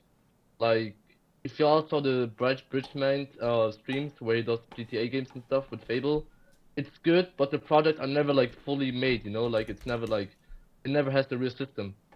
This is what I'm trying to make with my app, and just trying to make the 3D world easier to make, games easier to make, so I can see more projects on X and see more people do crazier stuff, especially with my app. And the tools that I'm going to make in the future for 3D generation, especially this was made with GPT 5.3, which has almost zero understanding on 3D, but still made this whole game, which is like almost like 8 prompts. It's insane. When we will use Fable or new models in the future, this could maybe like be a good project. And I think, yeah, that's it. I think that's it, man. Nice, dude. It was beautiful, Honestly, man. thank you, bro. Kind of nervous, so. You're Dude, good. I You're was good. nervous my first time up here, but you killed it, dude. You freaking Thank killed you, it, man. man. Yeah. And yeah, this is it, man. All right, bro. Great work. Great work. Keep it up, man. That the ADE, by the way, it's come a long way, bro. Yeah. Keep it up. I saw the last time you showed it Thank to you, me. man. Keep going. It looks a lot better. So keep it up. Thanks so much, bro.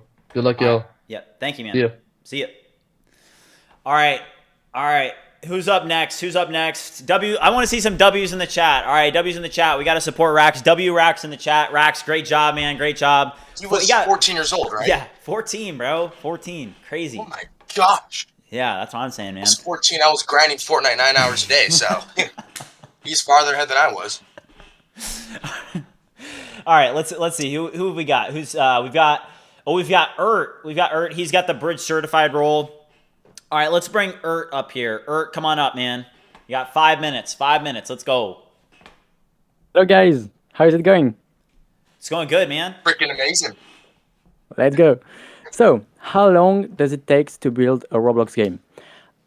Month, maybe sometimes years. So today I'm going to present a solution to do it in days. So I've been working on this project since like 3 months now.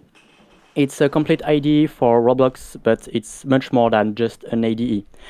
So first of all, we have a lot of features here. I'm not going to present all because there is a lot of things, but of course we have an out-of-the-box application. You just launch it and it's work. No installation, no Claude Code things, no anti-gravity things. Just launch your agent and it works. And we have a lot of things to make a game, because if you try to just connect Claude Code with the Roblox MCP and try to make a game, I can guarantee you it's going to be a pure disaster. So that's why we built Vibestarter to help us make games production ready. So first of all, we have a large toolbox to make really cool things, because building a game is just not about code. We need assets to make it. So we have a large, really large, like 21,000 actually, icons here, production ready. Like I can search this one and yeah, it's really cool. So of course, agent can search in the toolbox too. So that's really cool. We have a lot of things. You can just go here and search what you want, or just let agent make the work for you. Also, all project is since in the cloud, so you don't have to manage GitHub and things like that. You can also bring your friends to work on a project, be like 2, 3, 4. That's really cool. But honestly, I'm not going to focus here because I think it's really interesting to see results, to see games we built with Vibestarter, because we worked a lot on this project and I'm excited to show you guys what we've built recently. So first of all, here's the website, by the way, if you want to check it. So that's a game we built with Vibestarter like 2 weeks ago, I think. And this one was made in 6 days, and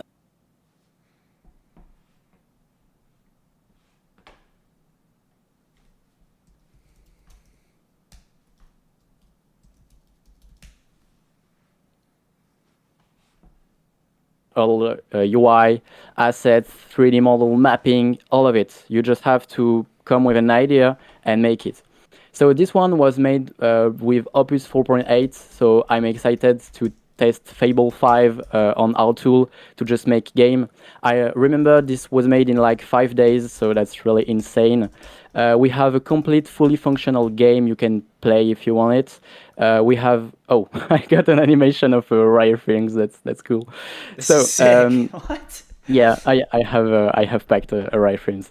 I going to make the sound here to make it better with things. So we have SFX, we have all of it. Also, it's fully functional. Like I have a shop here. Of course, I can buy some things. So you can monetize your games through Vibestarter.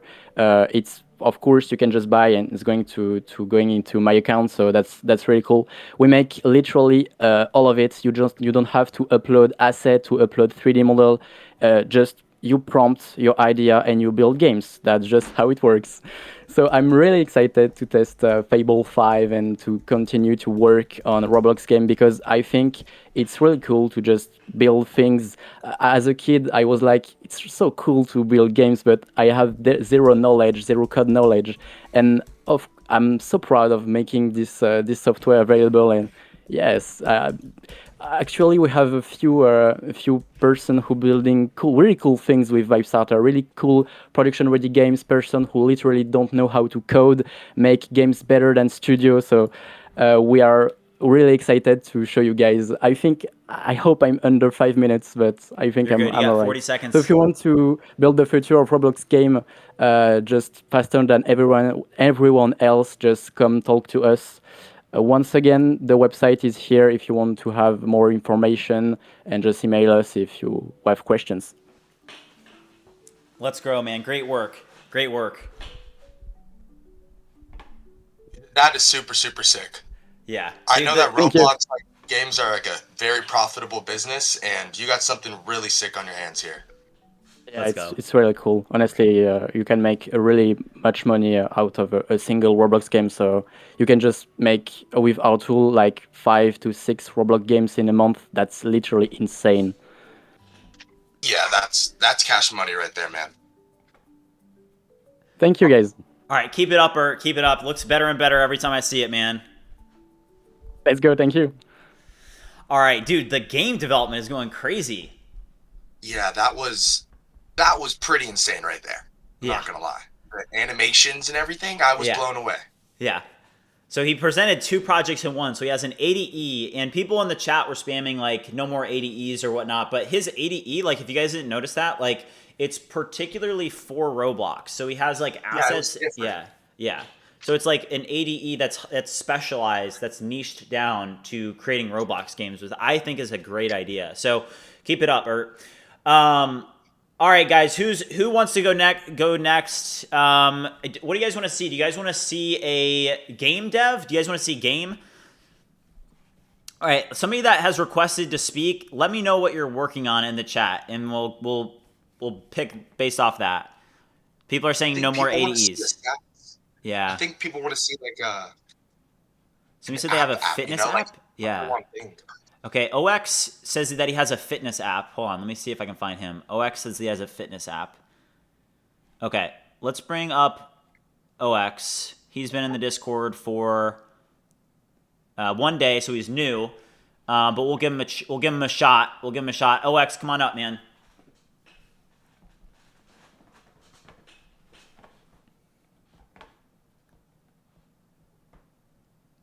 OX, welcome. Can you hear us? Well, your mic's muted. Oh, I'm sorry. Do you see my screen? Yes, sir. Okay, perfect. So I'm just a little bit in the stress, so maybe I will be. It will be kind of funky, but let me present this application. Basically, I'm the gym rat. I'm working out for 8 years now, and I'm also the programmer. I'm in the programmer field like the sixth year, and recently I had the shoulder injury, and so I cannot like working out. So I decided to like let's write code some good fitness application. And so I decided with my friends to like create this lift tech application. Basically, it's we are calling it like the all-in-one gym application because here you can like see your statistics. Basically, you are checking your workout, and here you can see then your statistics because from my years of the experience, like the progression is what matters most when you want to see the results. So it's like always good to check your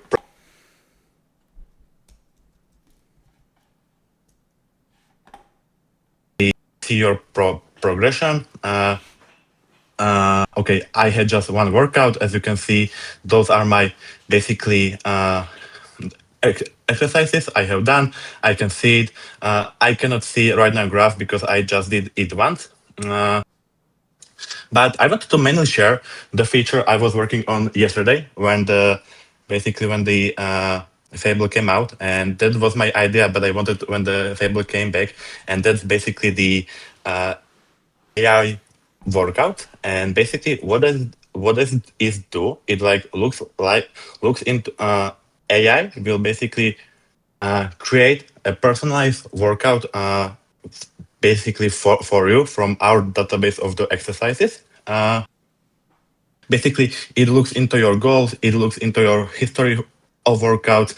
Also, it's tracking your position, and if you are in our supported gym, it knows like which machines are in the gym, and in the workout generation, he will use only the machines that are in that specific gym. So you can generate workout for the specific gym, and let's try it out. Let's see. Okay, I want to like generate workout. Here I can choose like the body parts I want to generate. I can choose, for example, chest and triceps. Let's say I want to just focus on the building the muscles. I want my training to be, for example, around 100 minutes, and I want to like work on any equipment. And here are some additional notes what you want to send to AI, and then you click just generate, and AI will generate will basically gather the information about you and try to like generate the workout basically personalized for you. I wanted to also bring that the application is already live. The application is already live on the App Store. Here it is. This is my application. Okay, there is the table view, but you can download it and try it out. The Android is in the process. We are still waiting for the Android review. But if you have the iOS, you can basically try it out. But this like, okay, I got some error here. This is like pretty new feature. Sometimes it fails, unfortunately. Yes, so if you have iOS, you can try it out. Unfortunately, this update with the AI routines isn't there yet. But let's see if we can generate some routine successfully. Hopefully, this time will be successful. Yep. Let's see. Finger crossed. Okay, maybe my API credits. Okay, I think my API credits are already done because I'm using like the free key. That may be the reason. But basically, let me explain like what we shipped. We have like dedicated Adonis.js backend for this application. We have the iOS application, and then we have also the web application. And web application is for the trainers, because in this app also supports the trainers, and basically trainers can have some client. And in this application, and also in the bigger web dashboard, the trainer can see basically his client's progress. He can check his workouts. He can basically see, okay, it's not working. I'm so sorry. No, but you're guys, good, man. You're good, man. working. The time is up, but I just want to say, don't worry about that. The demo gremlins, you know, the demo gremlins, they're out. Okay, they're out there. You know, they got you, but don't worry about it, because that's the demo gremlins got you. Don't worry about it.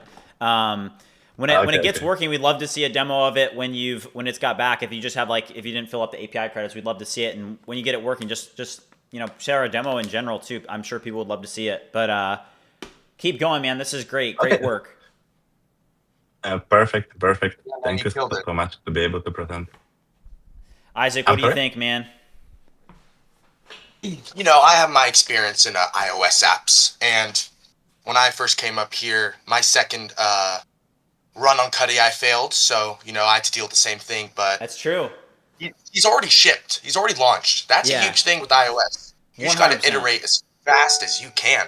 Yeah. And I could see it really taking off. You know, he solved the problem because it was his own problem. You know, he talked about a shoulder, and he built an app to help with that. So Yeah. 100%. I think it's pretty innovative. I think he can go places with it as long as he stays disciplined, shows up every day, and just, you know, has a good mindset during it all. Let's go, dude. Yeah, no, I totally agree. W's in the chat for Isaac, dude. Your energy, W, bro. It's good. It's good.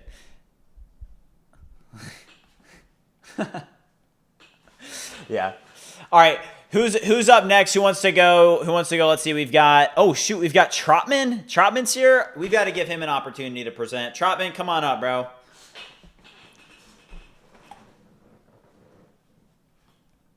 Hey, Matt. What's up, man? How's it going? Doing good. Hey, want to celebrate with a quick win right off the bat. Just found out I'm moving on to the third round of the interview process with a job that I'm really wanting. So Nice. Yeah. feeling pumped this morning Let's go. already. Congratulations, All right. man. Thanks. So let me get my screen shared and we'll jump into it. It's more of a educational demo today than it is product demo. I want to gauge everybody's understanding. W's in the chat if you know what Palantir is.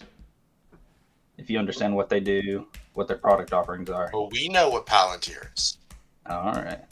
And you guys probably know it's very powerful what they're doing.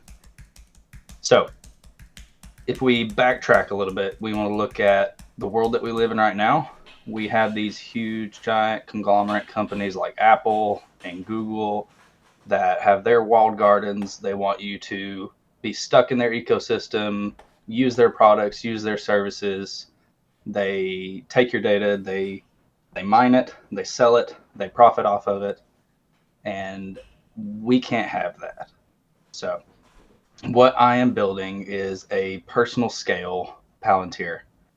So this will give you the tools that you need to run on your own hardware at home and ingest all the different types of data from all the different types of apps and services that you use that legally allow you to pull from their APIs.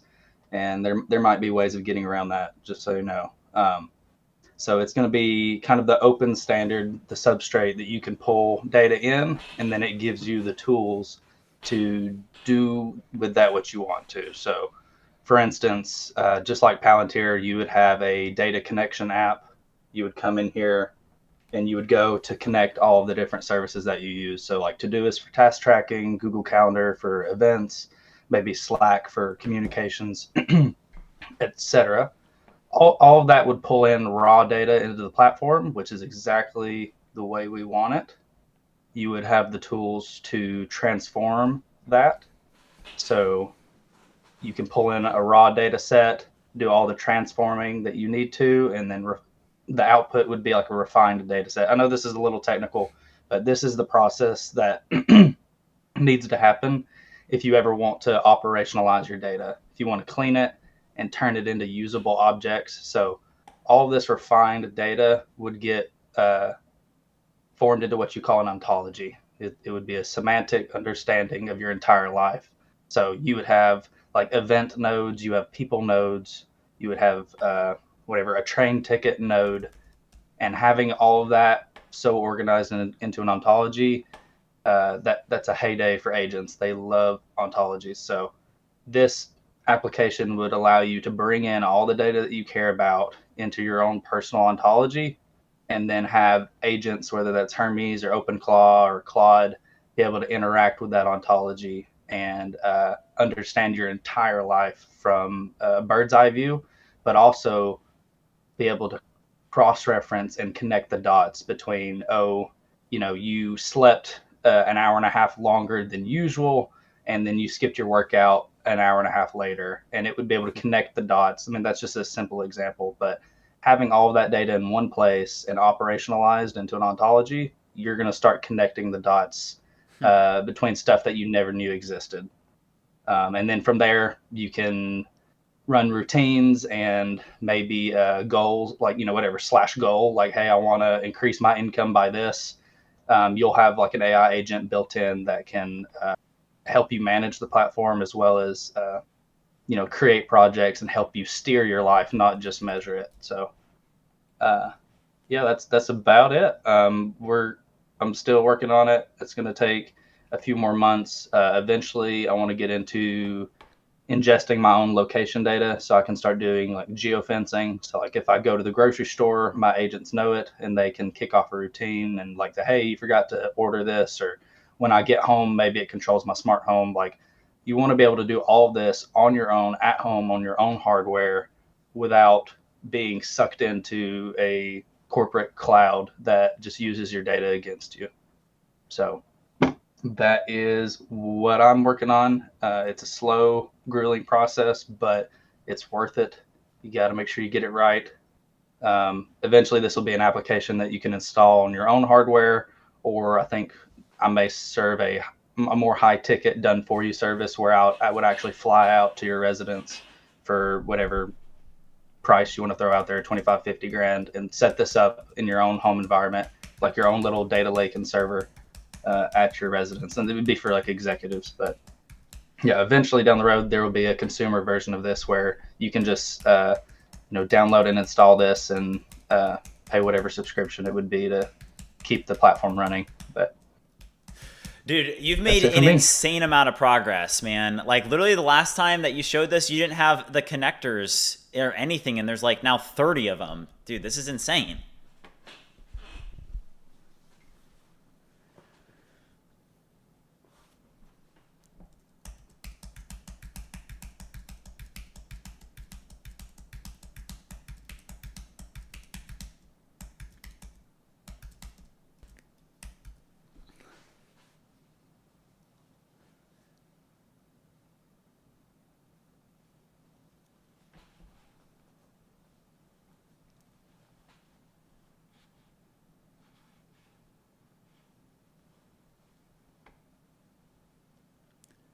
Dude, keep crushing it, man. Yep.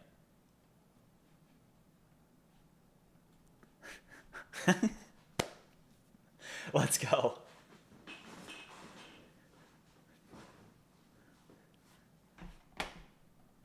All around.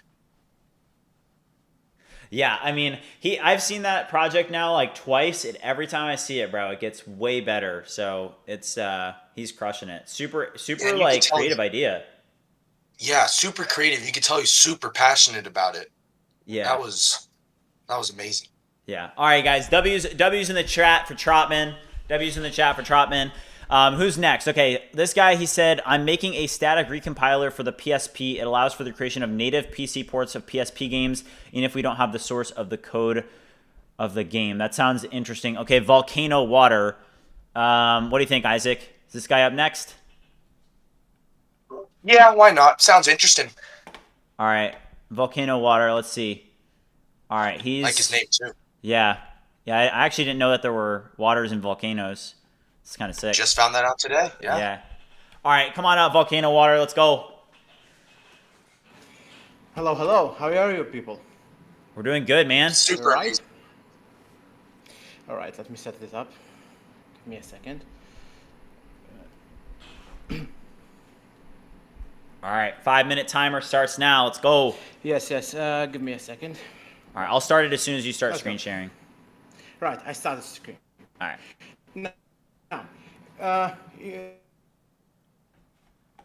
you know, static recompilation basically means the static recompilation of a binary from its original source code to x86 64 binary.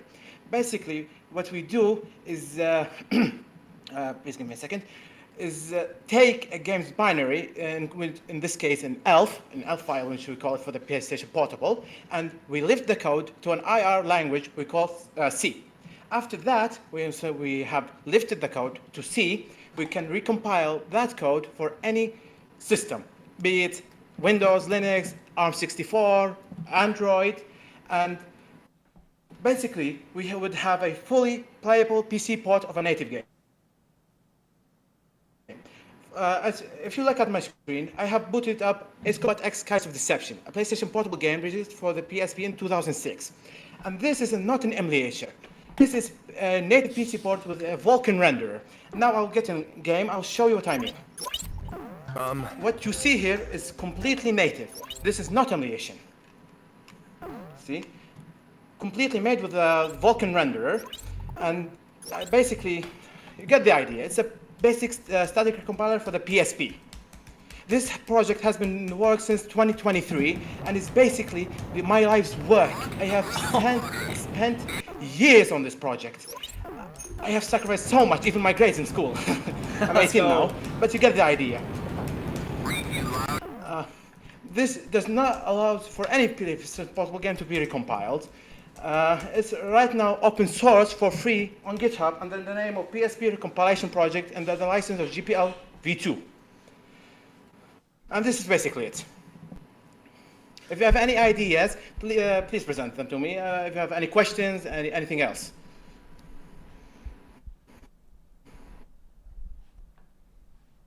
Oh my. Dude, this is like mind-blowing. So help me. I have a question. So you got 2 minutes and 45 seconds left. So I've got a quick question for you. So I'm sure that there's a lot of people that are not very technical that are in the chat. So I'm sure that they're wondering, like, help people that may not be technical understand what this actually is and what it does for somebody that may not be as technical as you. In layman terms, basically, we take a game's binary, otherwise in the PC it's an EXE, right? But in the PSP we call it an ELF. We take that game and extract assets from that ELF.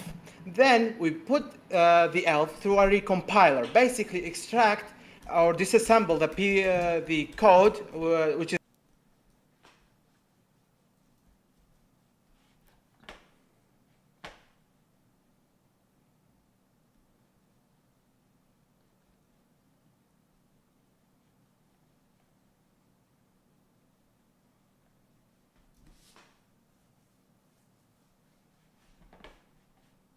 with a fully runnable game.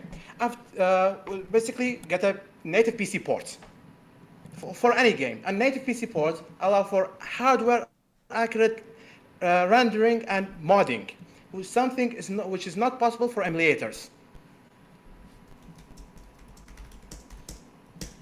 Okay, you've got to drop a link. Is there a link or anything? Because yeah, people have got some questions. You've got another minute. You've got 1 minute 15 seconds. Right. Give me a second. PC static recompilation. Right, this is it. I've dropped the link. I dropped the link in chat. Yeah, you can take a look at it if you want. Any further questions? Excuse me, I'm very nervous. No, you're good, dude. This is awesome. Dude, dude, this is amazing. You came up here in front of God knows how many people. It takes some BALLS to do that, man.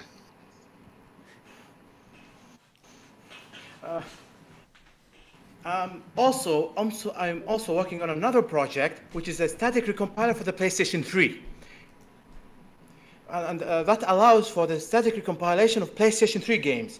And I have made 90% progress on that project. You can see here in my screen. I have a Cloud Code set up, and basically I have the PlayStation 3 project now fully boots the games. For now, sorry, it cannot boot a fully playable game. It's still a work in progress, but I hope to share some of that work in the future later. Let's go, dude. Great job. Great job. All right, everybody go check out the GitHub repo that he just dropped. Leave a star on it, okay? And for those of you that may be a little bit less technical, you know, go check it out. But yeah, this is amazing, man. Keep up the great work. Thank you. Thank you. Yeah, man, you killed it. That was amazing. All right, let's go. Let's go. Let's go. Okay, how many people have presented so far? We've done, has it been 5? 5 or 6? Yeah, I don't know. Apparently 7? Steen says 7. Okay, we've got 7. So we've got 5 people left. 5 people left. Who's up next? Who's up next? All right, let's see here. Somebody says that I have a public transport app that uses machine learning models to predict ETAs for vehicles and many more cool things to help people navigate public transport every day. What do you think, Isaac? Oh my. That was exquisite. Yeah. Dude, that sounds sick. All right, let's go. I'm have to bring him up here, yeah. Yeah. All right, you got to raise your hand though. I don't see any requests. Oh wait, no, I see it. All right, he was actually the first person to raise his hand. All right, come on up, man.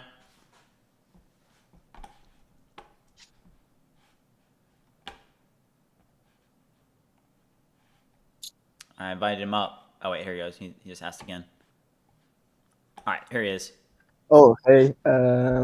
I'm kind of nervous now. I didn't think you were going to invite me. How are you guys? You're good, bro. How are you? Pretty good. So wait, oh no, I can share my screen. Okay, so it's an iOS and Android app built in Flutter, and it's basically serves for people to navigate public transport much easier. Most of the people here can't really use it as it's only available for my city, but I just wanted to show everyone that with AI, everything basically can be built from agents that use the AI to something like this. So here's 3 types of stations available: a bus station, tram station, and basically a tram line around the whole city, and trolleybus. And when you click on each of them, you can see the 6 arrivals of vehicles like trams, and when you click on it, you can basically see exactly where the tram is and approximate eta of when it's going to arrive. If you click on it, you get this cool 3D model of it, which I think is pretty nice. So this is already available, as some of you may know, on Google Maps, but in my country it doesn't really work well, and the official app of the government is really, you can see just from the UI it's not good, but they got GPS for every vehicle. So what I did is me and my friend reverse engineered their app and implemented into this nice UI that is also got the timetable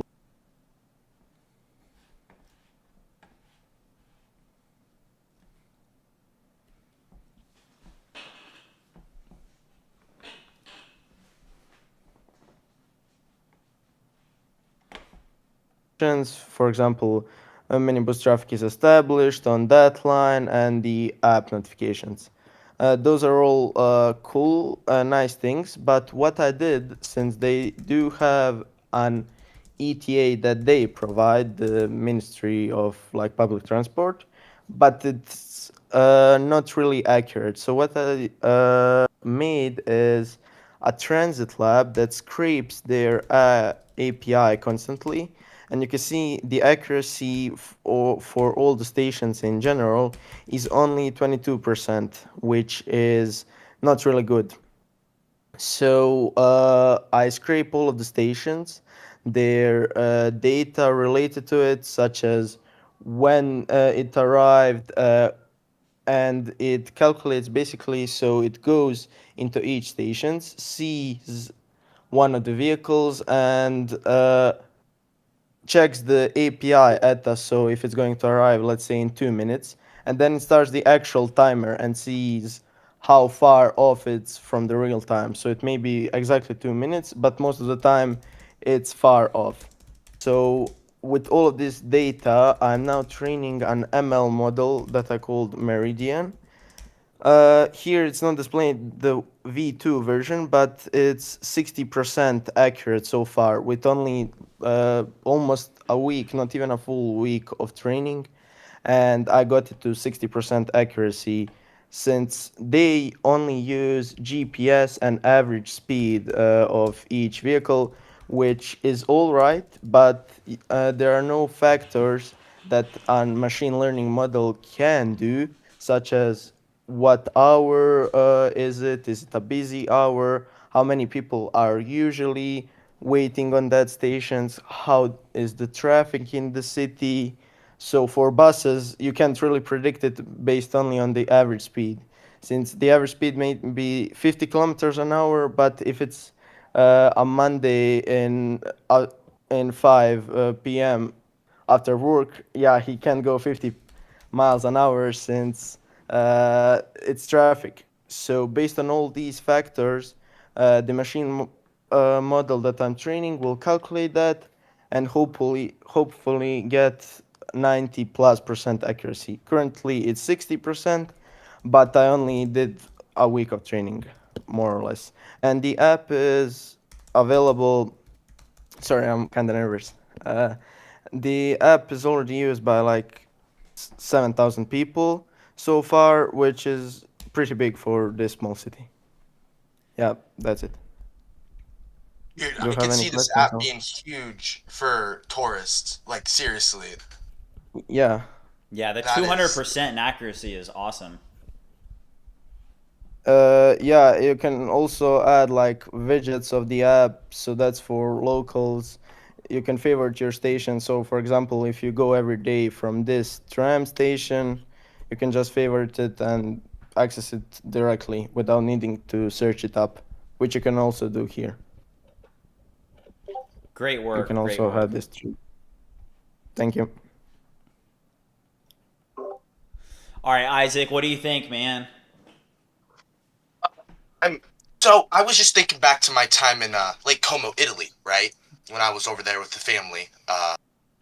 And the driving and the GPS, all that stuff was way too complicated, honestly. And a lot of the times were wrong, in fact, so I was sticking to my own problem. And I could generally see that be like a huge solution for especially like American tourists in foreign countries, because, you know, we don't understand their metric system the best, all that, and we could be in a rush sometimes, especially when traveling, so having the real time of everything could be absolutely huge. So that was very nice, for sure. Yeah. I like that one. Yeah, 200% increase in accuracy is like, that's pretty substantial. Going up from 22% to 60%, that's awesome. So definitely solves a big problem. So great job, man. Keep it up. All right, Isaac, who do we want to go next? I saw you chatting with a few folks in chat. I want you to pick the next person. Who's going up next? Okay. I think I made my decision midway through the other presentation. His name is Devo. He's been wanting to go for a while. His project is ready to share. He came with a nice little spiel in the chat, so I was like, it's pretty interesting. So, all right, where's he at? It's Devo? Yeah. All right, I'm looking for him. It's Devo. Okay, I got him. All right, come on up. It's Devo. Alrighty, can you guys hear me? Yes, sir. Yes. Alrighty, let's get this this screen to get shared. Okay, so over here, we're currently inside of what we call uncorded, and cool little UX you can see here. I'm focusing on the both Twitch chat and the YouTube chat at the same time, right quick. But over here is the landing page. You're not able to see? Wait, no, that was it. I think, Isaac. That was it. Wait, or I can see it. Oh, okay. Yeah. Okay, all right. You guys can see? Yeah. Gotcha. Okay, so yeah, so basically the idea is it's your community, your server.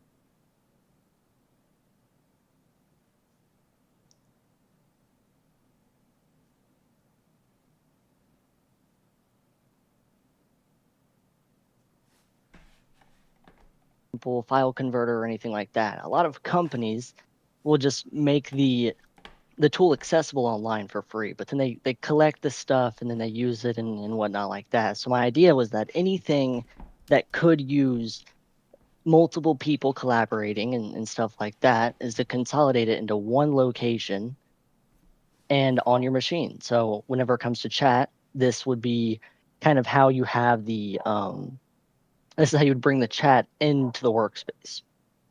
And then some examples would be like code. You can bring in an entire code, a media, game server. You can build your own plugin. That's kind of the whole point of it. And it's basically the community platform where AI agents build what you need for your community. So up here, full screen on here, it'll restart, show you the sign in.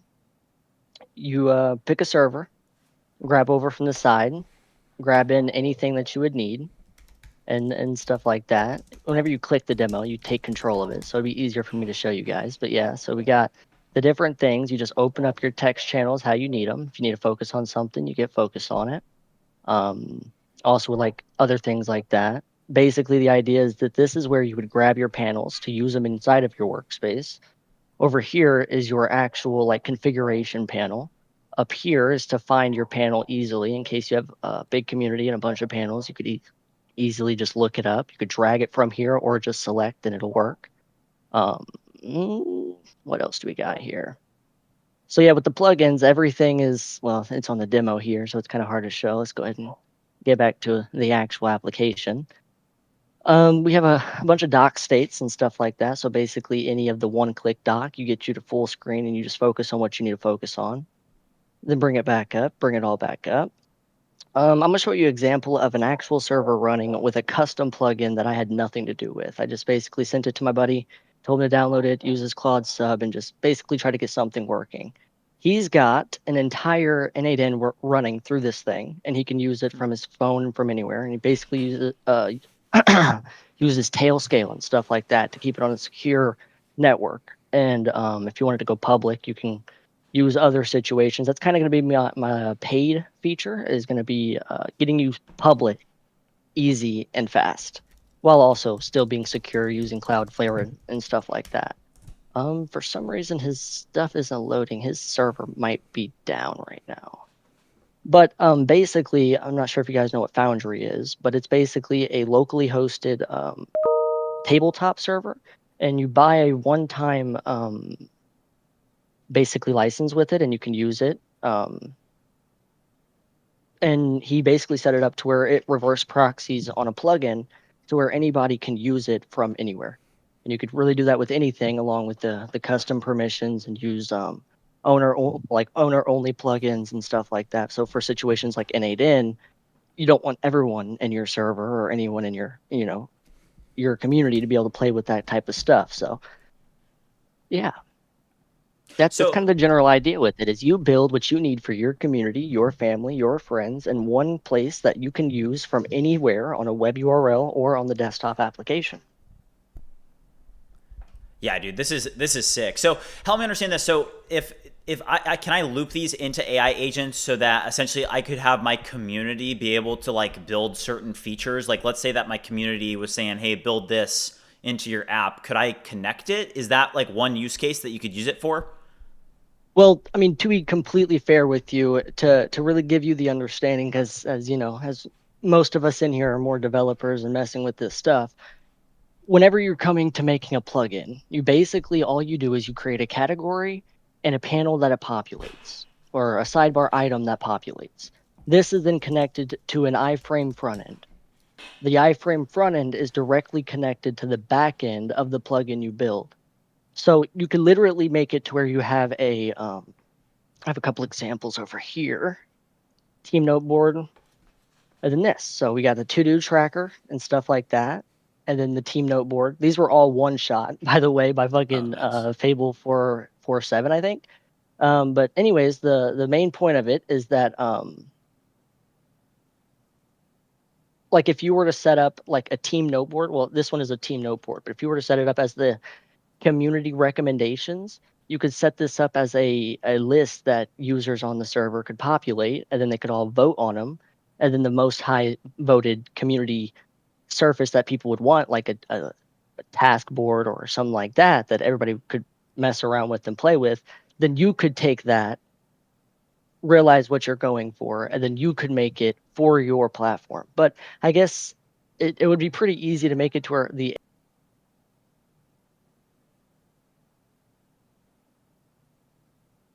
Yeah, no, 100%. Well, great work, man. The time is up, but keep it going. It looks great. I really like the UI. Isaac, what do you think? Absolutely, Mugs. My personal UI for my app, and I could definitely see that being useful for my team right now for my project. Just I really like the whole concept of it, honestly. That's what I really like the way you messaged it in the chat and everything like that, and the way you presented it was amazing, dude. Just keep building, man. That was for sure. Yeah. Yep. Little last thing before I go, because I almost forgot about it, is the raw HTML and everything else renders inside of Uncorded, no issues, and you can also search to find the preview from anywhere. But yeah, thank you guys so much for giving me the opportunity. This is Uncorded. Thank you for having me. Nice. I like the outro there. What do you think about that? The outro? That was a nice. Yeah, outro. that was kind of aura. I have chills down my spine right now. Not gonna lie. All right, Stain, how many have gone yet? It's like 10, right? Don't we have two? We have 2 people left. I think somebody's got a focus app, and then there's also somebody that I said could go next. It was who did I say could go next? I know I said somebody could go next in the chat. Who was it? If you ping me, if you say the exact message, I could see it. Oh yeah, it was R. All right, we're gonna have R come up, and then Isaac. I'm gonna grab another Celsius real quick. Okay. Wait, what were you gonna say? I was gonna say you can pick the last person. You can pick the last person to go. Okay. I might be a little picky when I do this, though, all right? I'm just saying. Okay. All right. Keep on the lookout. Okay, R, come on up, bro.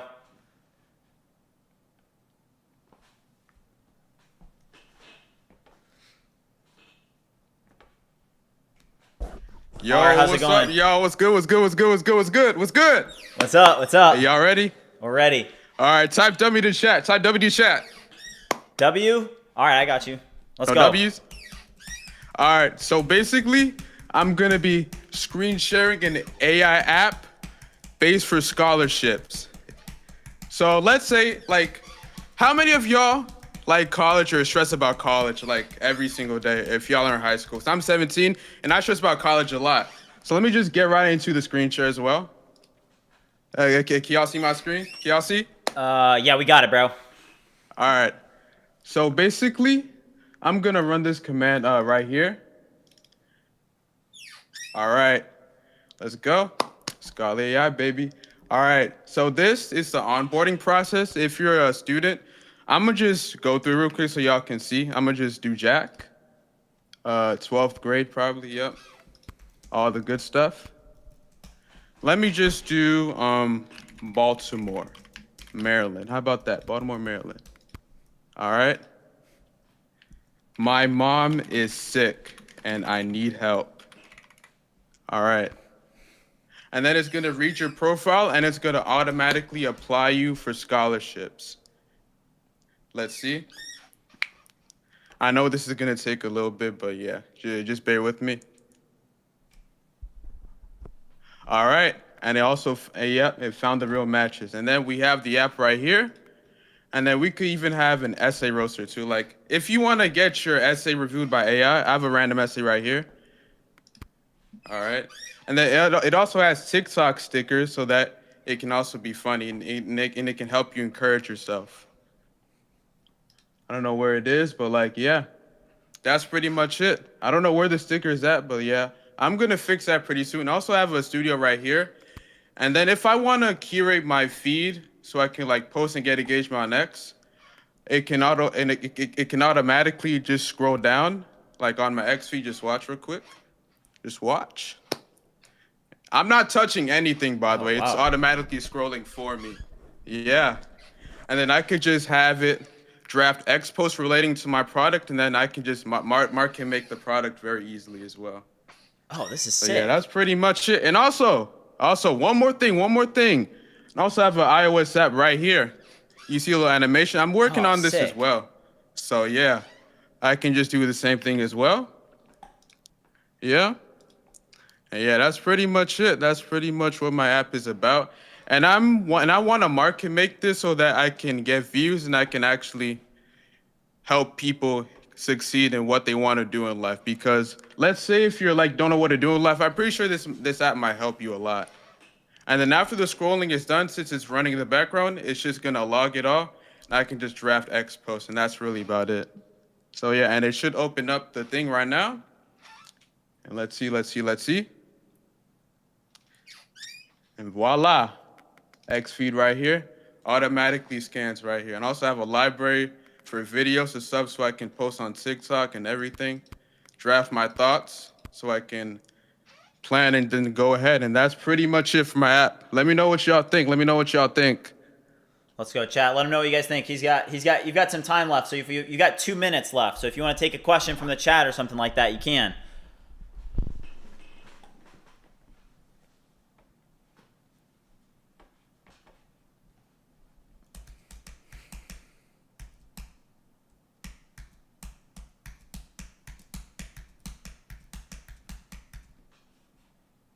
Subscription, it'll help me a lot. I'm not gonna lie. And I think I can do wonders with this product in the near future as well. And if you guys want to follow me on X, my X account is like right here. Let's see. And yeah, y'all can follow me for the updates and all that. And yeah, that's really about it. So yeah, free promos now is what we're seeing. I'm just kidding. The energy, man, your energy was spot on. That was amazing. Thank you. I appreciate it. Yeah, that was very nice. I really liked your project as well. I'm not in school, so yeah, that was really nice. Yeah. And y'all have a blessed day. All right? All right, have a good one, man. You too, great man. job. All right, you too. All right, great job. Isaac, what'd you think, man? What'd you think? Really liked his persona, his energy, and you could just tell from the way he sounded that he was super happy about it. Like super, like he was proud of what he built and everything like that. Yeah. Which I really liked personally. Yeah, it's all about the energy. If you bring energy to something, dude, I feel like it literally does it sells for you. You know what I mean? It's like exactly. Yeah. All right. Well, who's next, man? We got one last person that's gonna present. Isaac's gonna pick them. Isaac, who's the last presenter? Okay. So I was scrolling through the chat a little bit, and the two people really popped out to me. And it's kind of hard for me to decipher who we should bring up. So maybe we ask the chat between these two people, or I'll just throw a random name out right now from the people I'm looking at. What are we thinking? I'm not sure. Reza, Okay, Tsunami. then, yeah, it's all. You got it, bro. Anybody you think? Okay, let's bring up Zach. Who? Zakrinum. All right, Zakrinum is coming up. He says that he's got a focus app that's going to help people focus. Let's check it out. I need help with focus issues, so I was like, oh, I might want to see this. All right. Zakrinum. It was between. He may have to. Yeah, it was between him and Before God, so. All right, Zakrinum, I think you got a request. I don't see you listed here. There he is. All right, come on up.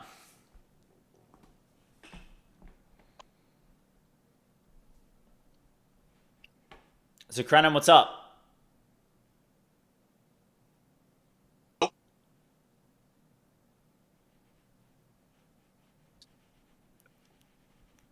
Zakrenum, can you hear us? All right, he said 1 sec, Mike. Yeah. All right, we'll give him a sec. Honestly, interested in this one. Yeah, focus app. I've seen focus apps before, but they're all pretty similar. They're just GPT wrappers. So I'm really curious to see how this is. Yeah, that was actually the first thing that I built. I built like this when I first started doing BridgeMind live streams. I built like a focus app called Goalpost, and it was like a goal productivity focus app.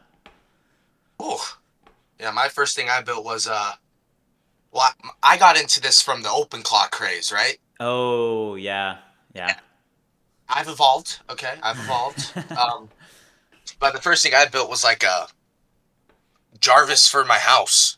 Oh, really? Like I put That's cool. OpenClaw and like stuff around the house. Yeah. All right, Should be, Zucranium said that he got disconnected. Let's see. What are we thinking here? Maybe be a little stern with him. Well, okay, you said him or before God, right? Yeah, before God was my other pick. All right. Because faith was big in my life, so. Yeah, mine too. All right, before God. Wait, did he request? I don't see him. Let's see. Before God. I think he's still in here, so. Yeah, you've got to request. Before God, you've got to request. You got to raise your hand.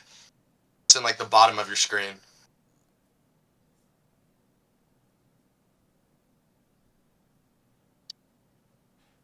He said that he's done it. Hold up, let's see here. All right, I see him. All right, come on up. All right, final one, 501. Yo. All right, Yo, I'll man. try and be as quick as I can. Just gotta enable being able to share screen. But while I do that, the concept of the app sort of came about from a bad experience I had in church, where bring another member of the church to, and they asked me to sort of help and figure out why he was withdrawing from the church. And am I able to? I might have to actually quit. Yeah, I think you have to Discord quit. be able to- Yeah. Yeah. Okay. Give me 2 seconds. All right. I'm not gonna lie, I'm already liking it. Yeah, I think he's got to restart Discord, but he'll be back. Yeah. Yeah, he's got the backstory too, you know? Yeah, and from what it already sounds like, and the problem he's addressing, that's a huge problem in church in today's day and age, from what I've seen personally. So, I'm already liking it a little bit. All right, YouTube chat, Twitch chat, what do you guys think? What do you guys think so far? And keep in mind, guys, just as a reminder, you guys are going to have to vote, okay? And the winner is going to get a $200 Claude Max subscription. So here, he's back. He's come back. All right, let's try that. I'm going to restart the timer now, too, by the way. 5 minutes starting now. Cool. So I'm just going to share. It's running on like a loop that I've got set up, so you can just kind of see it as it's functioning. But I'll just explain the backstory of it. So, like, I came to faith after like the meme coin craze in 2021. I ended up making like $10 million and losing about $8 million. I was like one of the first people on Baby Doge that Elon Musk shouted out. Went like super wild on drugs and just being an idiot for a couple of years, and thought I'd reached this pinnacle of sort of wealth and that would make me happy. And I just still sort of felt this like emptiness, and that sort of led me to explore spirituality and God. And then through that was like a 2-year journey into scripture, and then finally finding a church. And then, like I was saying before, at this church, there was a member that they were pressuring. He's a young guy, real introverted kid, and they were pressuring him into trying to have a relationship and be a leader and all these things that he just wasn't ready for. And they asked me to help figure out what was going on with him.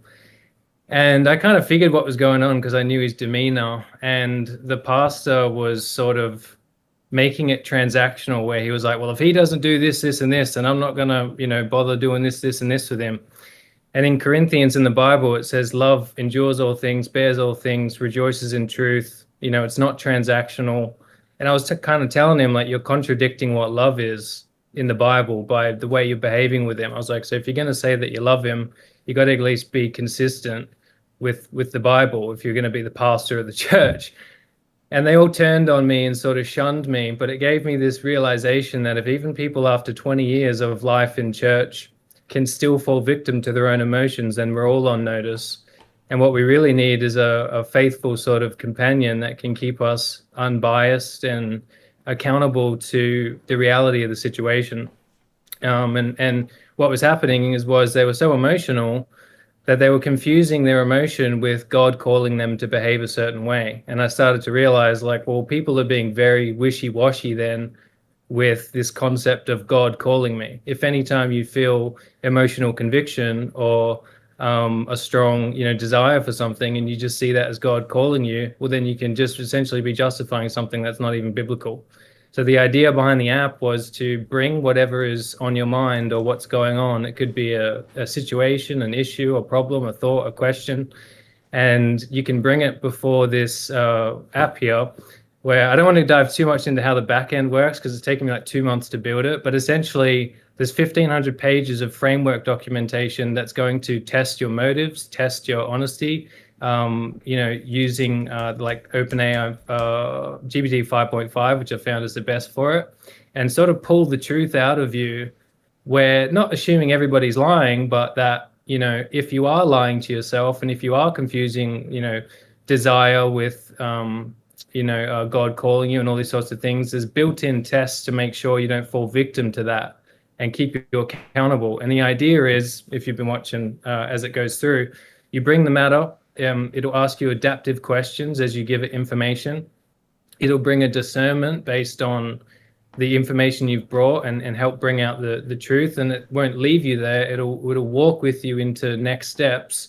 So it'll suggest biblically what you should do next to resolve the situation or resolve, the problem that's going on. And there'll be check-ins. So, let's say someone's struggling with pornography. There might be like a daily check-in, like, how'd you go today? And it will track how you're going every day towards this. It could be a matter that's resolved in a week, or it might be months, it might be 6 months. But the idea is that at a certain point, these faithful next steps that it keeps building off of this adaptive AI is going to help you reach a conclusion on the problem you're facing and keep it in line with Scripture, in line with the Bible, and in line with God's will, so that if you do care about being faithfully obedient, and the only thing I've seen or heard of that's built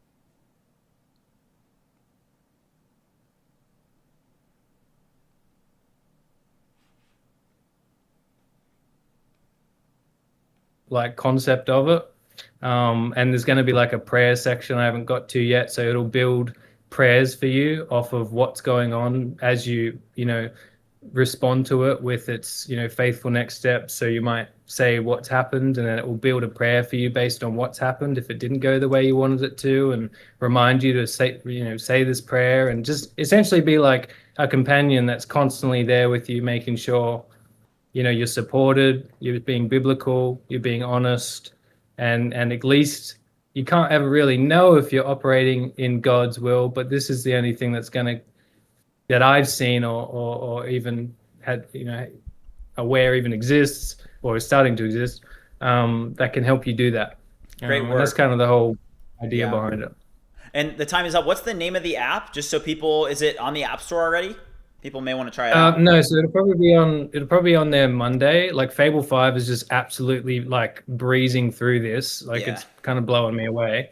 There's I would say by Monday it'll be on the App Store. The website's up. It's beforegod.app. The Twitter is the same, beforegod.app. I've been really struggling to kind of get traction because I don't really have a big network of friends. I've started a marketing business when I was 19 and pretty much no life that till I was about 23, 24 when all the crypto stuff happened. So I don't have a massive network. So I thought it would be smart to come up here and maybe try to get some exposure that way. 100%. Yeah. Yeah. And just stay consistent with it too. Anything like on X and stuff, if you're consistent with it, you will like kind of break into the niche. But this is awesome, man. I really liked just like the backstory and stuff, and great presentation. Isaac, what do you think, man? Yeah, dude. The backstory, it kind of hit me a little hard. I've been through not really I had a similar story, especially like for me getting into faith and everything like that. And I've seen, people turn away from God and faith and everything like that because of basically like what you said, they feel too pressured, everything like that. So I could see this app truly being beneficial for, getting people to Christianity, to faith in general, because faith is super important. And sticking to the Scripture too, because there's a lot of churches that, especially these days, are becoming very progressive, and they're actually moving away from Scripture and starting to sort of re-justify and reclassify things that is just not what it's saying. So this is to keep you in line with Scripture at all times, and that way, if you haven't read, the 33,000 verses in the Bible, at least you'll you know, be able to have confidence that something can help you walk in that direction without you knowing it as you learn it, and help you learn it too. Like down the bottom of this, you know, it'll reference scripture that supports what you're going through. It'll talk about like prophets or people and events in their life that might relate to what you're going through and how they handled it with God's help. And yeah, it's really cool. I'm honestly blown away by it so far, but it's, you know, I've got like a laundry list of features that goes on for like days in Slack that I've just been constant, like there's maybe like 200 plus additional features I want this to have, but I think it's near a point where I could probably put it up the App Store next week and then just keep building upon it from there. And I just want to keep it cheap as well. I was just thinking like $10 a month. I want everyone to be able to kind of have access to it. Obviously, there's an AI cost, so I'm sort of tweaking around that. But yeah, that's the idea. Well, great work, man. Keep it up. We're excited to keep us up to date with the launch too. Let us know in the launch. We'll help support. We'll do whatever we can. Keep up the great work, man. Awesome. Cheers, dude. Thanks for having me on. Yep. See it. Yeah. All right, bro. All right. What are we doing, man? What are we doing? It's time to vote, I think, right? Yeah, that was amazing. I'm now trying to think of everybody that's gone. You know? Yeah. Ooh. Like, all right. You usually do 5, don't you? Yeah, we usually just do 5. It looks like we did 11 total, but that was going to be the last one. We've gone about 30 minutes over anyway, so that's going to be the last one. But here's what we're going to do. All right, we're gonna keep the stage live. All right, and I'm going to drop in a poll. Okay, I'm going to drop a poll in general, and you guys are going to be able to go into general chat and vote. So anybody in the Discord, anybody in the Twitch chat or YouTube chat that has not already joined the Discord, join the Discord, because we're about to do a poll in general. But Isaac, do you know who you're voting for? I have an idea of who I'm voting for. I should say it, you know, but I think I know who I'm going to vote for. Yeah. It's kind of tossed up between 2 people right now, though, so. All right, we've got Colonel Sanders, and he was the guy that had the Minecraft first-person shooter game. Okay, he went first. We then had Resist, who had the agentic development environment. We then had Rax, who also had an agentic development environment. Then with like the Roblox game development, and he had like an ADE that is hyper niche down to Roblox. Then OX, who had the fitness app. Then Trotman had his personal data integration and analytics software. And shout out to the mods, both Stain and FDL. Thank you guys for keeping track of the list so that I didn't have to. Really appreciate you guys. W mods in the chat. Appreciate you guys. And then we had Volcano Water, who had the PSP Recomp project. Then EDO, who had the bus tracker app. Then It's Devo, who had Corded.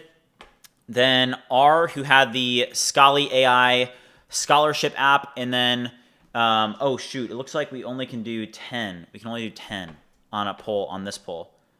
Oh, that's not good. All right, what are we doing here? We're going to do 10 on a poll. All right, and then well, here's what we'll do. We'll do the last one. Okay, oh, yeah, that's a good idea. All right, we'll do the first half, and then we'll do the second half. All right, so do these 5. All right, vote for winner of project. All right, so there's going to be these 5. I'm going to do... But guys, don't vote yet. Hold your votes. If you guys are watching, so we're gonna split them up. We're gonna split them. So I'm gonna post this one, and then we're gonna post another one. So here's one, and then we're gonna do another one. All right. So I'm gonna do another one now.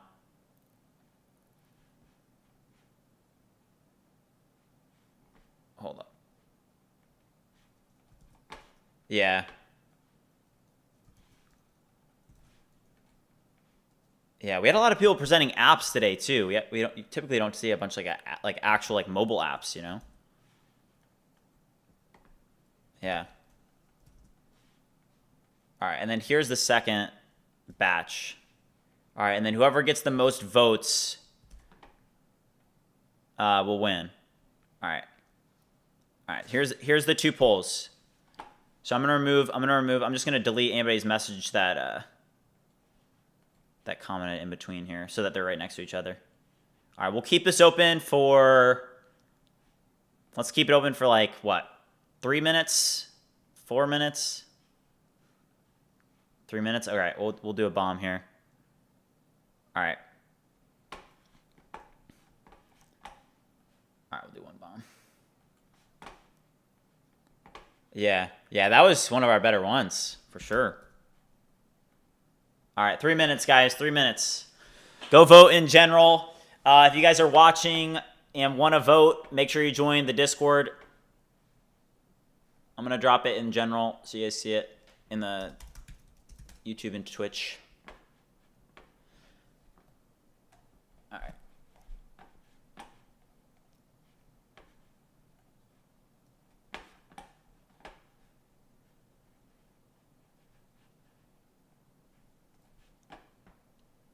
Yeah, wait, say that again? Like, the votes are, like, all equally spread. Yeah.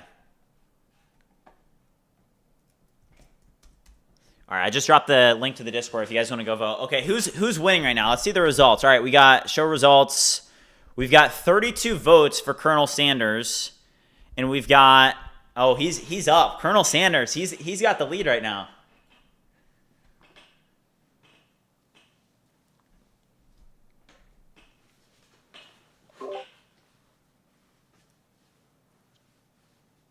Was his all vibe coded?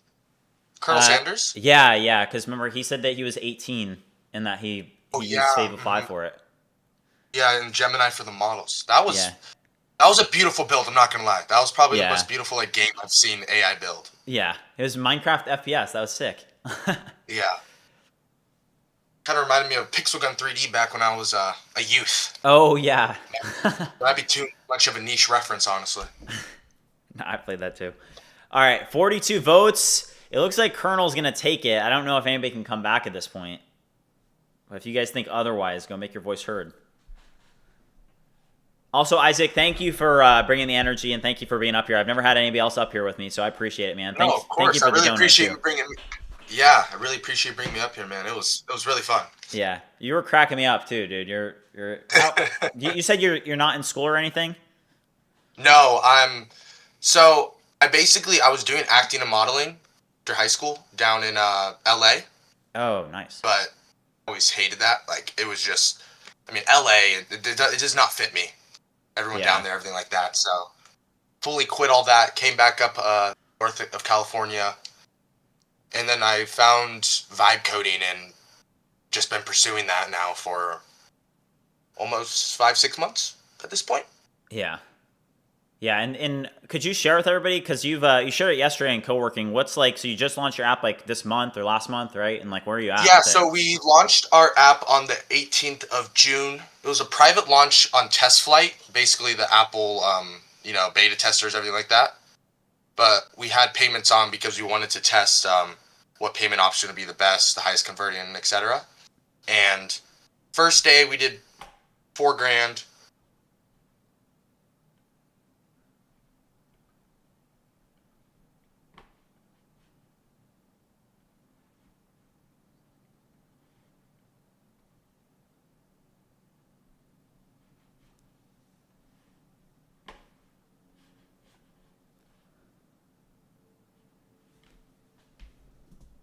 Wow. Yeah, that's awesome, dude. You're crushing it. You're crushing it. Keep it up. Well, guys, we do have the winner of the project sharing event is Colonel Sanders. All right, Colonel Sanders, you just won the project sharing event. Let's go. Congratulations, man. Let's go. All right, well, I'm going to end the project sharing event. I'm going to keep on streaming, and I'm going to lock in. But thank you guys for supporting the community and being a part of it. We'll do another one next week. But Isaac, special thanks to you as well. You brought the energy today. I really appreciate it, man. Thank you, man. All right. See you guys. Later. Okay. All right, Colonel Sanders. Nice job. what did you guys think of the project sharing event? What did you guys think? What did you guys think? The Gato said W. Let's go. PNK Sounds, yeah. Drifty said, thanks to everyone who presented. Good work. Yeah, it's great to see everybody present and be able to, share your guys' projects. But also to the Colonel, if you could DM me a Bitcoin wallet address, I will get that taken care of. And congratulations, man. Congratulations. Yeah, that was one of our best project sharing events. But let's refocus a little bit. Let's refocus. Let's see, how far did we get on our Remotion videos? Let's take a quick look. I want to check up on the work that's been finished here. We had those 2 Remotion videos. If you guys saw, are they done? Oh yeah, these are both done. All right, let's check these out.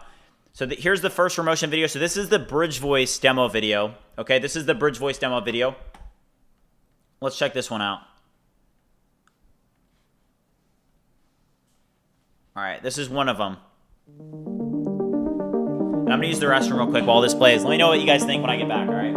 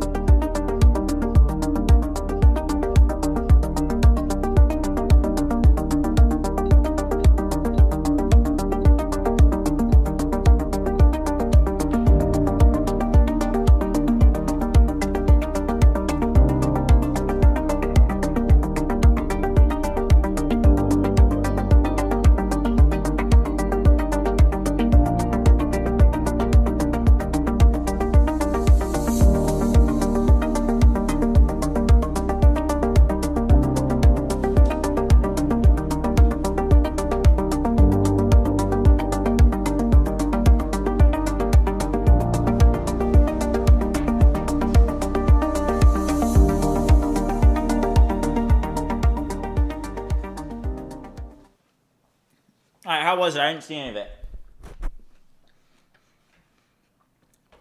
Also, BridgeGF is here. All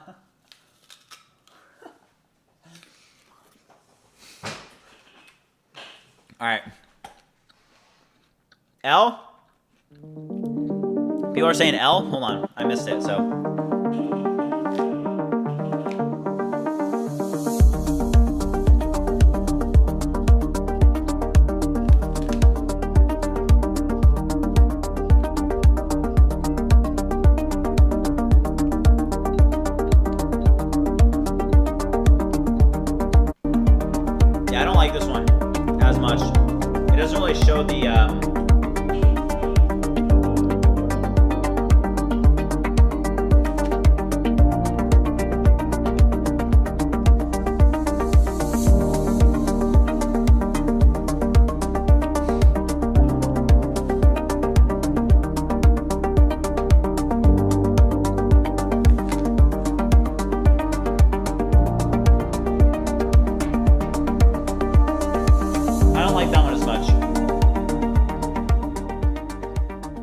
Also, it should have created a new, like a original song. It just used the same exact song.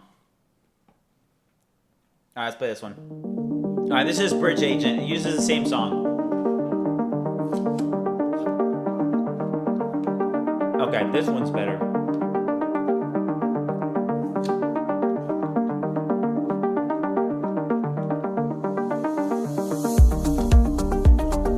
It literally gets the UI perfectly. All right, hold on, music cut out.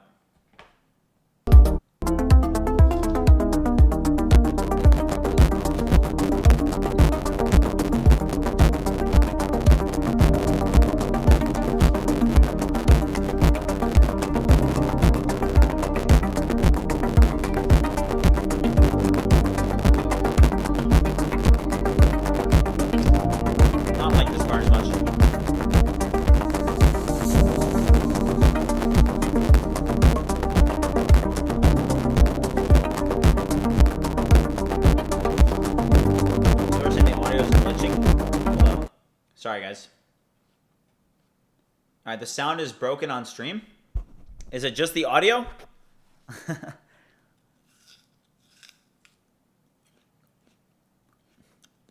right. Oh, shoot. Sorry. All right. All right, just the audio of the vid? Okay, yeah, I don't know what that was. Sorry about that. All right. L audio. It was the same for me. I don't know what it was. Well, yeah, I don't like those videos as much as the one from BridgeSpace, to be honest.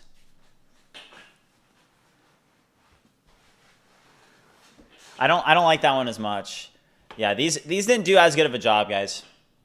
Yeah, the original BridgeSpace one was definitely better. But let's pull this back up. Let's go to the website. This is definitely looking much better. I like the demo video approach, the workspace for vibe coding. One thing that I would like is I would like for it to have the app icon here on each. All right, let's go over here. It needs the app icon here. Let's pull this up. All right, let's go back up here.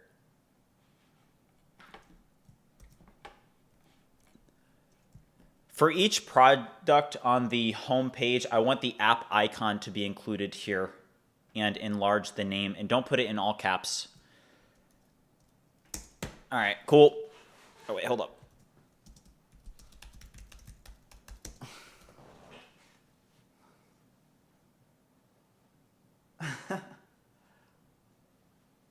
They're saying BridgeGF, let my boy focus.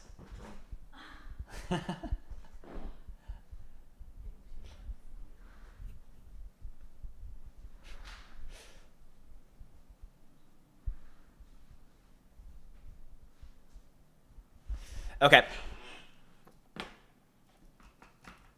Okay, this should be fixed. This was Jake's suggestion. Let's pull this up. This is for missions. This was for uploading like assets and stuff. Documents. You can attach documents here. What screenshot app is that? This is BridgeShot, so it's available on Mac OS. It's part of the BridgeMind ecosystem. All right, let's go over here. Okay, this looks good. I'm gonna pull this up real quick. Ooh, that's not right. Hold up. Why is it doing that? Okay.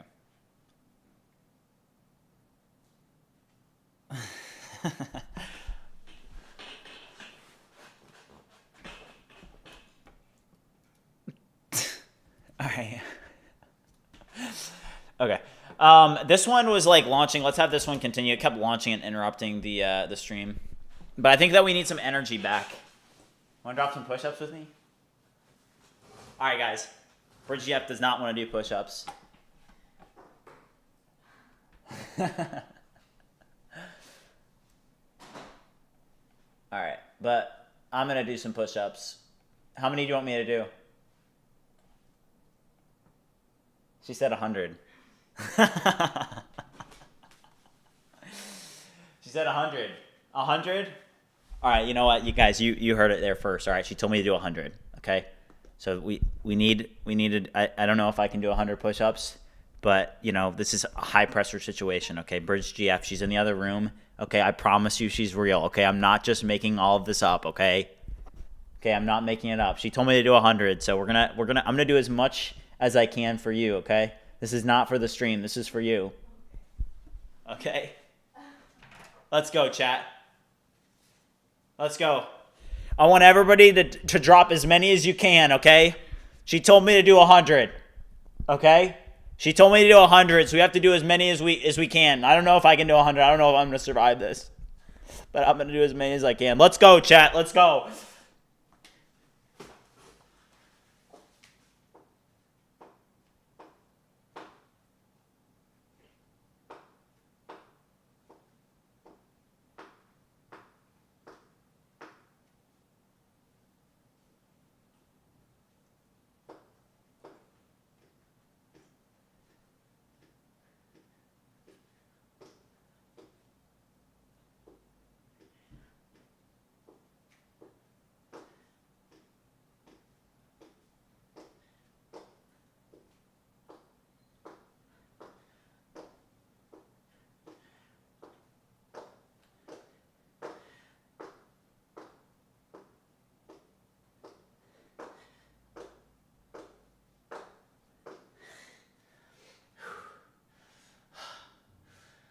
won't quit. I won't quit, BridgeGF. I'm gonna get to 100 bomb.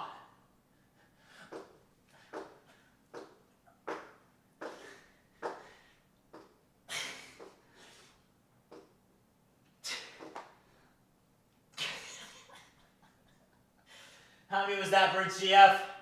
Chat, call it out.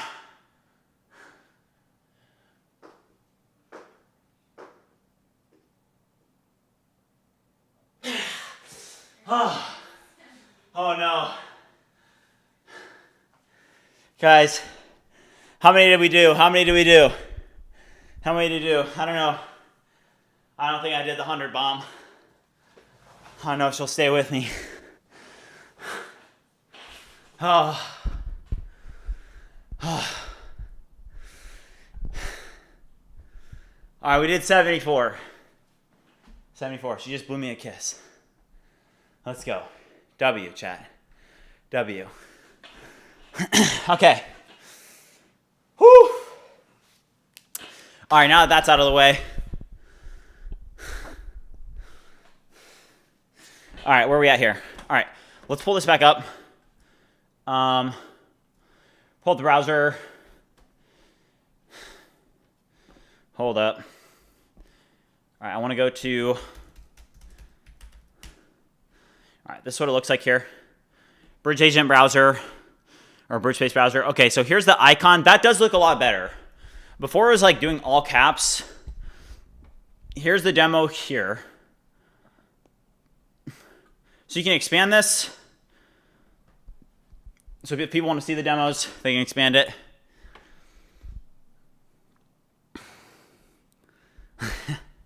Ship with your voice. Definitely the... Oh, did it literally? Oh, wow. I didn't even ask Fable to do it, and it already did it. That's interesting.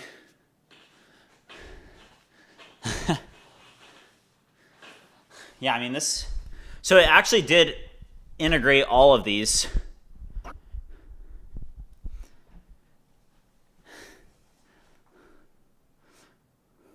I don't like the BridgeVoice demo that much, but honestly, these are kind of placeholders for now, guys. I think this is a improvement for sure.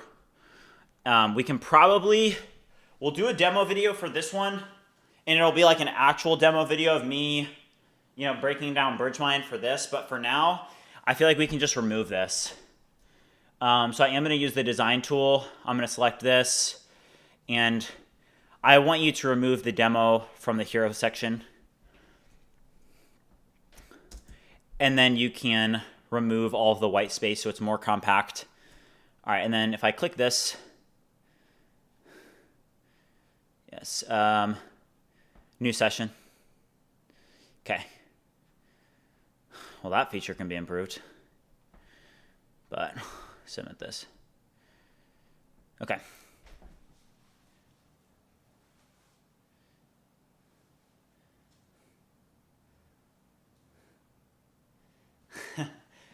They said, she is, you are looking at the chat, aren't you? She is in the chat.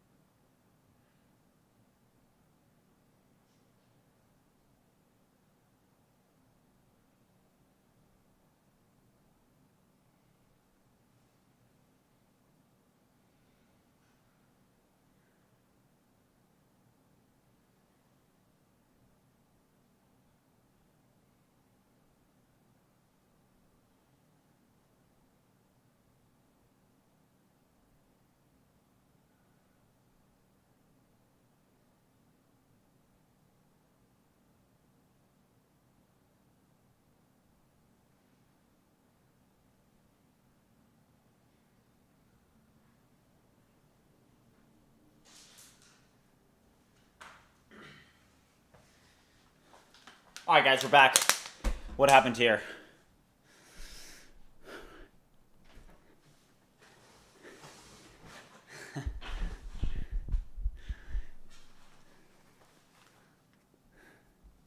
All right. Okay, this is working. What happened here? Did this something? What's going on here? Oh, it just is removing it, right? Hold on, let's retry. Okay, so this is what it looks like now. All right, so that was removed. Describe it. Your agents ship it.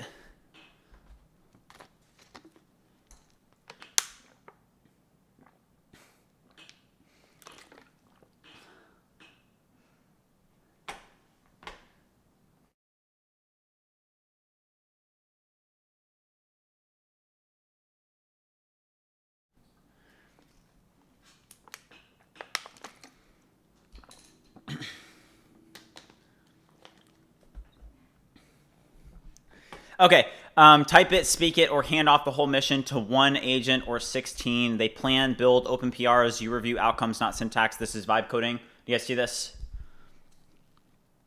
But the question is should I feel like this can be removed? Like this here, hold on, let me fix the, this here is like a little bit, all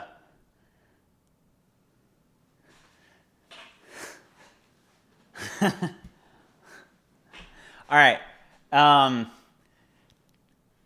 see this?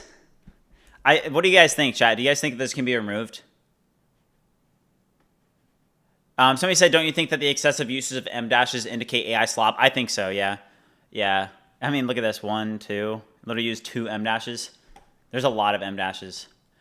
I want you to remove all M dashes from the landing page if they're not needed. You're being excessive. Would you review and update? There's too many. Also, I want the BridgeSpace demo section to be under the hero instead of the section about type it, speak it, review, and update accordingly. Okay.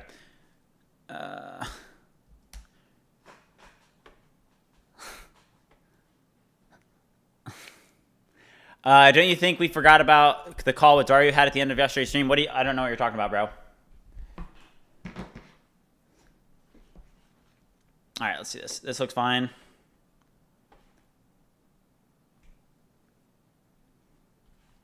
People are saying the header is too bold. Do you guys think the header is too bold? You guys think this is too big? We're at 943 likes. Let's go.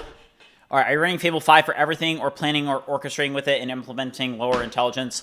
Well, the thing is I have a lot of max plans, so I'll just basically just use it. I don't think that the orchestration, yes, you'll save some tokens, right? But I don't think it's as good. Can we see how much you made yesterday and how much you've made today? For sure, bro. Let's see. So far today, we've made 1,330. Yesterday, we made 1,200. Let's see. Do we break? I don't know if we're past 19,000. Oh, wow. Dang. Okay. Dang, we broke 19,000. That's the first time we've been above 19K. That's awesome. Dang. That is freaking sick. Let's go. All right, 19K. 20K up next. I'm telling you guys, we're going to be at 50K by the end of August. I have a master plan, 50K. Let's go. It's huge. Thanks, guys. Do I like the new Fable or not? Yes. So I like the new Fable. You will get rerouted, but yes, I do like it.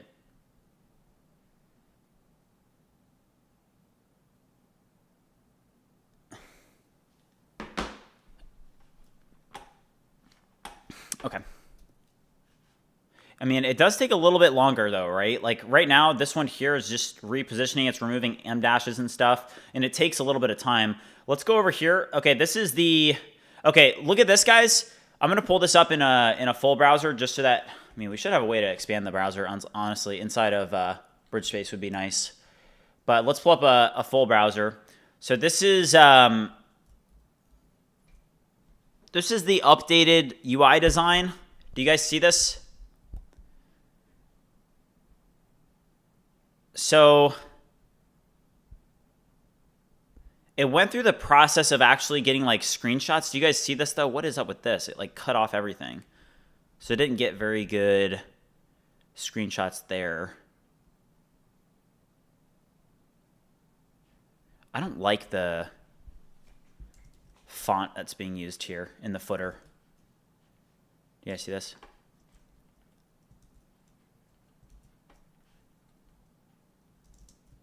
I don't like the font that is being used in the footer, and I also think that the design could be largely improved. Would you minimize the size of the footer, change the font to the font that we use for the rest of the website, and then make it designed better? BridgeMind browser. Fable did this. It did this one here. Yeah. So Fable, I mean, it did like some things right. Like, hey, this, for example, with getting the screenshot here, I think that this was good. But with things like if you go down, I mean, I would actually say that it's better, to be honest. I think that it's better.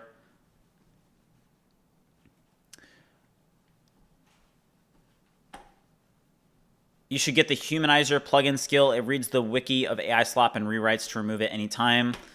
Humanizer. I didn't know that was a skill.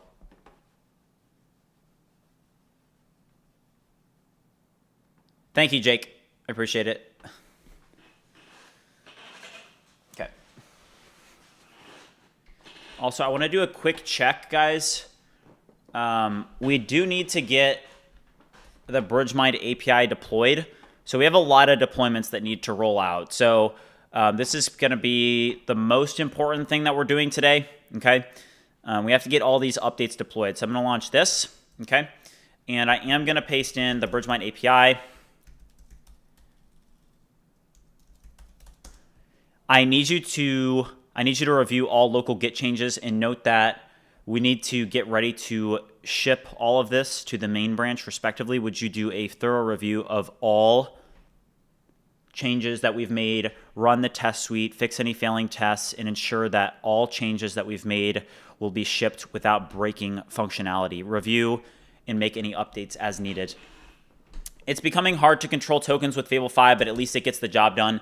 Yeah, I mean, with Fable 5, like the way that I look at it is, hey, if you have to spend more money, that's okay, right? Like I'm okay spending up to, $800 a month if Fable 5 is like, I would rather just have a bunch of tasks that we're running using Fable 5.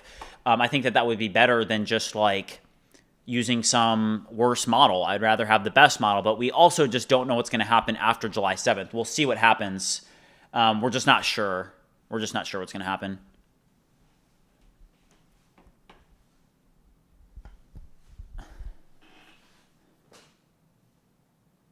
Isaac said, I love Fable. It's like your dog running back home after being missing for 2 weeks. Yeah.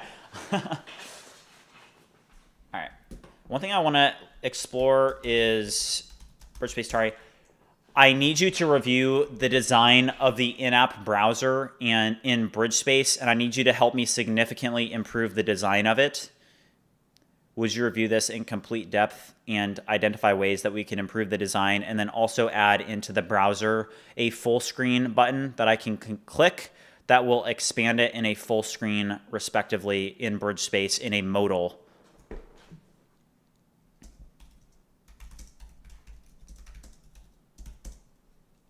All right.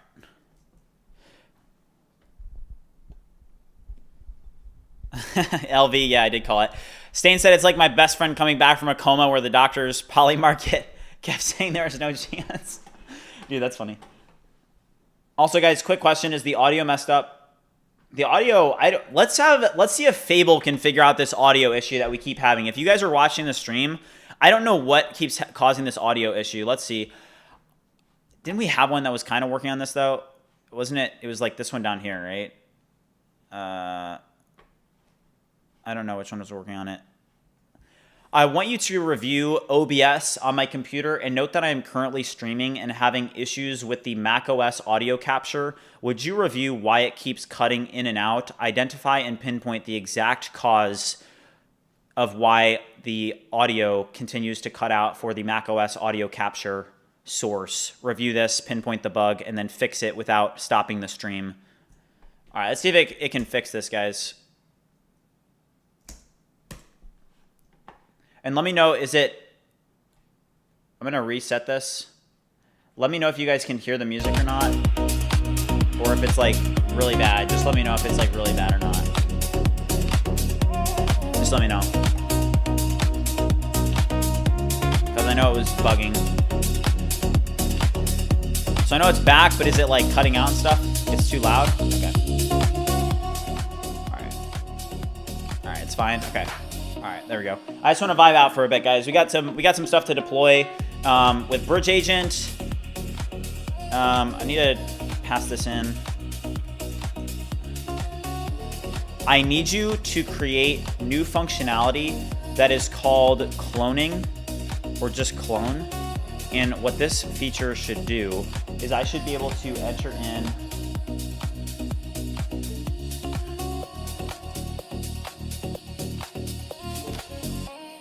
a website URL.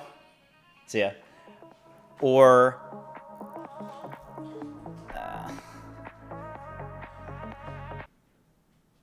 all right. I don't want to do that yet. I want to get what we have working well. There's one thing that I don't like about BridgeAgent. I'm going to show it to you guys. Look at this. All right. All right, look at this. All right.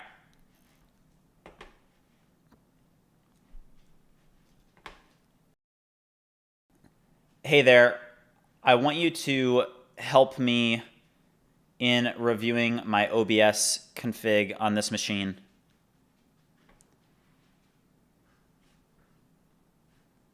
How we can review it. A new chat is reviewing your OBS setup now. When it finishes, I'll summarize what it found and what it recommends.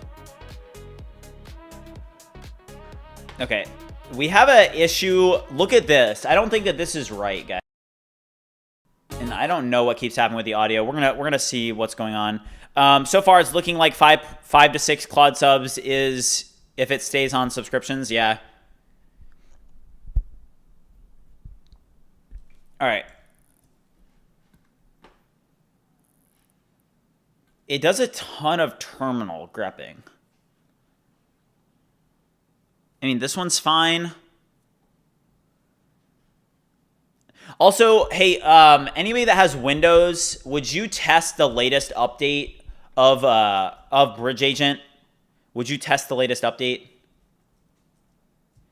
I need you to review the auto updater pipeline for BridgeAgent. For example, I think that we already started working on building out auto updater functionality, or at least auto updates, so that users could be able to know when BridgeAgent is updated in the UI of the BridgeAgent desktop app. Currently, I have to actually run its Bridge update.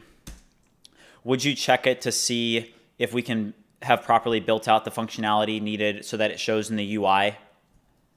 What is he doing with OBS plugins? No, I've got this weird bug that keeps happening where basically I'll show you my OBS right now just so you can see how it works. But like, here, if you guys look at this, I know it's going to be infinite screens, but this audio capture right here is the one that's having all these bugs. It like just this one right here, you can see that I have it turned down right now. So I guess it's working.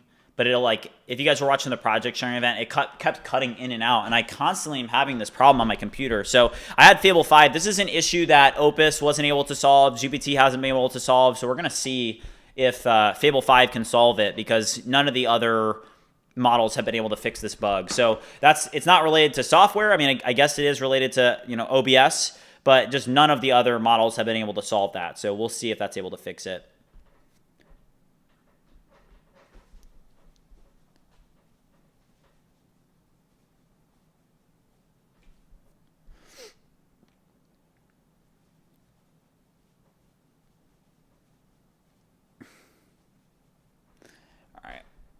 Yeah, we've got Fable 5 is on the mission, guys. It's on the task. We got 2 sub-agents here.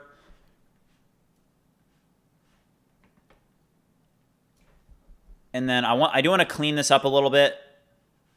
Let's close this. Close this. Close this. Close this. Close this. All right, and we are going to go over here. I'm going to delete one of these presets. It's going to be this one. Actually, 2. We're going to relaunch it. We're going to do 6 of these. All Claudes.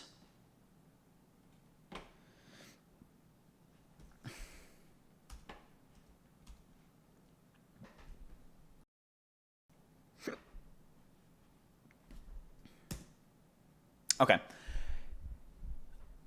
Windows right now says update ready. 3.4.6. Click to install. Okay. Chris, I was more talking about BridgeAgent. There was a problem with BridgeAgent on Windows where basically the terminal wasn't running correctly. You do need to run in your terminal, and this is one thing that we're gonna get fixed right now. But in order to update like the actual driver of BridgeAgent, you have to run bridge update in your terminal. Do you guys see this? You have to run bridge update. It's gonna update it. So right now there's obviously an auto updater for the desktop app, but that's pretty easy to build because it's just like Tari updater. There's literally a package for it. So Stain, make sure that you run bridge update in your terminal, and that's going to update the actual, the thing powering BridgeAgent, which is different than the desktop. But we're also going to see if we can build out that pipeline because that needs to be done as well. I need you to do an in-depth review of the landing page of Vibecademy, and note that we need to maximize conversions. It would be better to shrink down the content and all of the length of the Vibecademy page and just get across the sell points as simply and quickly as possible. Ask Codex to fix the audio issue. I already have, like, literally for weeks. I've been asking it to fix the audio issues for a very long time. I need you to review all local changes that we've made in the web app, and note that we need to make sure that the BridgeAgent app is properly added to onboarding as well as the download screens so that BridgeAgent is added into the BridgeMind ecosystem properly and that users know about it. 100 USD Claude or ChatGPT plan with GPT 5.6 incoming. Yeah, I mean, it's a hard sell right now of like, hey, which one's going to be better? Because hey, we don't know if GPT 5.6 when it comes out. I mean, I'm definitely looking forward to testing the model. I think that it has a ton of potential. I think that it could easily beat out Fable 5 with these fallbacks. Fable 5, I don't know if it's, let's just try one thing, right? Like, let's just go over here, right? And let's just do BridgeMind API. I need you to review the app and identify any security vulnerabilities. Like this prompt right here, it's gonna get blocked, right? Let's see what happens. But this should be blocked. And this is what you have to ask yourself is, hey, should I get a Codex subscription? I mean, for a lot of people, hey, if you're making money with AI already, hey, I'm just gonna have both. I actually currently don't even have a Codex subscription because Fable 5 is so far ahead of ChatGPT or GPT 5.5 right now. So, we'll see what happens. I'm not against OpenAI in any way. We're going to see. I think that they definitely have a better relationship with the current administration. You guys saw, like, apparently they said that they're going to potentially, take a stake in OpenAI, which would be crazy. Did your other promo video finish? I had to step away. It did. They weren't as good. The other Remotion videos weren't as good as the original BridgeSpace demo.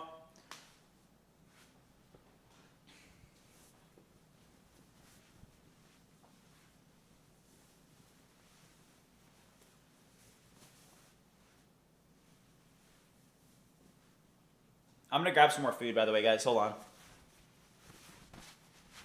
All right, we got... it looks like these are ready. Would you also check the database as well? And these need to be deployed at the same time. I'm pretty sure it's BridgeMind database, right? I guess just database in this repo.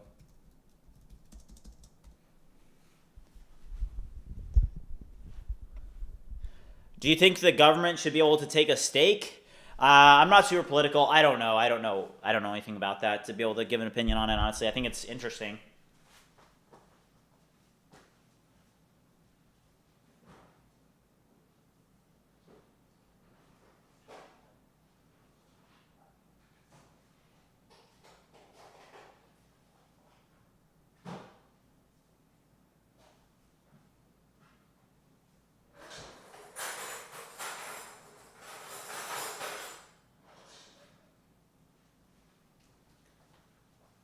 All right, guys, quick health and fitness tip, okay? Oikos Pro, these are really good for you. Ton of protein, very good for you.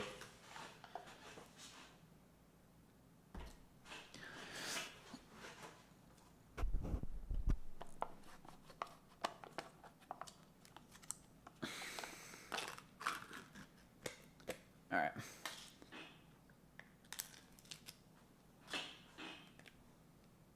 Whoa, a ton. Whoa. Okay, so look at this. So hold on, let me stop this. But do you guys see what's going on here? So it all fell back to Opus 4.8. Did you guys see that? So this is what happens, okay? And this is why, you know, Fable 5 is a bit nerfed. And this is, hey, when you're asking yourself, hey, should I, you know, get an OpenAI subscription or, you know, stick with Claude? I mean, hey, I'm going to, if OpenAI comes back and it doesn't come back with all these, like, safeguards, like, I do think it's, like, kind of ridiculous that it's, like, I mean, what, are the models just not going to be able to do any security? Like, that just doesn't seem right. No cybersecurity with the models? That's insane to me. The Xiaomi model, I don't think it's that good. What's my workout routine? I run, I bike, I swim, I do push-ups on stream, and I also go to like a gym near me. But it's all much harder fitting in running a business. It's like a whole thing.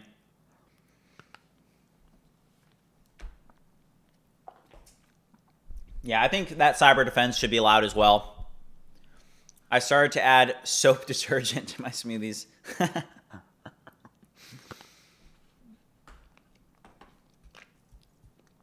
Yes, start on it.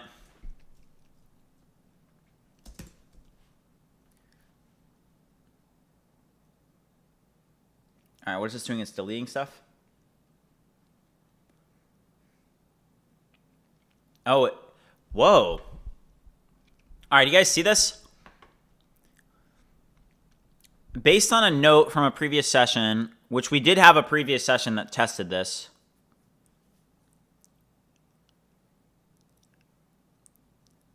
It's trying to delete stuff on my computer. You guys see this? So this is what it says is the cause of the audio dropping.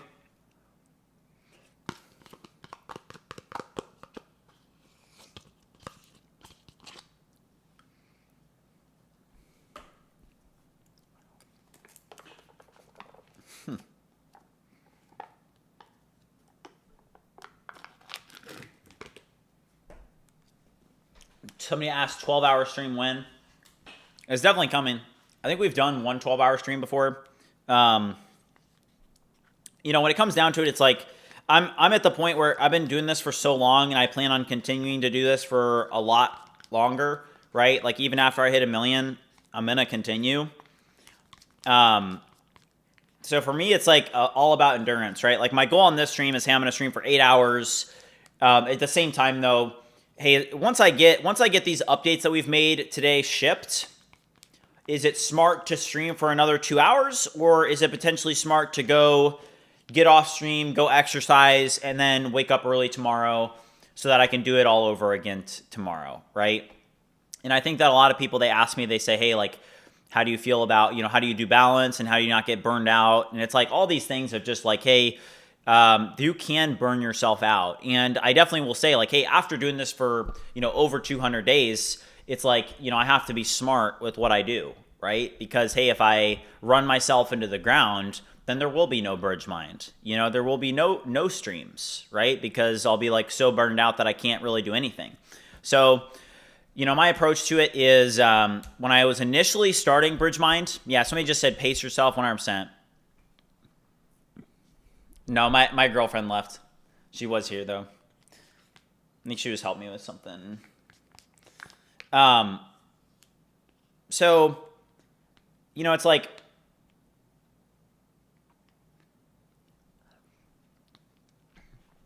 you know, if you're able to be consistent with something and you do have the ability to have staying power, then it literally like takes away the need to be able to get somewhere like fast, right? If you rewind the clock back to December, I was streaming every single day, weekends. I was doing 10-hour streams, 8-hour streams, 6-hour streams was probably the average.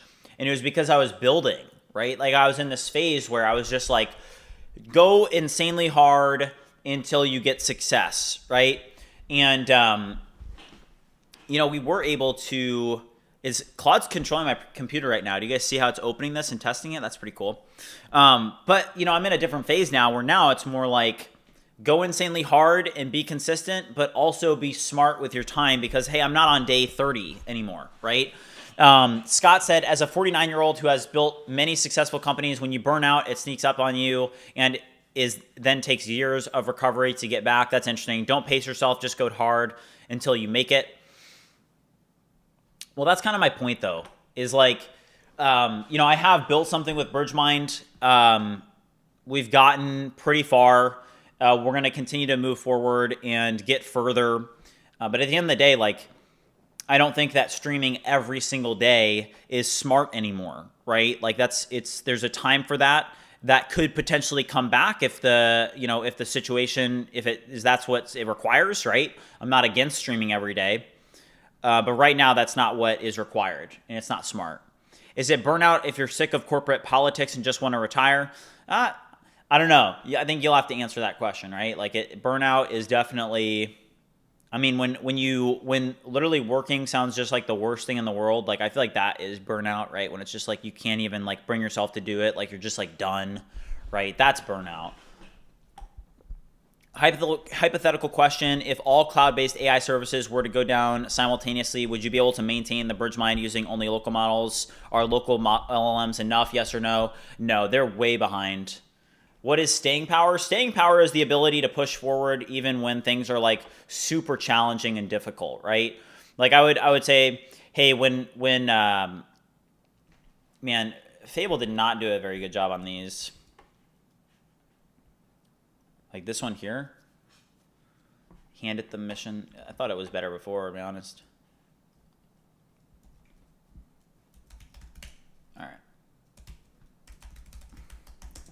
I need you to completely redesign the BridgeAgent product page. Get in the BridgeAgent demo remotion video that's on the landing page. And then also, I liked what we had before for the header, which was software that builds itself. I like that slogan.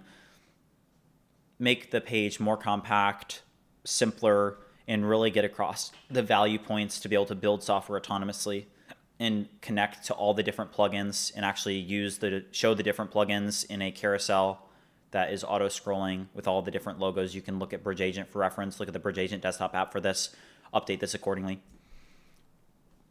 Staying power, yeah. Is burnout real though? Yeah, it's real. But like, for example, with staying power, I mean, there was several different times where, you know, the BridgeMind journey, you know, Vibecademy app until I make $1 million has been like incredibly difficult to continue moving forward. Like I couldn't even, I mean, I remember there was this one time where I just had my head in my hands. I was getting some advice from my dad and I was just like, I don't even think it's possible to continue. Right. But I continued regardless. Because I was just like staying power is what's going to win here, because whatever you're doing, it's going to be hard. Like it's not all sunshine and rainbows. If you want to start a business, if you want to be an entrepreneur, you want to build something for yourself, it's not just like, oh, this is like so great. Like even for me, hey, I've found quite a bit of success and every day is still a challenge. And like the ups and downs are like pretty significant. Okay. Like the ups and downs, it's like a roller coaster, entrepreneurship. It can be incredibly painful at times. Also, let's see if this is fixed. Hold on, let's restart. Let's see if I'm gonna restart the capture here. Let's see if this gets stopped. I'm gonna play the music. Let's see if it goes away or not. Finesco said, just joined the stream. What are we working on today? All right, this is looking nice. Wow, Fable's doing a pretty good job on this. I'll show it to you guys in a second once it's done. It's glitching out a little bit right now, though. But today, we've actually made a ton of updates to the site, and we've made some really good Remotion videos. Check out this Remotion video that we made. Actually, go to this X post so that you can see it, because I don't want to play it. People have already seen it. But this X post that I made, you guys look at this. And this is just marketing too, right? Like this X post has 30,000 views. Let's refresh. Let's see how many it has now. 29,000. So look at this. I'm going to drop this in the chat. Go check this out. We made this today. and we're about to update the website to have some of these UI upgrades, but this is probably the best Remotion video. If you play the music and stuff, it made the music, it made everything that you see in the Remotion video, and there's no other AI can do this. Somebody said loud music. Okay, let me turn it down. I turned it down a little bit. Let me know if that's better. Okay.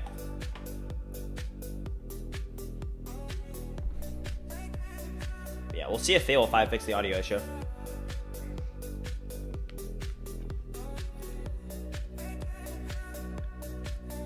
TFMG said, thank you for that. I'm trying to learn as much as possible before launching live. Yeah. And that's the thing too, is it's like, you know, if I rewind the clock, right, back to my college dorm room when I started doing all this, right, you know, I couldn't even imagined that me starting, right, and it's almost like nostalgic to think, oh man, what I was doing back then led to this, right? And it's like, what did it lead to? Well, the passion that I had for vibe coding ended up turning into, you know, the largest vibe coding community on the internet, right? And like, I couldn't have even like ever pictured that, right? But it took a couple failures, some success, some failure, but it wasn't all picture perfect, that's for sure. Okay, I need you to get this all deployed properly.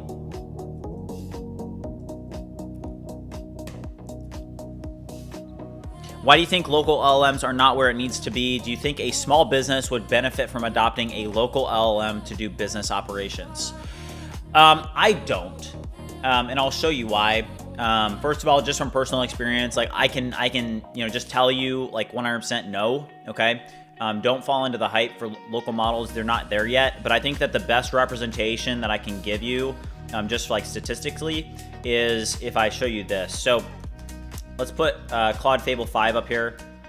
So these are benchmarks, okay? So I'm gonna do Fable 5, I'm gonna do Opus 4.8, I'm gonna do GLM 5.2, I'm gonna put GPT 5.5 up here, I'm gonna do like DeepSeek V4, okay, DeepSeek V4 Pro, I'm gonna put up GPT 5, which is the frontier model from, it was released on like August 5th, I believe.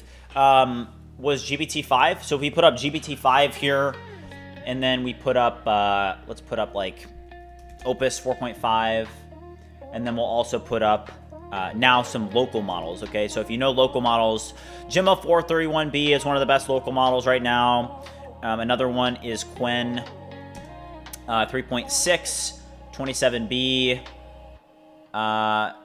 Yeah, those are pretty much the top two. Now there are other ones that you can run. Like people look at this, right, and they're like, this is these are local LLMs, right? Like I have a computer that's literally right here, right? I can run these on, I think they take up about 20 gigabytes of memory, or like 26, somewhere around there, when they're actually running. But I can run these models on this computer. Now this is a pretty maxed out machine, but I can run these locally. I can also run these on the machine that you guys are watching me stream on right now.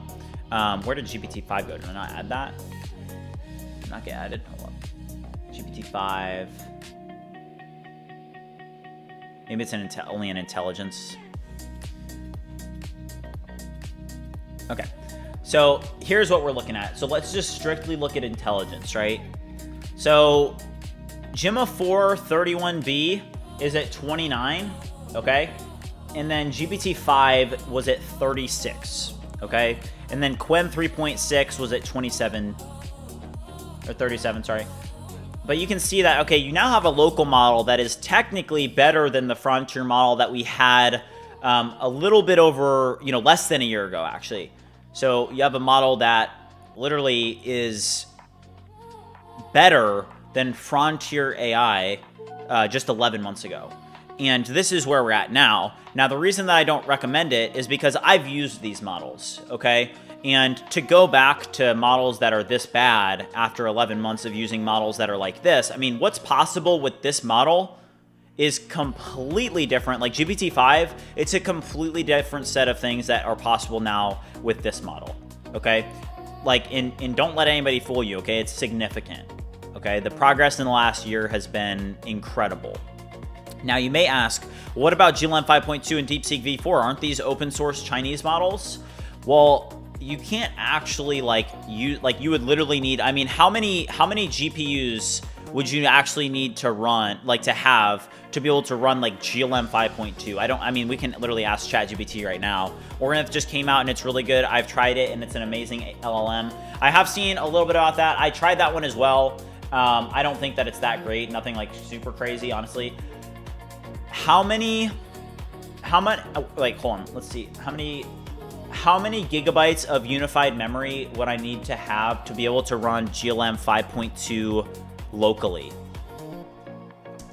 Okay, let's just see this. I don't know what it is, but let's see. Let's see what it is. I bet it's something absolutely insane. When do you think GPT 5.6 Soul is going to be live? I think next Thursday. So these are the quantized versions, okay? So like technically, you know, I have 2 GGX Sparks upstairs. I could connect them and I could then run them on those machines, but they run at like under 10 tokens per second and they suck, okay? So 753 total parameters, 40 billion active parameters. Don't list the quantized version. I want to know the actual model. How many would it take?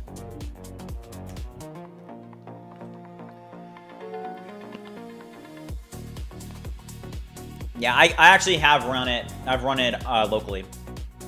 Yeah, so 1.5 terabytes of memory just to run it. So I would need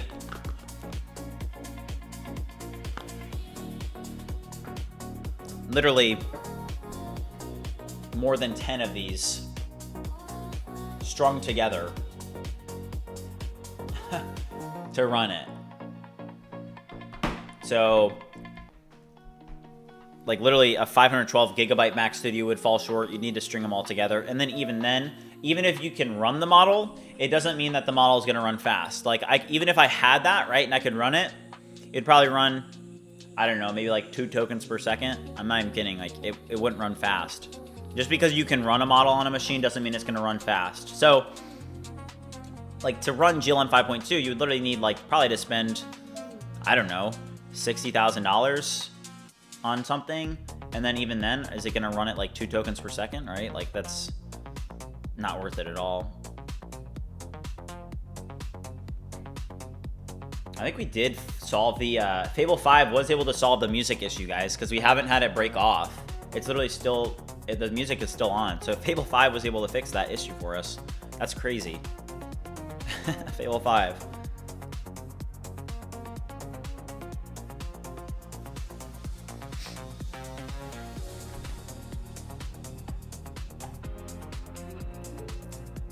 Okay, great work. Do what you need to do, and then help me make sure that this is ready and safe to deploy.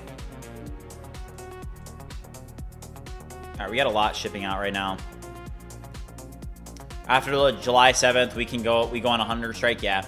Roughly how many tokens do you consume per month during active development? I mean, billions. You're talking about billions of tokens.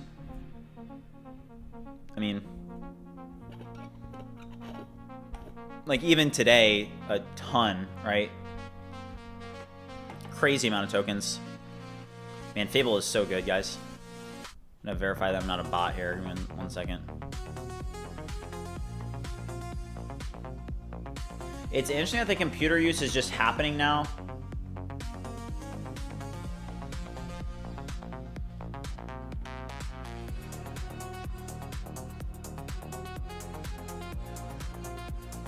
GLM 5.2 needs 100K on hardware to run well. Yeah, that's insane. Oh, way more than 30 to 50 million tokens per month. I mean, that's literally like in an hour. Because I have so many agents running, right? Like right now I've got, you know, what is it, 6? You know, 6 agents running. I'll run more, multiple subscriptions.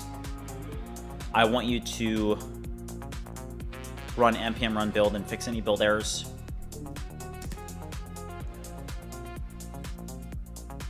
What is the state of the iOS app for BridgeMind last night? That is actually such a good point. I am not sure. Let me check this real quick. All right, let me check BridgeSpace.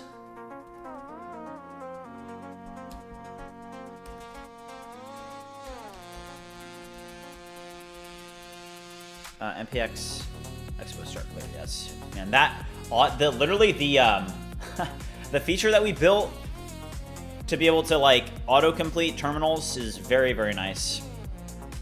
All right, let me. Do I have to run like S or something? Yeah, switch to go. Okay, check this out, guys. So I'm gonna scan this and see if we do have this working now. So we do have an iOS app that we were working on yesterday with Fable. Let's see if we did get this working. Expo.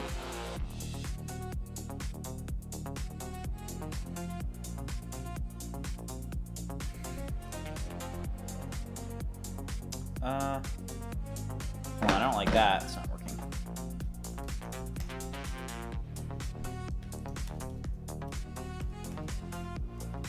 Python, what's up? Yeah, we're still grinding, bro. We're still grinding. It's a marathon stream, so we're gonna be locked in for a bit.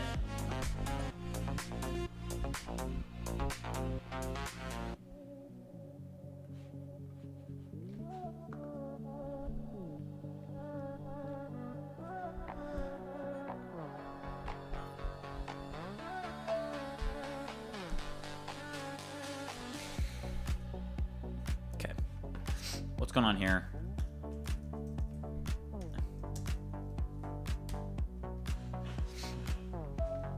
I feel like the issue with open source is data sets, closed source models get all expert data. Leading vibe coders all use the most powerful model, and that snowball carries on the best model expansion. That's actually, yeah, it's a good point, I think.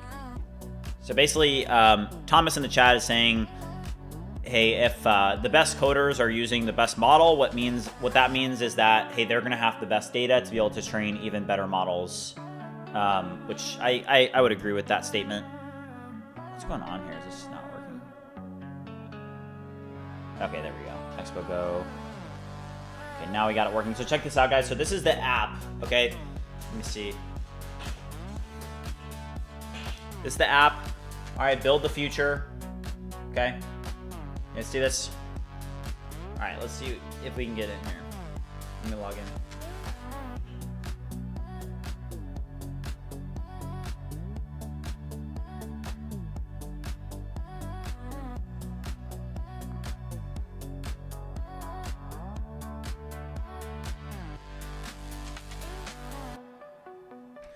Okay, one problem that we had is that I'm having is that when I click sign in, it just loads for a very, very long time and then throws an error. Would you set up some debugging instrumentation so that we could debug this respectively? Okay. Respectively, guys, respectively, okay?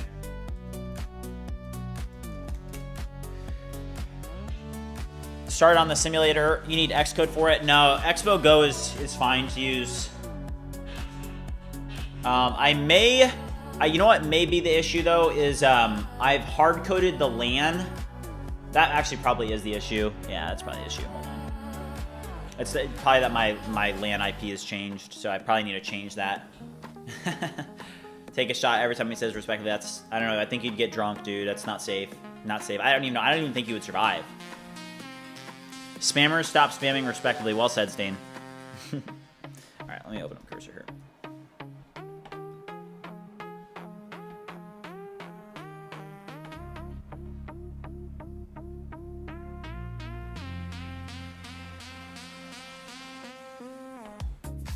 I need you to pinpoint exactly what caused the bug and then create a structured plan to fix it. Okay, I do see what caused it, so it's just the LAN IP needs to be changed. It's been a while since I've updated the environment variable, so that's what needs to be fixed. Hold on, we already know it. We already know what this is. Hold on, I'm gonna cancel out of this. I know what it is. Okay. All right, let me just update this briefly. See ya, Prime.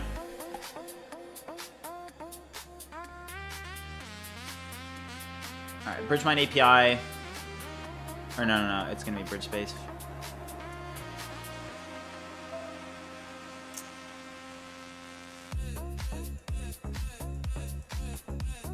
Okay.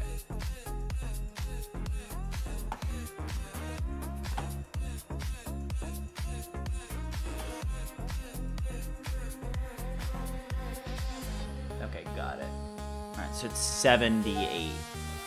What?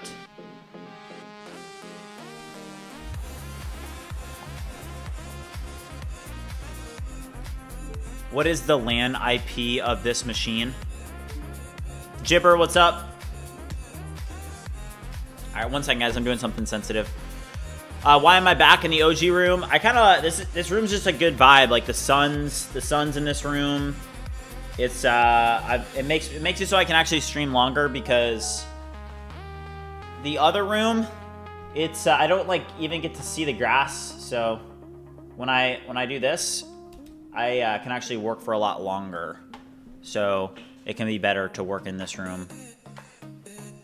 Like, I've been going for close to 6 hours, and it doesn't even feel like I've been working at all. I've just been having a good time. That project sharing event was awesome, guys. All right. So I did just reset this. I set the LAN IP. It was wrong, so I should be able to refresh this now. And let's see. So this is going to refresh, and this should work now. So let's try this. I'll show it to you guys once I get in, but this should work now. And like, just so you guys know how that, what's going on technically is that I'm trying to use the app literally on my phone, and it was able to hit it. Perfect. It wasn't able to log in. It looks like we have another error, but we were able to actually ping the server. Let me find the server. Where's the server running?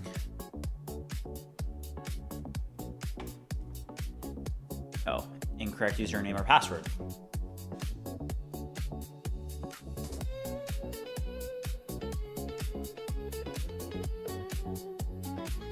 No way. All right, we're in.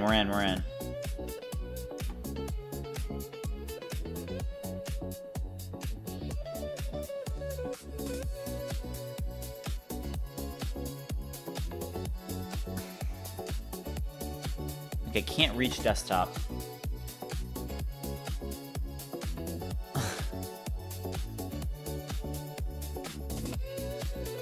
DJ Python, let's go. All right, let's go back over here. Is it this one, right? Okay.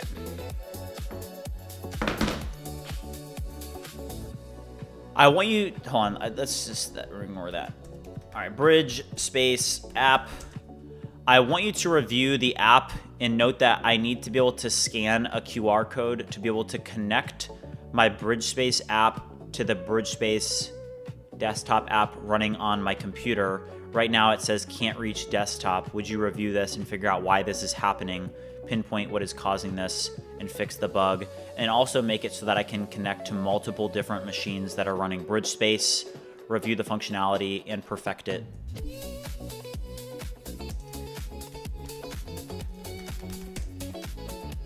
Am I ever going to build bridge code? The biggest thing that comes down to bridge code is the credit usage. So, I mean, technically, I literally have it in alpha. I mean, let's just do an LS here. I'm pretty sure, is it bridge code CLI, right? Pretty sure it's this. Let's look at this. Let's see if Fable can do anything with bridge code. That'd be kind of interesting. Let's see. I want you to review this app and give me a quick summary. Tell me what version it's running in and what you think of the apps so far. What about Cursor? I use Cursor, but it's because they give me a bunch of credits. I'm not sponsored by them, but I'm in like some creator program, so they give me like $10,000 a month in credits. But I am not a big fan of Cursor. Like, if I had to pay for Cursor, I probably wouldn't use them personally, just because you don't get subsidized as much as you do with like a Claude subscription or an OpenAI subscription. Do I think open source AI is the future? I don't. I think that it's going to be way bigger in the future, and I think the biggest,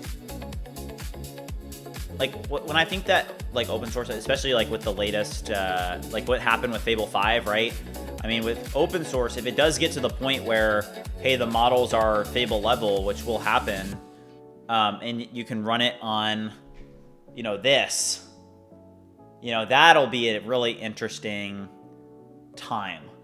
But like, people are saying that open source just needs to be good enough, is what a lot of people say. Like, right now, the open source models, like, you could also make the argument of like, what is good enough, right? Because if you rewind GPT-5 a year ago, everybody thought it was amazing, right? Like I literally, when we had GPT-5, so much more was possible. GPT-5 I think was great. Then we got Opus 4.5, it was great. But if you told me that I had to go back to using Opus 4.5 today, I would be like, what are you talking about? Like I can't do that. Opus 4.5 is terrible, right? And I think the same thing is going to continue to happen because the frontier models that are closed source are going to continue to get like just incredibly good, and anything that's not, you know, the frontier model is going to really struggle. Now, you know, is AI literally going to get to the point where it actually just is like, I don't know, we can't really speculate on that, but it'll definitely be interesting to see what happens. To be honest, I feel genuinely sorry for devs who do localization without AI doing INTL patches in transcreation. What do you mean, Eeper? Oops.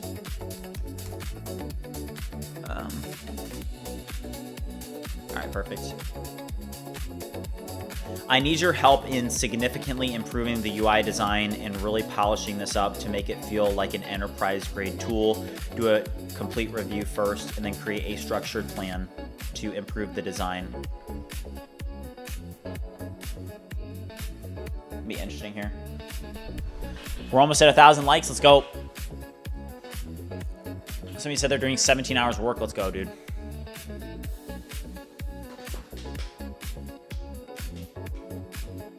Adrian said, I think the argument for good enough is when local models can perform tasks with marginal error, which from what I've seen, at least has been good enough. Yeah, true. How many Anthropic subs do I have maxed out due to the Fable re-release? Honestly, the usage has been pretty good. The problem is not the 5-hour usage. Like even on this sub that I've been using, it resets at 650, so I'm about to have to go back to the other sub. I currently have 2 max subscriptions. But you guys can see the problem is not with this 5-hour limit, because I've been ripping through credits, you know, for a while now. The problem is this here. Like, if you guys look at this, so I have 2 subs right now. I think one of my subs is at, what is it at? It was at like 61%, maybe 70% on the weekly usage for Fable. And this one's at 23%. Think about this. Fable goes away in 5 days, right? Now, it's the 4th of July weekend. It's also my birthday this weekend. I know, guys, I'm getting older, okay? I'm getting older. I'm turning 24, okay? I'm not really a big birthday person, but stuff like this. You guys see this? I didn't want it to do that. I don't want you to launch sub agents. I just want you to work yourself using Fable 5. Yeah, I don't like sub agents anymore with Fable 5. Yeah, I've almost got UNC status, yeah. Okay, W Dan said, here's the kit. Fable 5 extra high orchestrator, GPT 5.5 extra high builder, Fable 5 extra high reviewer. But here, okay, here's the thing with the reviewer, the orchestration thing. Like, I don't know.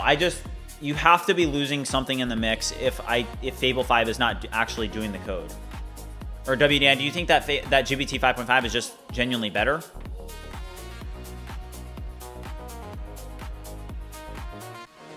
Create a skill that combines Graphify, Deep Spark, Headroom, Graphify, Ponytail, automatic translator that simplifies words, which reduces tokens and increases performance. Alright, hold on. Let me pull this up real quick. How do we do it? Over here.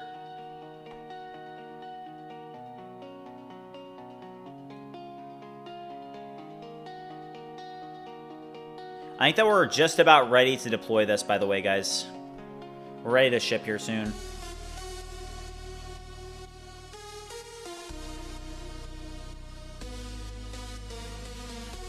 How long am I going to stream? My goal was 8 hours. I mean, we're at 6 hours and 10 minutes. That probably sounds about right. I feel like doing 8 hours today. Could be 7, could be 8. I don't know. Definitely. I'm gonna work until I get all this these updates from today shipped. We need to get everything shipped, and then we'll go from there. But we've got some pretty big updates that we got to get out, including this one right here. Okay, would you watch the status of the GitHub action workflows now? Make sure these get deployed, and then watch the workflows and make sure that you get them to completion. right, WDN said GPT 5.5 executes the original plan better versus Fable interpreting it further. And honestly, you don't see that much of a execution gap between 5.5 extra high and Fable 5, especially if you let Fable review. Interesting. WDN, what about Composer 2.5? Same thing, or? One thing, do you guys notice that the music is still on? If you guys were watching the stream, you'll know that we were struggling with it cutting out, and we've been struggling with the stream cutting out for about the past, what is it, week? And I literally had Fable 5 figure out why it was happening, and if you guys look at this, it literally figured out exactly why it was happening. It was because of my disk space. How many times did that bug happen in Opus 4.8 and GPT 5.5? Literally, I think GPT 5.5 told me it was because CleanShot X was opened. And then Fable 5 just goes, oh, I got it. I figured it out. That's crazy to me. And that's where I see Fable 5, where like, that's why I'm a little bit against the, not necessarily against. Also, guys, we did hit 1,000 likes. Let's go. Let's go. Thank you, guys. I'm not necessarily against the orchestration thing. I'm just like, I don't know. I feel like it's kind of doing too much. I don't know. I'm like, I'd rather just be working with Claude Code, have Claude Code do everything, have Fable 5 do everything. Maybe I would save a little bit on tokens and it may be smarter.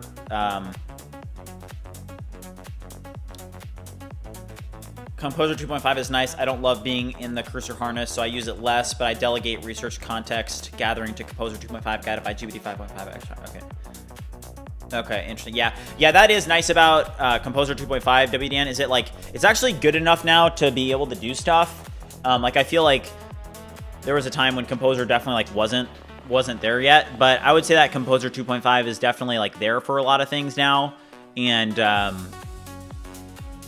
you know, you can actually get it to do stuff for you, and it just is so fast that you're able to iterate really quickly. So it's very nice in that regard for sure. What about Composer 2.5 horror game? I don't think that it would be great. We could try it if you want. All right.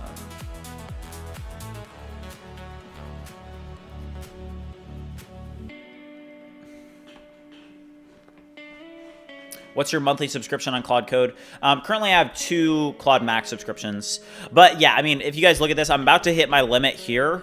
And I'm going to have to switch to my other Max subscription, which I'm assuming it has reset, right? Because it reset at 11:30 and it's 4. Yeah, so it has reset. So we'll be able to switch out here soon. We'll be able to log out and log back in. So I'll be able to use that subscription. But the problem is not the 5-hour limit, because that resets. Now it's the weekly limit. I remember working with Composer 1.5. It was so bad. We've definitely come a long way. Yeah. It was really fast, though. That's what I remember. I remember, like, Composer was even faster than it was today, I think. WDN said, I'm daily driving Codex, but a lot of CLI workers, including the agent CLI for Cursor, because of how well certain models perform in that.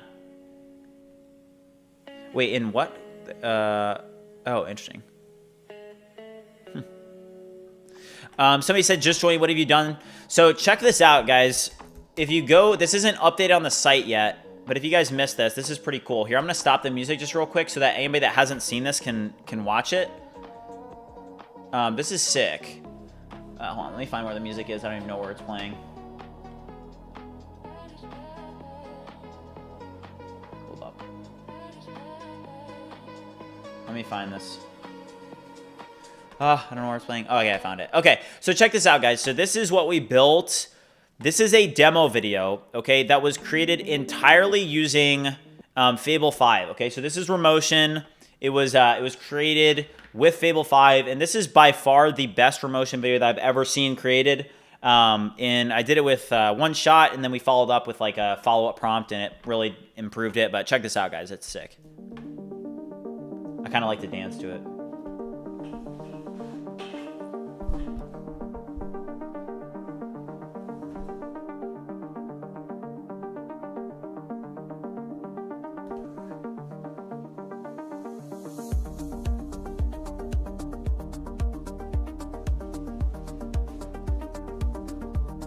I mean, this is literally exactly what BridgeSpace looks like, and remember, like, this is just, it recreated the UI of BridgeSpace. Like, that's what I think is so cool about it.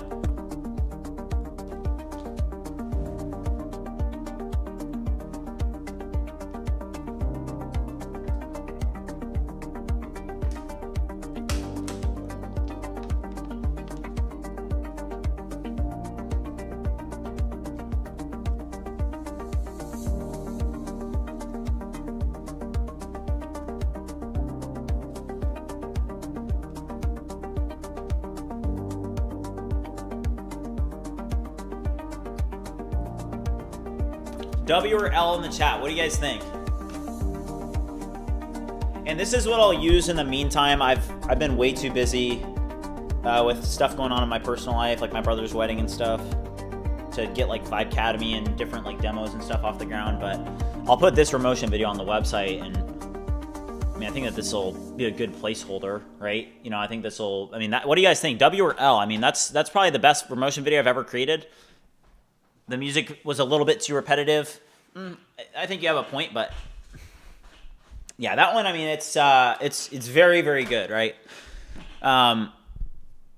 Missing click sounds plus sound effects while moving the screen. Yeah, probably. You could probably make it better for sure. I'm not definitely agree. Have you tried hyperframes? I have not tried hyperframes. No, I have tried it once. It wasn't as good as promotion in my opinion. I did try it though.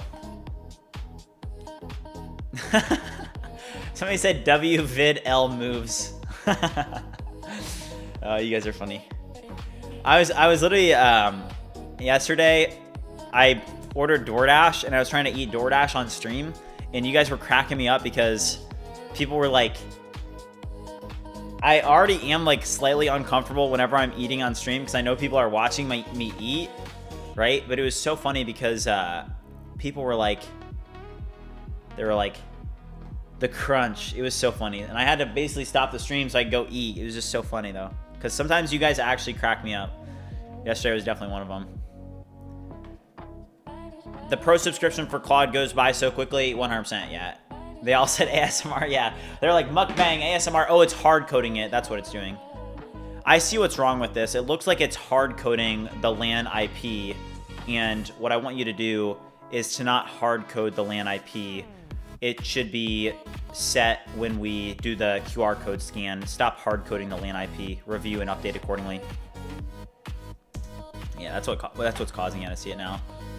Yeah, bridge crunch is what people were saying. That it's cracking me up.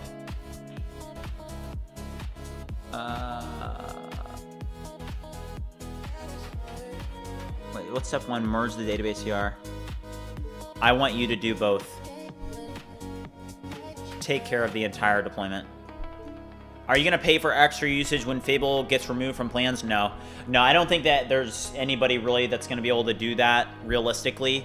I mean, I spend about $1,000 a day across these subscriptions in API usage, right? So, you know, what people are doing right now, if you're new to the space, you know, people are getting AI subscriptions, right? And I'll even show you guys like, okay, so far today, okay, I've made $1,500. Okay, yesterday I made $1,200. But think about this. If I was spending $1,000 a day, which honestly it probably would be a little bit more than that, my profit's completely gone, right? I'm not making money anymore. Right now I'm spending about, I just added a Claude subscription, so it was $600 a month on AI. It does fluctuate from like 600 to 1,000 based off of what models we have. But hey, all this would go away because if I spent $1,000 a day on AI, I mean, my gross volume was 23,000 last month. Net volume was 18,000, right? So if I spent $1,000 a day on AI, well, dude, I'm burning, you know, 12K a month. And that's just if you take into account the AI costs. So nobody's going to do that.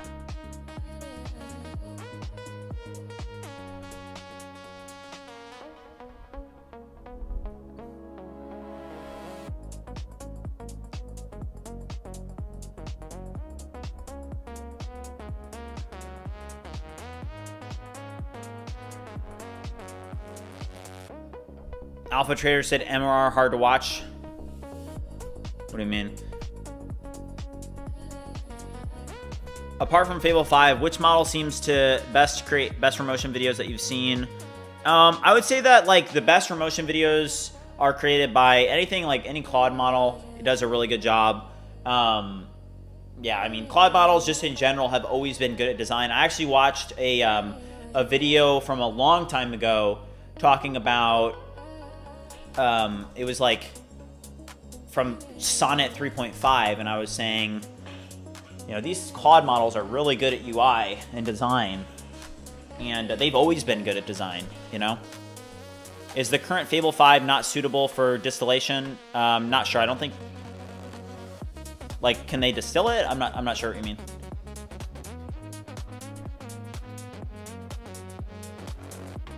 All right, so these are deploying right now. The goal, I mean, it's not really a goal, but I just knew that I was probably going to stream for about 8 hours today. As soon as I get these deployed successfully, we'll be done for the day, but I don't know how long that's going to take. When we ship this, there's a couple things that I know that we're going to have to take care of. So I want to make sure that we get this fully deployed. It's going to be a little bit tricky. There's a couple things that I need to do in Stripe, so.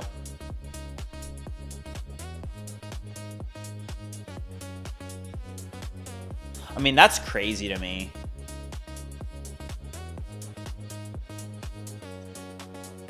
Like, I hope that you guys really do see that pretty much anybody can, you know, do this, right? Like, hey, when it comes down to, hey, building a successful business, building a successful SaaS, anybody can do it, okay?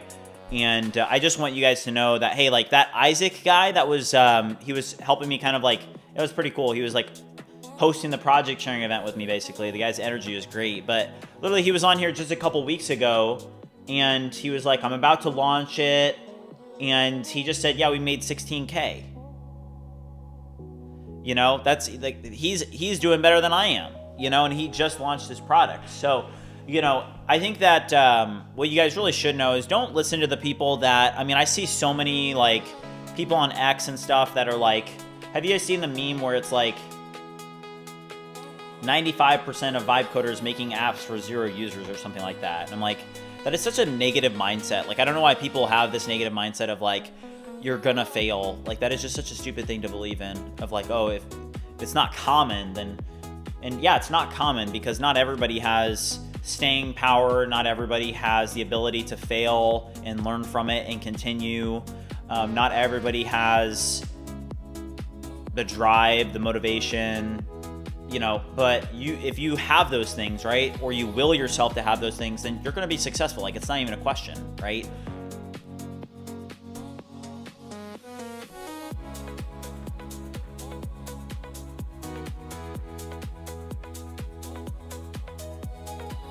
Mew said, trying to start an app, any ideas you got that you think would be good to put me on? So I do get that question asked a lot, right? And I can't answer that question for you because it literally has to be something that you, like, you can solve a problem that you have. I can't give you the passion, right? Like, you have to believe in what you're doing. So if you're pursuing something like, just because you think it'll make you money, I always say that's a bad idea because, like, for example, hey, if I was doing BridgeMind just so that I could make money quick or something like that, right? Then I would have been done on day like 50, day 70, day 90, day 100. But the thing is that like a big reason for me doing BridgeMind is that like I wanted to like kind of help pioneer the vibe coding movement, right? And it was like I just had this incredible passion for vibe coding. So the thing is that passion is going to carry me through all the ups and downs, right? So it literally doesn't matter like what happens day to day. I'm still going to be here because ultimately like the MRR can do it at once. The MRR could get cut in half and I would still be streaming and I would still be working because what I'm passionate about is vibe coding. So I build, you know, a vibe coding ecosystem because that's my passion. So just figure out something that you're passionate about and it doesn't matter, you know, how much money that thing makes because that passion is just, it's going to bring you somewhere. So just keep that in mind and whatever you're doing, just keep moving forward, have that staying power, and you will definitely be successful.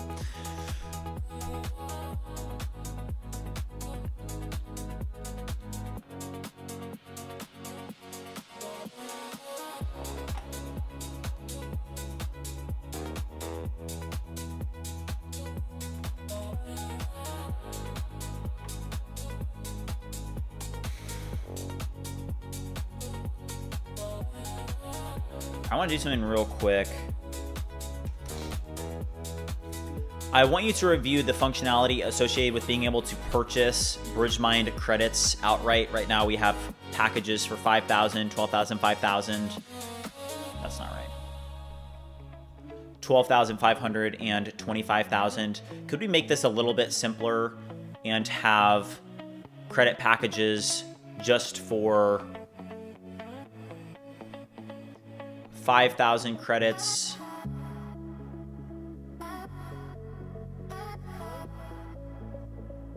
25,000 credits. Nah, that's what I want to do here. Nah. much simpler and just have a package for 5,000 credits.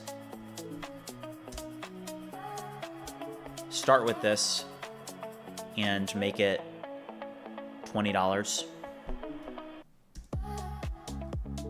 Review the functionality that we've built for this currently across the entire stack, and note that this is a large update that needs to be refactored, as we need to remove the offerings for 12,500 credits and 25,000 credits, and we also need to adjust the pricing for the 5,000 credits.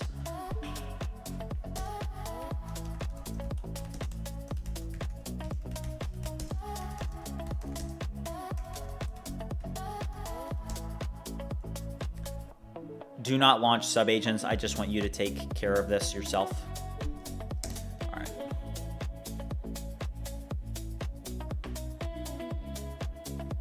I don't use work trees, no. I think that sometimes it can cause a little bit more issues for you down the line. I've made number 1 by functions and UX in my honest opinion. Car selling website took 3 months. I do code myself a bit. That's good. So did Anthropic add technical protections that would completely prevent API-based black box distillations? As far as I know, that was also one of the reasons it was suspended. I'm not sure. Yeah, I mean, whatever it was definitely, you know, big enough of an issue to, you know, pull the model for a bit. So, and what I'm gonna do here is change this to $20.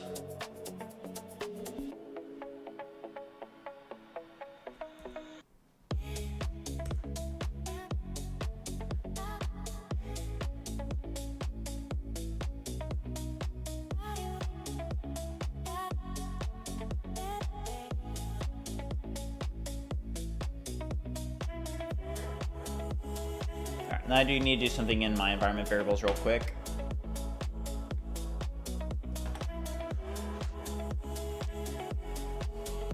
And this is the ability for people to be able to purchase credits.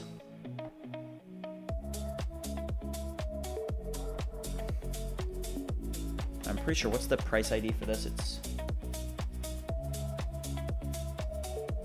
What's the environment variable for the BridgeMind credits, 5,000 credits?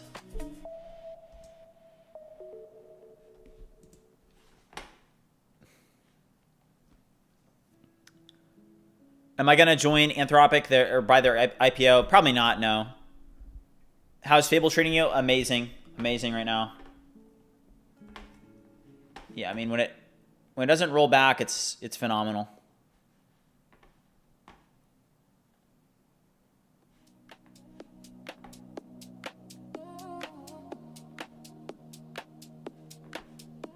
This has been a crazy month for Codex, to be honest. We've gotten like 6 full resets total. Yeah. They're just letting it rip on credits, I think. Right. I did just add this.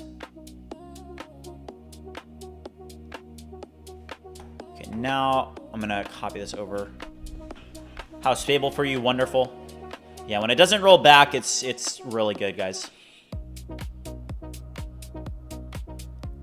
Man, I mean, look at this updated homepage. The homepage, I think, is much, much better.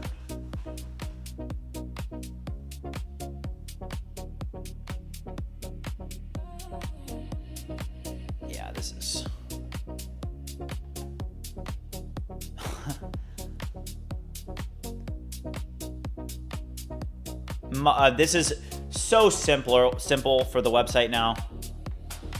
But I don't like I feel like we can add some sort of like flowy animations or something. Like, it's a little bit plain, to be honest. And that can be a good thing, but at the same time, like, it also would be kind of nice to have like some animations or something. I don't know. What was the idea behind building BridgeMind? That's what I'm saying, guys, is like, genuinely, I want everybody to know that my true passion is in vibe coding, okay? I started doing this in my college dorm room. It completely changed my life, okay? I was in school for finance, and I had this like summer internship, okay? And I like saw a look at the corporate world, and I was like, am I really gonna spend my 20s commuting to downtown Indianapolis, which is, 45 minutes there, 45 minutes back, so I can make, $60K? and then like work for somebody else and really like not have no purpose basically, other than I'm going to work and getting a paycheck, right? And that's kind of where it started. And I've just always been very entrepreneurial. I've always wanted to create something, but I mean, vibe coding just completely changed my life. Would you review the landing page and note that it needs a little bit more life to it? For example, there are no backgrounds or anything. Would you review this and come up with a really creative way for us to be able to integrate some sort of cool animations and backgrounds and whatnot that are both professional, but not too much, and add life to the website?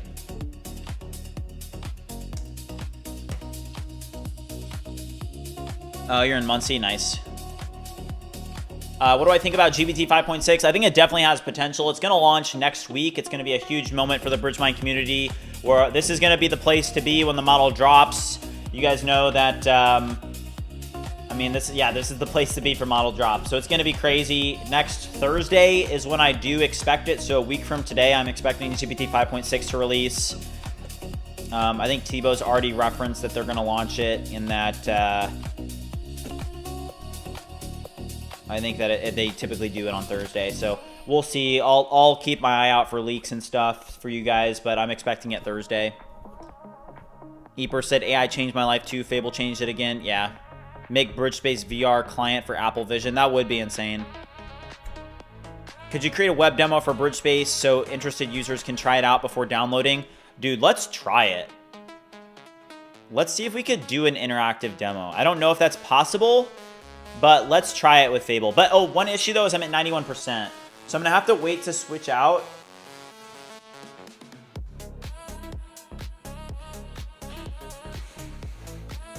I mean, we're at six and a half hours on the stream, and I said my goal was 8, but... I mean, I'm just having a good time with you guys. I'm down to keep on grinding. I think that once we switch over, I mean, we could buy a 3rd subscription, too.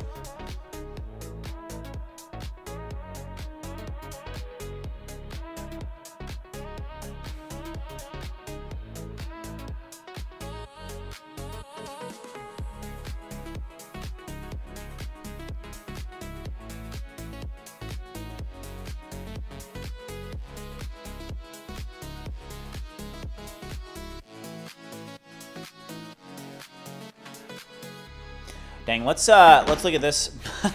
No mukbang today, guys. That literally, you guys killed the stream yesterday, okay? The stream could have kept on going, but you guys I tried to eat. You guys said mukbang, mukbang, mukbang.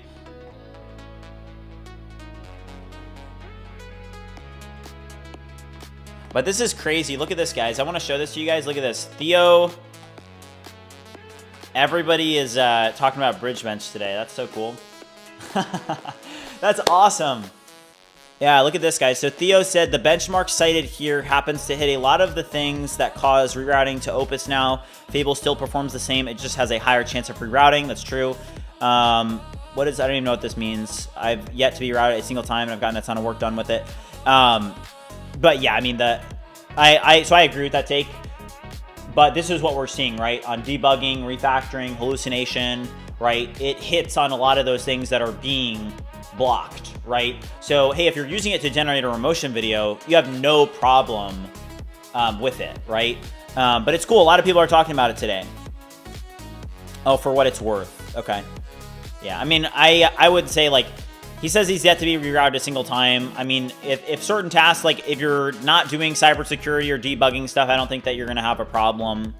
But, I mean, yeah, today's 2.3 million impressions on X today. That's not bad. But yeah, just whatever you guys are doing, make sure you stay in the arena and don't give up.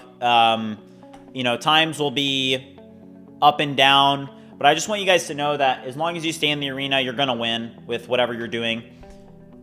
Okay, I now want you to run npm run build in the web app and make sure that the UI there has been properly updated.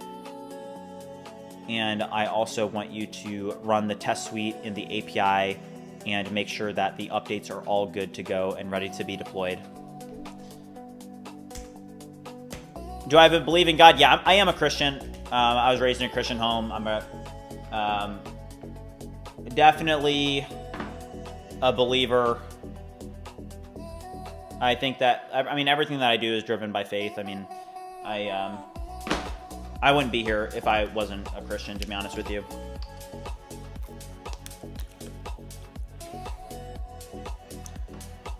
Somebody said, so dope that BridgeBench is becoming the mainstream go-to for these things now. Yeah, yeah, it is cool.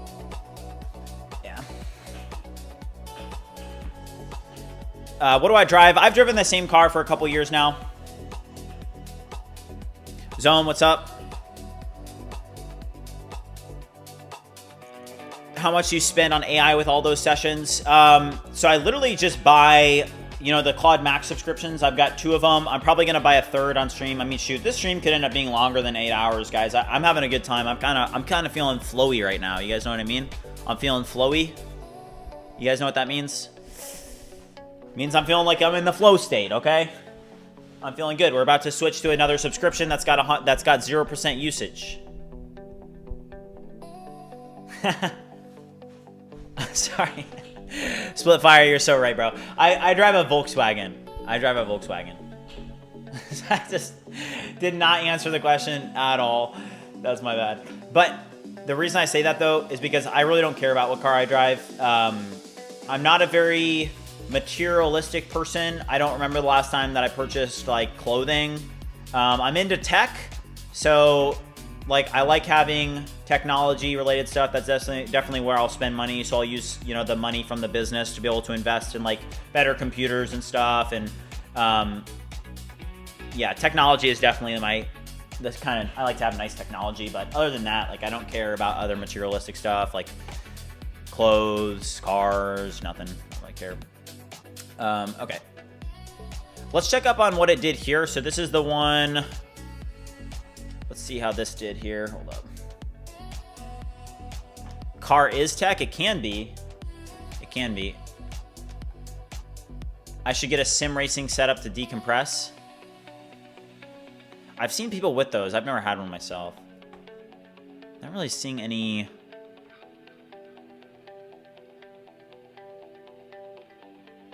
wait, what did this just do?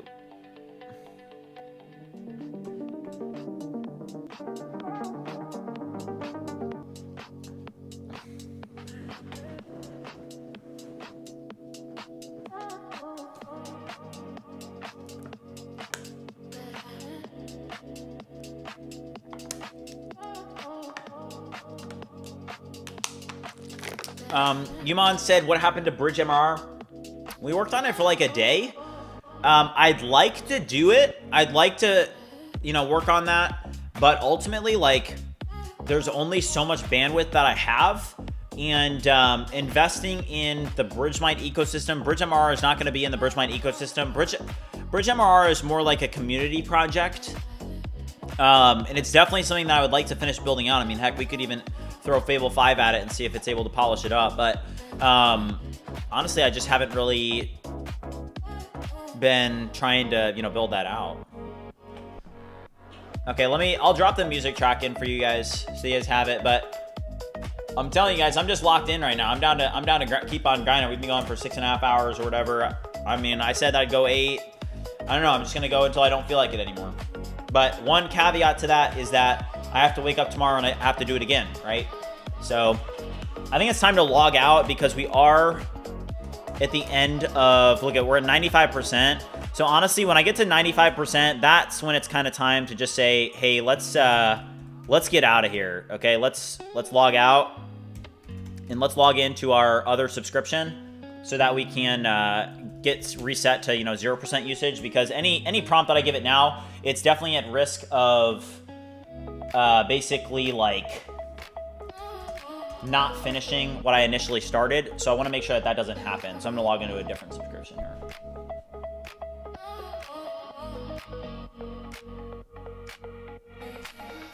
I don't like the BridgeSpace demo thing above the video. Will that completely go away when the website is done? I'll check it out. Give me a second. My computer just froze and turned off all my monitors. I had so many important prompts running. Oh, dude, that sucks. Yeah, that's an L. All right, hold on. I gotta log in, guys. I gotta get back in. Second subscription is loading. All right, I'm in. All right, right, let's see. So this now, if we do usage, look at that, 0% usage. But now the problem, I'm telling you, this is going to be the last. I mean, we'll probably hit our current week usage on this sub before we even max out the 5-hour session. So we're going to get blocked, not because of the 5-hour session, but because of the week session. So we're going to zap this, and it's barely even been 24 hours, and they did a reset. TFMG said, not going to lie, I love when the stream is more chill like this with less people. I actually sometimes can agree with that. I feel that for sure.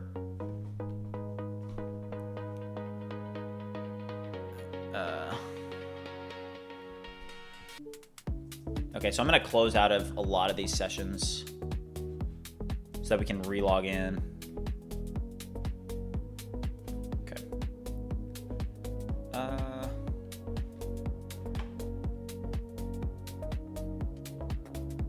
Okay, cool.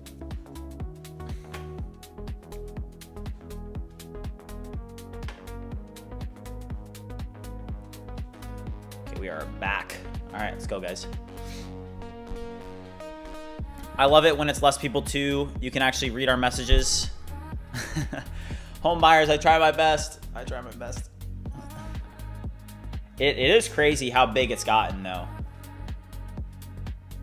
But it's all cool, you know. It's like at the end of the day, passion. You can do a lot with passion. I do agree with you. Somebody said remove. Okay, somebody in the chat said I don't like this, and I actually agree with him. Do you guys see how it says BridgeSpace demo? Look at this. BridgeSpace demo. There really isn't a reason for it to say BridgeSpace demo, but I do like what Fable 5 has done with the landing page. To be honest, it does look a lot better. Like just with the demo videos, it created these motion videos, and now you get an idea for what BridgeMind actually is. You're like, okay, you get BridgeSpace, you get BridgeVoice, you get BridgeAgent, and it's all under one subscription, right? Like that's the goal of a landing page. I feel like what Opus is all wonky. Like if you guys go to the website right now, there's too much going on. In the demo videos, it literally labels it BridgeSpace demo, BridgeVoice demo, and BridgeAgent demo. Would you remove that? It's doing too much.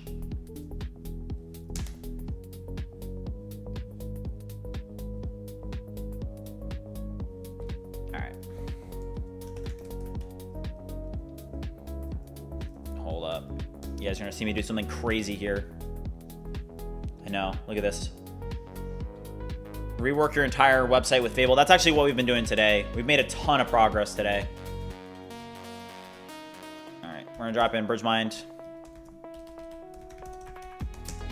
I want you to run npm run build, fix any build errors.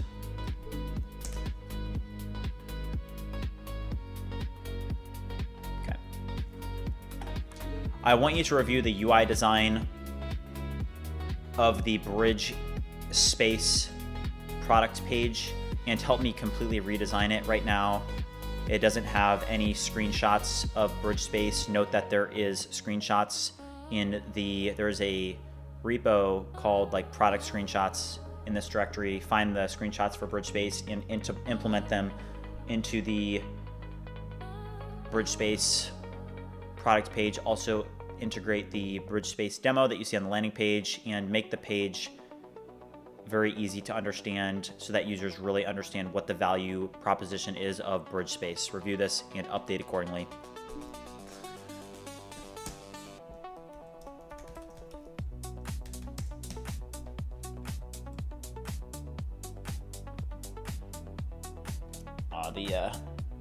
All right, guys, let's bust out a little. What are we doing? Are we doing let's do a 40 bomb? Let's do a 40 bomb. BridgeGF was here earlier. She told me to do a 100 bomb. She was in the other room. She said, I said, babe, how many do you want me to do? And she goes like this. I'm like, okay, you are overestimating me significantly. I cannot do 100 push-ups, I'm gonna be honest, guys. My max right now is like, I mean, maybe on like technically I'd already done a couple 100 push-ups on stream before she asked me to do it, but still, I mean, 100 push-ups in general, I don't know. There's a bug when you go to the website, the page loads and then it automatically reloads again for no reason. Okay, I'll prompt this. Would you see if this is still an issue in the code and make sure this does not happen? Oh, try one-shotting. Oh, dude, I totally forgot to do that. Yeah. Let's do that. Hold on. Let's go to BridgeMind, and then let's go to BridgeSpace. And this is such a good idea. Somebody in the chat said create an interactable demo on the website. I need your help in creating an interactable demo on the website for BridgeSpace. It would be really cool if users were able to actually have a real interactable demo of BridgeSpace so that they could kind of interact with it and try it out on the website. Review this and create a structured plan. Do not launch any sub-agents, but create a structured plan after you take a look at BridgeSpace. And then build a new page into BridgeMind UI. Don't test it with Playwright or anything. Just build it. Create a structured plan first. What happened to the push-up counter? I think that it's built. I just didn't follow up on it because we had too much stuff going on with the project sharing event. All right, speaking of which, 40 bomb. All right, I want you guys to knock out some push-ups. All right, I've been going for, I mean, it's light work, all right? I've been going for 6.5 hours, 6 hours and 47 minutes. 40 bomb, let's go. Okay, the push-up counter is broken. Or not the push-up counter, but the, hold it here. You guys can see this. All right, let's make this bigger. Move this up. All right, let's go. 40.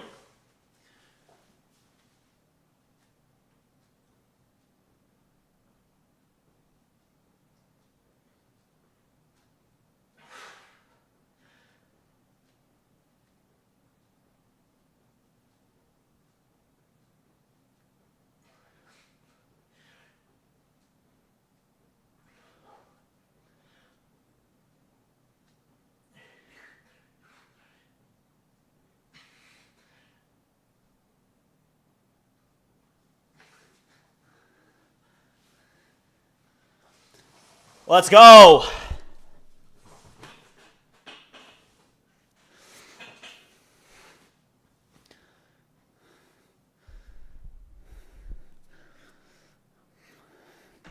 Okay.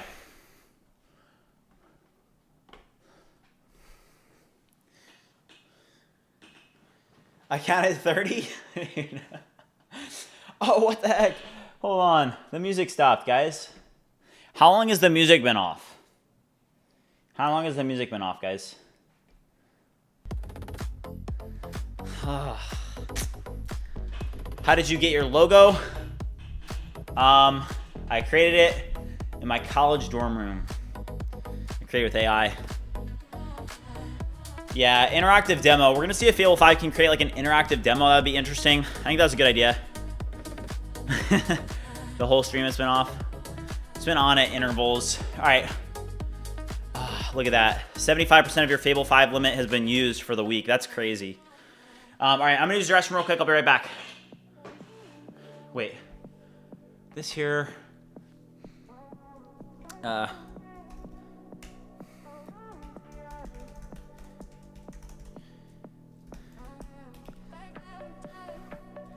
Review the local git changes and note that we need to get all local git changes committed and pushed to the main branch.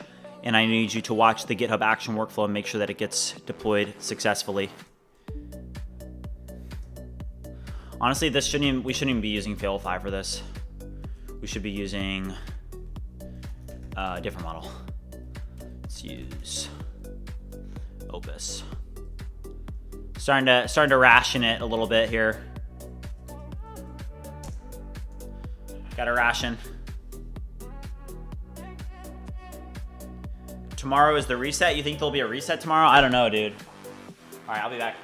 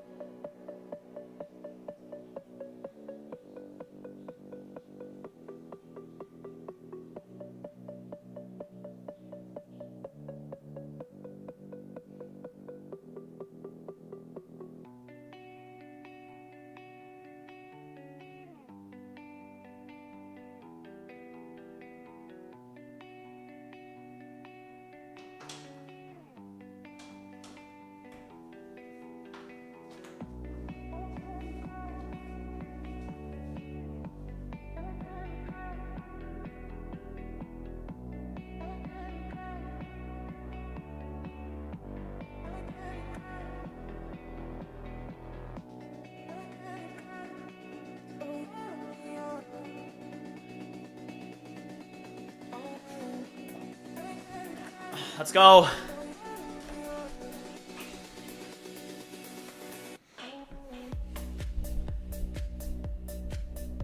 Did I eat? Not really. I've had a little bit to eat today, but not much, which is why it will be smart to stop the stream here soon so I can eat, do other things, work out a little bit, because I just stream. That's how you get burned out, because you're just not living your life.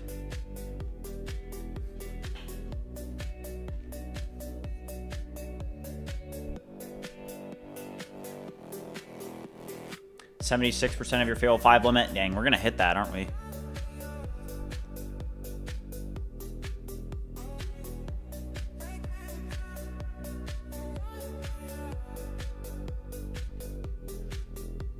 I'm gonna have Cursor do this one. I'll give my Cloudflare token.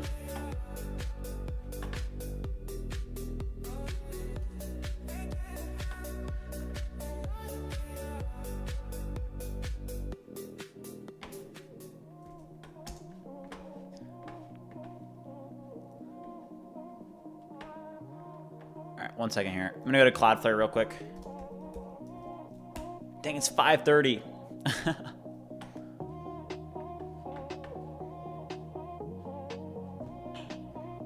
Okay.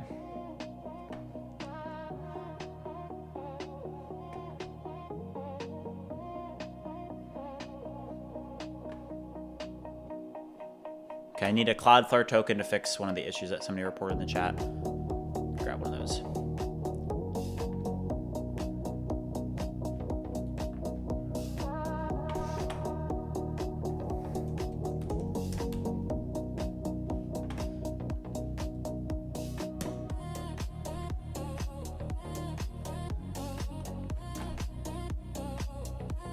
How do you make sure your combos don't clash with one another? I just give the agents different tasks. I give them different tasks, and it helps a lot. Just like make sure that the tasks that they have don't touch each other, and you're gonna be fine.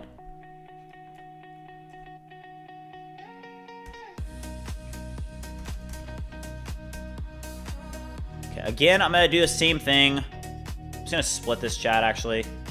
Run Claude. And then honestly, I think that we're ready to deploy the updates.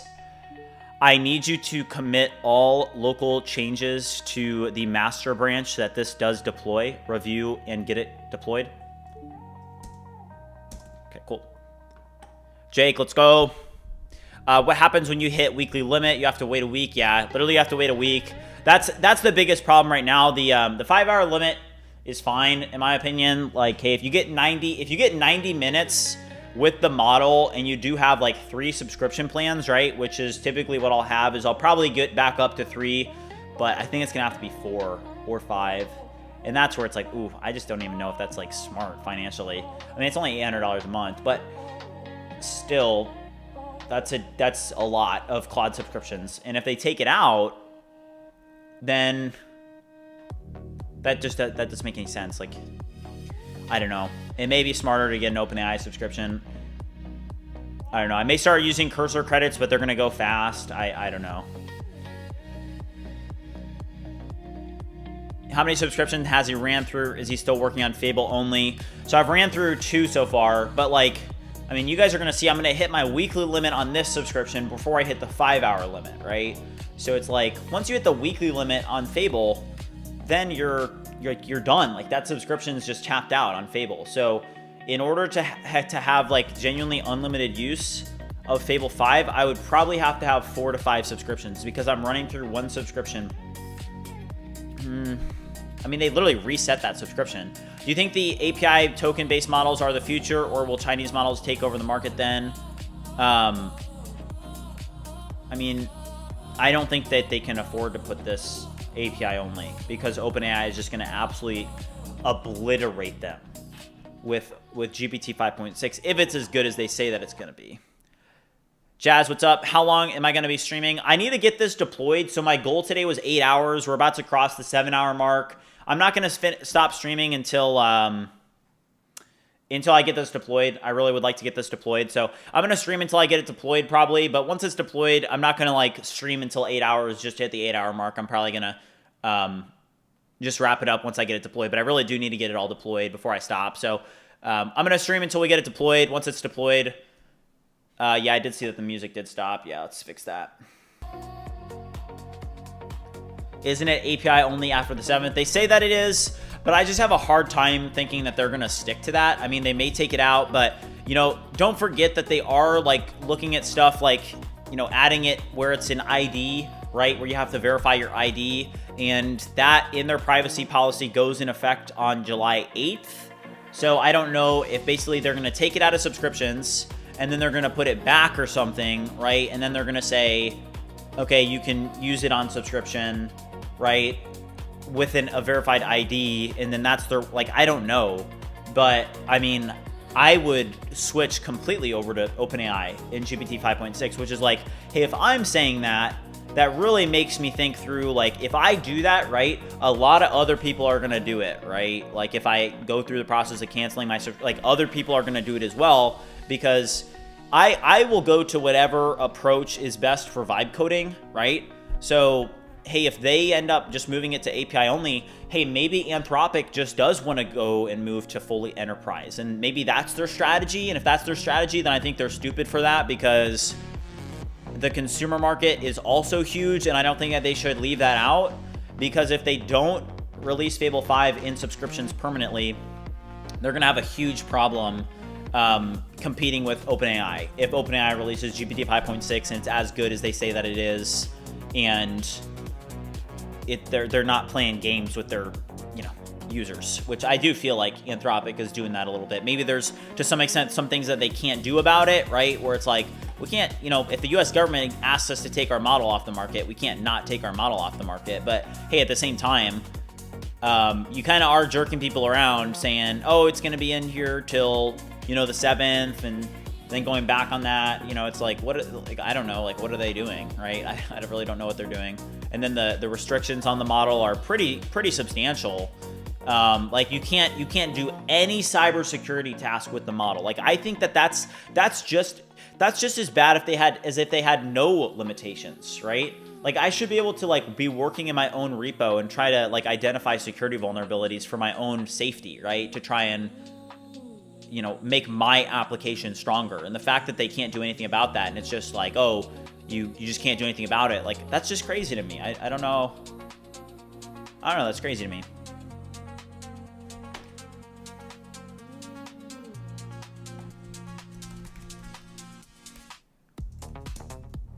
Here is the actual price ID for the credit pack for the 5,000 credits. Would you review this and access Secrets Manager in AWS and then properly set this, and then refresh or force update the BridgeMind API in ECS so that it takes effect respectively? Respectively, guys.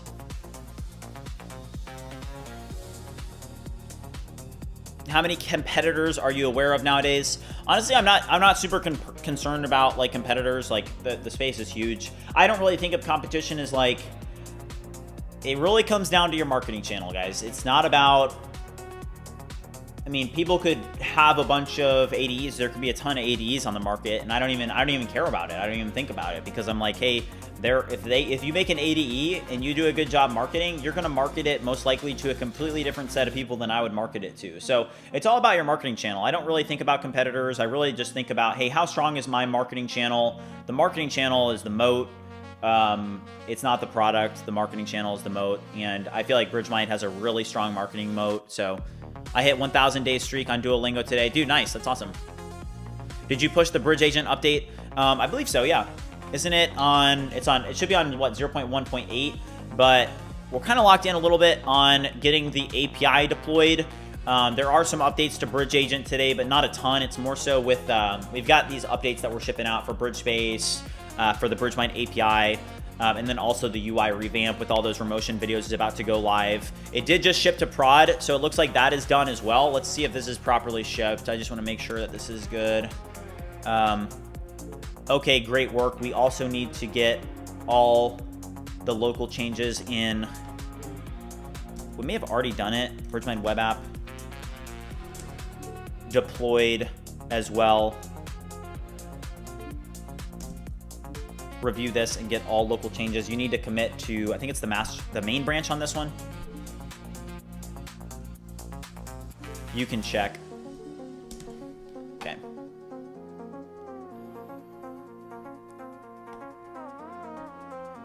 We aren't here for your ADE. We are here for you and the community. Thank you, man. I appreciate that. Yeah, I mean, that really is, like when I think about BridgeMind now, and it really always has been that, right? Like it doesn't matter the product. You know, I've done a goal app, like that was a productivity app. I've done, you know, I actually started building out a Vibe Coding Academy earlier on, but I ran into the same problem.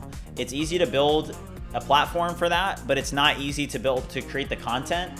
And I just don't like creating content. Like the reason that I do so many live streams is because I'm able to I'm able to be myself, and that's the content, right? And that pushes my community forward, that pushes my mission forward. So I'm able to be myself, and that helps push the community forward. That's a lot different than me sitting down and like making a YouTube video that takes like, I mean, to create a YouTube video, if I'm lucky, it'll take under 2 hours, but normally it takes like 3 hours for me to like create and edit and then actually publish a YouTube video. That's a while, right? And then with like, if I want to create Vibecademy, which is going to be the platform where people are going to be able to learn vibe coding, and I'm just going to basically take everything that I know about vibe coding and turn it into an academy, and it'll compete with Codecademy, but instead of teaching syntax, it'll teach vibe coding, and it'll be just one of the best platforms to be able to learn vibe coding. That is going to be a huge thing, but the problem is I have to make the content for it.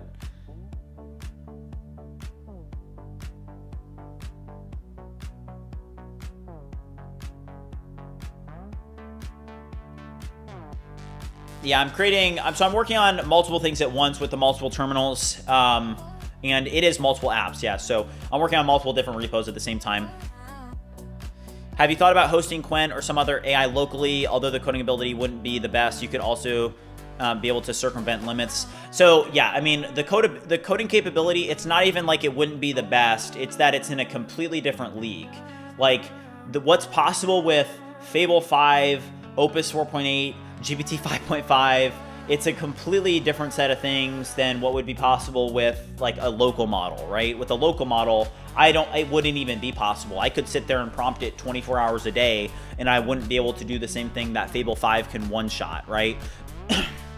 So right now, the state of AI is more so what happened to View Creator, any plans for it? So yeah, Gato, I mean, with View Creator, I literally use it. I use it. It's what publishes all the shorts. It's what does the clipping, and I use it. But the thing is like, it's not a product market fit. The BridgeMind platform doesn't fit with a View Creator, right? So with View Creator, like I would have to have, and it kind of goes back to what I was talking about. I don't know if you were here earlier in the stream, but deploy without I don't want to do that yet. So like if I was to like really market View Creator and turn View Creator into this product that generates, you know, $20,000 a month, let's say, I would have to be maybe not just as big, but I would have to be committed to marketing it just as much as I do with BridgeMind, right? So that's definitely a big thing. When are you doing the revamp of the website? So Max, we actually did that today, and the updates are about to deploy right now, and they're super good updates. So there's a lot that we're gonna do tomorrow for this as well, but I'm actually super happy with where we got today, particularly on these remotion videos, okay? So the home screen, if you go to bridgemind.ai, it looks different from what you're seeing here locally because we haven't updated it yet, but we have these demo videos that we built, and these are absolutely phenomenal. Let me show you one of these because they're pretty cool. I'm sure that people have seen these a couple times already, but it's kind of, I mean, this is one of the best things that we created today for sure. This is a remotion video that's a marketing video for BridgeSpace. And it's literally a digital twin. It's incredible.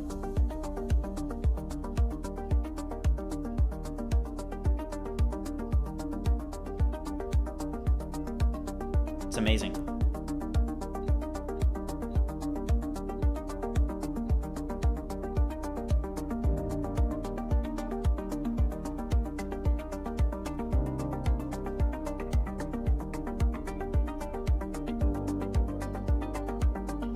And I posted on X, and just as like a marketing tip, right? Like I was talking about this earlier in terms of marketing, right? But look at this, guys. This video, this promotion video here, got 34,000 views on X. And the reason that it got 34,000 views on X is because I tied it in to a trending topic. So I said Fable 5 just made the best promotion video I have ever generated with any model. And I posted this promotion video, which, hey, in the grand scheme of things, like, that actually literally is a marketing for BridgeSpace, because people are watching this video and they're watching it to see, oh wow, like, you know, this is a marketing video that was created using Fable 5, so they're interested in that, and then they're watching your demo video that you created about your product that ties into what they're interested in. Typically, like, people don't care, like, if I just said BridgeSpace has Fable 5 in it, that would probably get, what, 2,000 views? Nobody would give a crap about that, right? But since I tie it into a trending topic and it fits into this narrative, then it does well, right? And that could have done even better if I had, but 30,000 views is okay on X. Just a thought for you guys to, understand gonna save your website on my Wayback Machine. Yeah, it's smart. Can you explain all of the products like BridgeMind, BridgeSpace? So you guys are looking at BridgeSpace right now. BridgeSpace is an agentic development environment. So pretty much the goal of BridgeMind is a vibe coding ecosystem all under one subscription. Okay, so that was kind of the goal. And BridgeSpace is, sorry, I just lagged out there for a second. But BridgeSpace is an ADE. This is what I use to vibe code. Okay, you can see that I have 3 agents running right now. This is a really strong workspace for vibe coding. Okay, this is what I've been using for the past several months. And then BridgeVoice is the voice to text tool that I use. So I can just do FN on my keyboard here. Hello there, this is a quick demo of BridgeVoice. So I can do this, okay? This is a quick demo of BridgeVoice. Voice to text tools, if you're not using them, I highly recommend that you do. You should not be writing out your prompts unless you really feel like writing them out gives you, like, I don't know, you're able to communicate that better. But I type it, 100 words per minute. I speak at 170. So IEX, thank you for that, bro. I appreciate that. What model do I use for BridgeVoice? So there's cloud models, and then there's also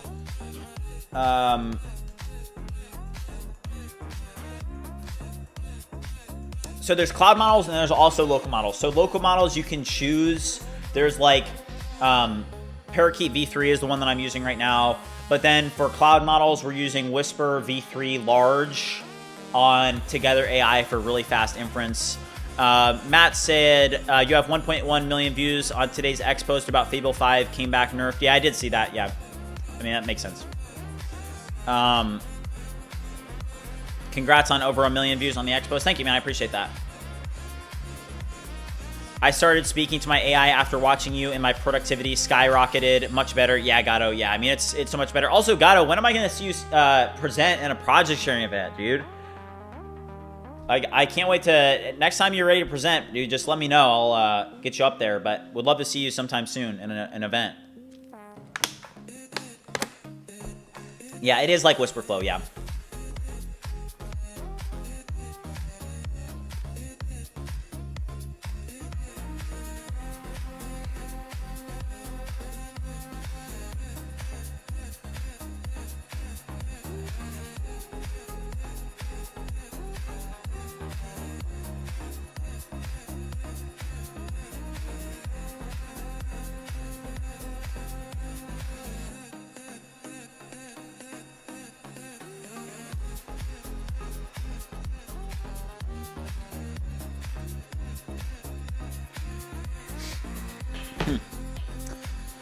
What's the app that I'm building called? This is BridgeSpace. You can go check it out at BridgeMind.ai.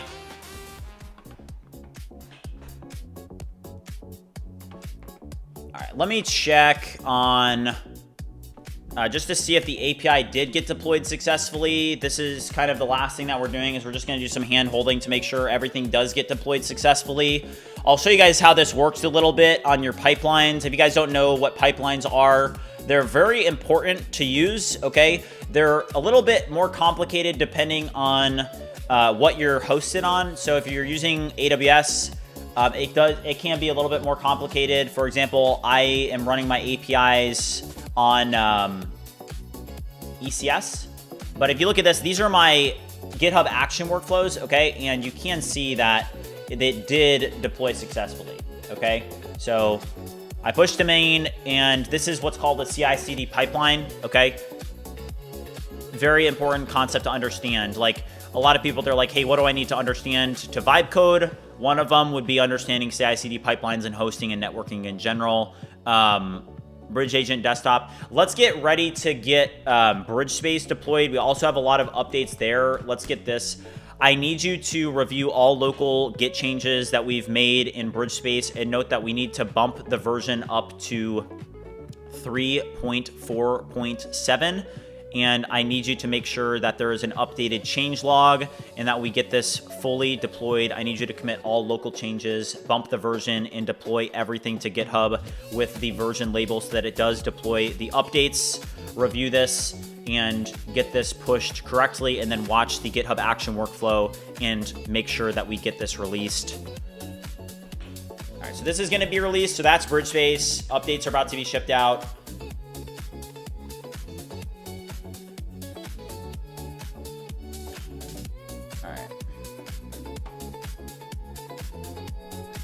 Let's go, Matt.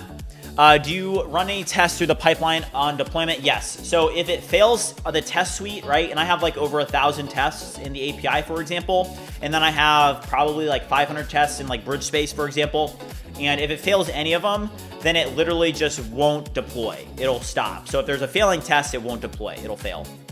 What do you think took your reach from terrible to good when you started posting on X?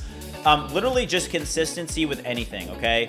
I mean, that's the answer to everything. Like, it doesn't matter. I will say, though, I was talking about this earlier. If you missed it, somebody said, hey there, yesterday you did not answer me about my front-end design question. So since it is your birthday, I have sent you a gift. Check this. Well, thank you, bro. What was your front-end design question? Thank you, by the way.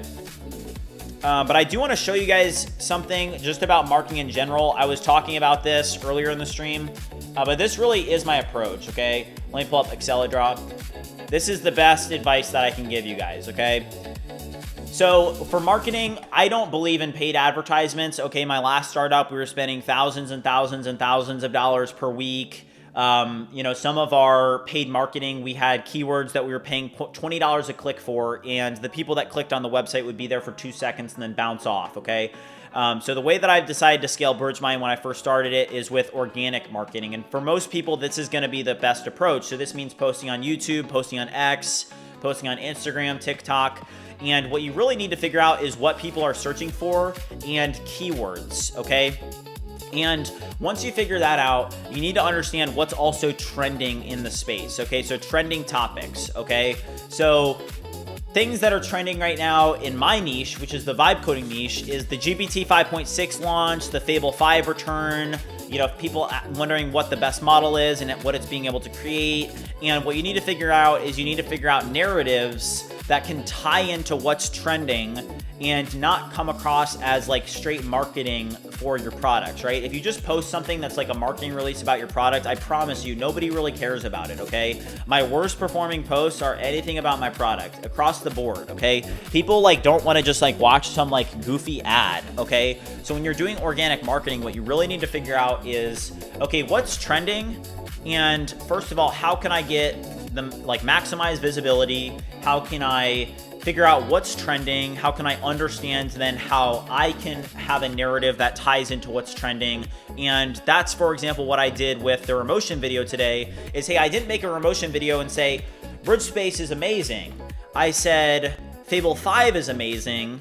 Fable 5 just made the best Remotion video I have ever generated with any AI model. It's not even close, okay? And I'm not saying that I did this just to like, you know, get people, I don't care if people buy it. But my point is that, hey, I tied my product into something that was trending. And you need to figure out how to do this with your product. This is just what I'm doing for my space, but that's literally the best advice that I can give you is figure out what people are searching for, figure out how people are, you know, that's literally, let me know if you guys have questions, but that is literally the best, like, advice that I can give with marketing.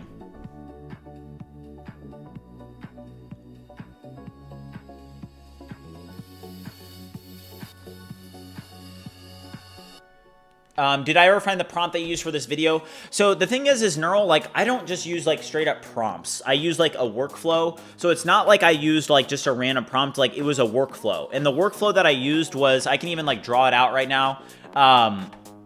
Like I don't just like, it's not like, oh, like take this prompt, because my prompt that I had wouldn't work for you, right? The prompt that I had is I had a workflow where I first started with a review. So I had my agent basically go in and take a look at BridgeSpace, and I wanted it to create a structured plan. And then based off the structured plan, I then had it, you know, create a demo video that was a digital twin. It's like this entire workflow, and that really is what Vibecademy is going to be for, is that I would really like for other people to be able to learn how to, you know, do that workflow and understand how to build this stuff, but it's just very hard to explain. Like, I do the best that I can in the streams, but have you read .com's secrets? I have not, no.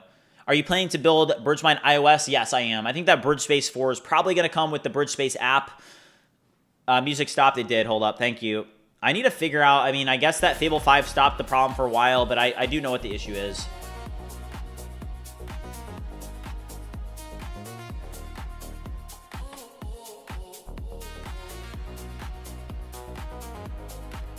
Somebody said Finn was seriously on top of getting a big audience. Like him or not, it was impressive. Sad to see he just sells a course through, instead of something cool. I mean, here's my thing, okay? And I'll just give you guys, like, my perspective has changed on it a little bit as BridgeMind has gotten bigger, for sure. You know, when I was like smaller, right? When I was, you know, had maybe like under 10,000 subscribers, right? I was like very, and the music stopped again, but I was very like harsh against like influencers and stuff, because I'm not really a big fan of influencers just in general. But like with Alex Finn, right? I mean, this is a guy that has a large audience, and he gets a ton of flack on the internet for selling a course and for kind of like hyping things up, right? I mean, I think that we can all see it, right? But he gets a ton of hate, and I honestly kind of feel bad for the guy at this point, right? Because like he gets just a ton of hate on the internet. And I mean, you have to give him some respect, is that, hey, he does know how to build an audience. He does understand the trends. He does do a good job. So you have to like put some respect on his name and say, yeah, the guy built an incredible audience, right? And it's like, I don't know. I just think that with any influencer, I saw this one guy, right? He's in the space. Okay, it's not Finn, it's somebody else. But he posted a video recently, right? And I saw his video, right? And I went to his comments section, right?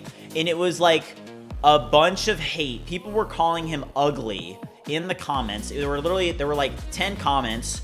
3 of them were saying how ugly he is. Another 2 were saying how stupid he was. And like none of them were positive, and the video was performing poorly. And I was just like, I kind of feel bad for the guy, to be honest. I don't know. I think that being like an influencer is not fun for a lot of different reasons. He has to tame his words because that holds more weight with a big audience. It's discernment and not judging others. I only learned about Alex Finn from you. Is he sponsoring you? He's not, no. No, he's big in the space. He's got like 400,000 followers on X, so. But everybody's gonna have different opinions. There's gonna be hate, and that just totally comes with the territory. Okay, it does look like all this stuff is shipping out successfully. I do want to log in and see if I can buy credits right now. Let me go to the BridgeMind web app real quick and see if this did deploy. It doesn't look like it did. Hold on, let me go to AWS real quick. I'm gonna have to log in my AWS account.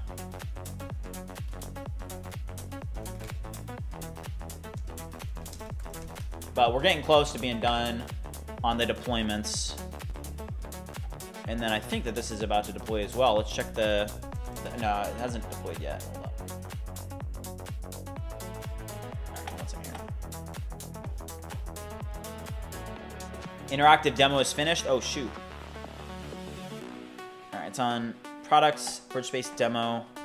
Would you add a link to this in the BridgeSpace products page? Somebody just sent 67 joules. I don't even know what a joule is, but thank you, man. How much do you spend on AI credits in a single day? Literally under $30. I do not spend a lot every day. It's under $30 right now because I spend $800 a month, so you can do the math on it. It's like, what, $28, something like that? 27 maybe? And that is, like, that's really crazy to think about. For $27 a day, you get unlimited AI usage, basically. I mean, that's nuts.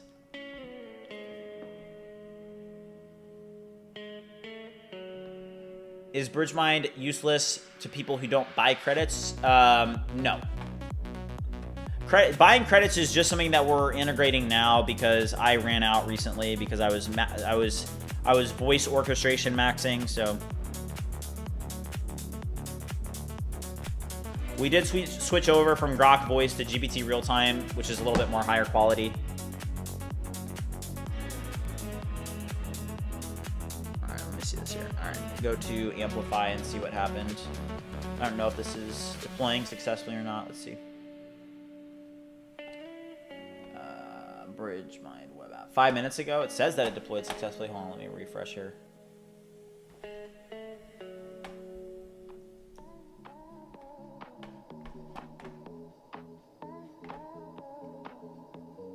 Credits. There should be credits. Oh, credits right here.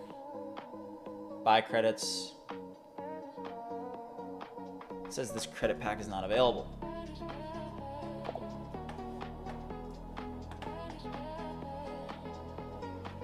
Why is it saying this credit pack is not available? Would you review what happened here?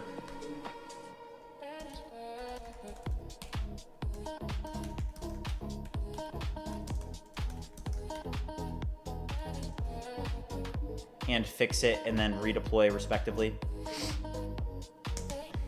All right, this is what I'm seeing right now. I'm trying to, I'm testing this to be able to add credits, and it's saying that this credit pack is not available, so we should have set this up properly, so I'm going to figure out what's causing this and get to the bottom of what's not.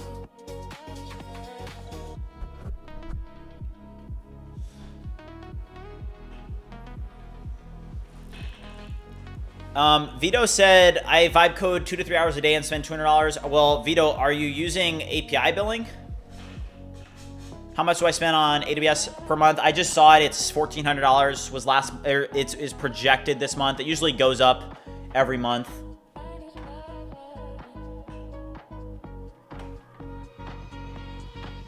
But it's projected to be $1,400 this month. And AWS is really expensive for hosting. I don't recommend that you use AWS. All right, revamp is about to deploy.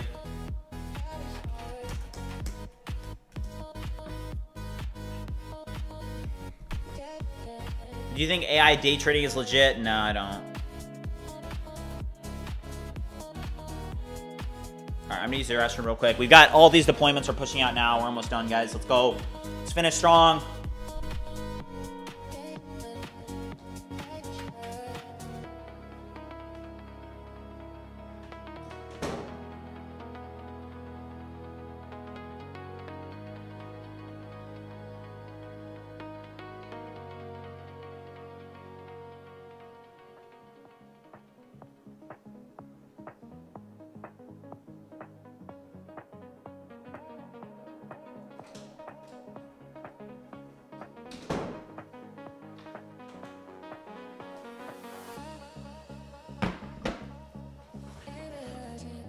All right, we're back.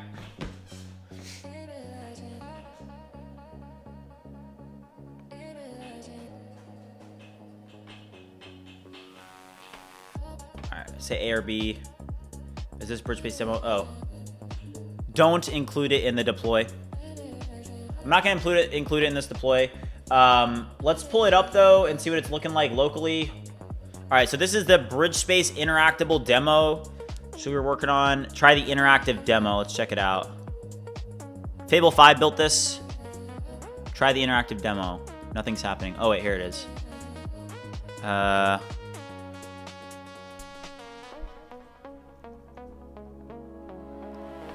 Board. And that's not that great, to be honest. Run mission. I don't know. W or L on this. Am I in SF? No, I'm not in SF. My goal is not to like get VC and, you know, be a slave to like making a bunch of money. I'm kind of just doing this for freedom. I live in Indiana, and I'm not doing this to, I don't know. I've talked about it before, but you know, I thought about it. You know, if I want to raise money, I definitely can. It's always going to be an option, but honestly, I feel like once you start raising money, it's kind of the death of you, to be honest. I just like having 100% of my company and not being a slave to anybody else. Get to do what I want, when I want, whenever I want. It's kind of nice. What was your job before this? I've actually been doing this for over 3.5 years now. I've been doing startups since I was in college, and my last startup did have investor capital in it. I was not 100% owner. There were other partners in the business, and it's definitely different. Check General sent a BridgeMind redesign idea. Okay, well, let me check it out. Also, if you guys are watching and haven't already joined the BridgeMind Discord community, you know, make sure you do so. This is the largest vibe coding community on the internet. We're literally up to, let's just take a quick look. I mean, there's a link in the chat, but we're literally up to, I mean, this is insane. We're up to 13,343 members. It's insane. What? That is insane, guys.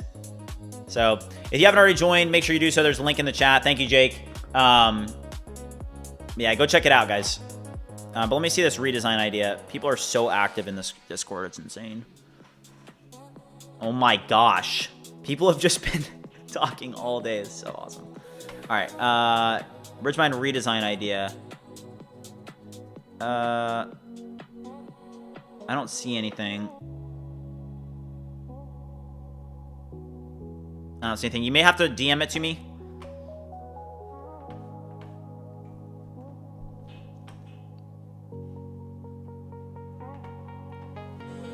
Okay, let me see what Cursor said here. Alright, it says that it fixed that bug that we had with the web app. Let's check it real quick. And it looks like we're going to be able to wrap up here soon, guys, because everything's just about finished deploying. So let's see if I'm able to buy some credits here.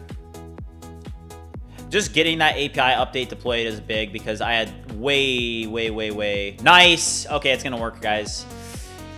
Thank goodness. Let's go. Now, did the webhooks work, though? That's a good question. Getting the Stripe ID and all that, like the price IDs and stuff hooked up are good, but the webhooks, am I actually going to get 5,000 credits when I purchase it? Let's go. All right, check it out, guys. This is the first BridgeMind credits that have been purchased out of subscription, which is phenomenal. So now, if I go over here, we are back to using BridgeAgent. Hey there, Bridge. What's up? Hey, what are we doing today? I want you to launch 3 Claude Code agents in this workspace.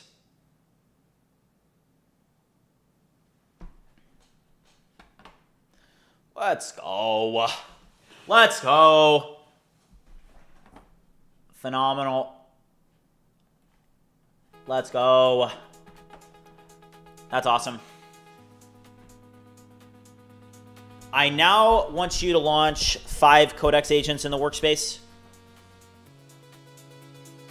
All right, spinning up 5 Codex agents now.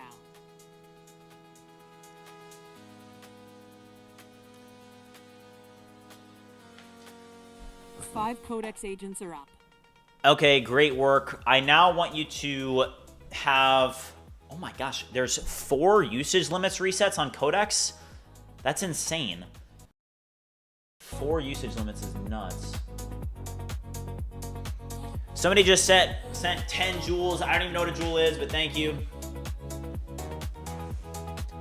That's sick. All right.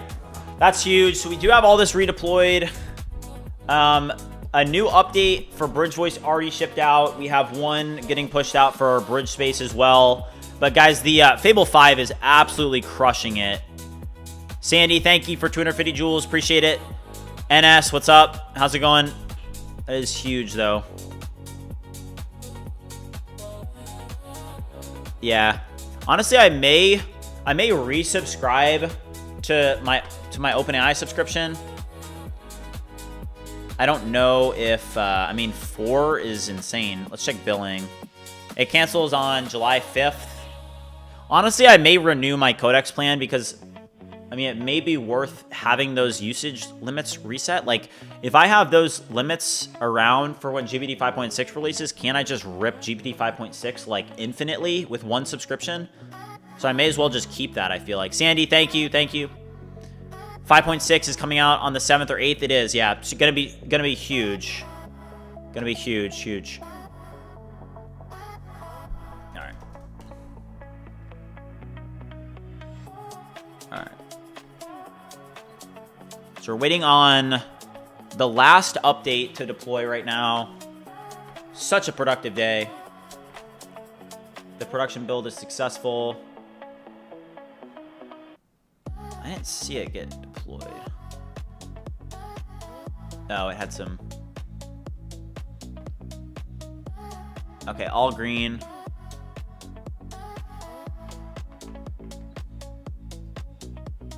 Alright, it's pushing to the origin now.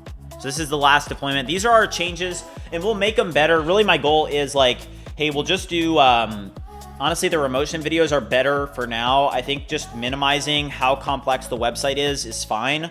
I think that what we did today is a step in the right direction. We have plenty of further to go.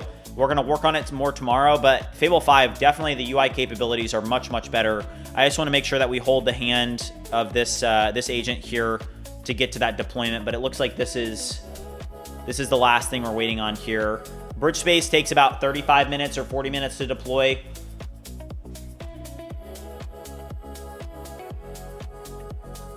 But this has been a W day, guys. I hope that you guys have gotten a lot done too. Sorry for bothering you so much. I just like your opinion. You have the redesign in DMs. Okay, thank you. I'll check it out. The usage limit is hard to support. We need to keep codecs. Yeah. Jesse, thank you. Who won the giveaway? It was, who was it? It was, what was his name? What was his name? He had that Minecraft first-person shooter game.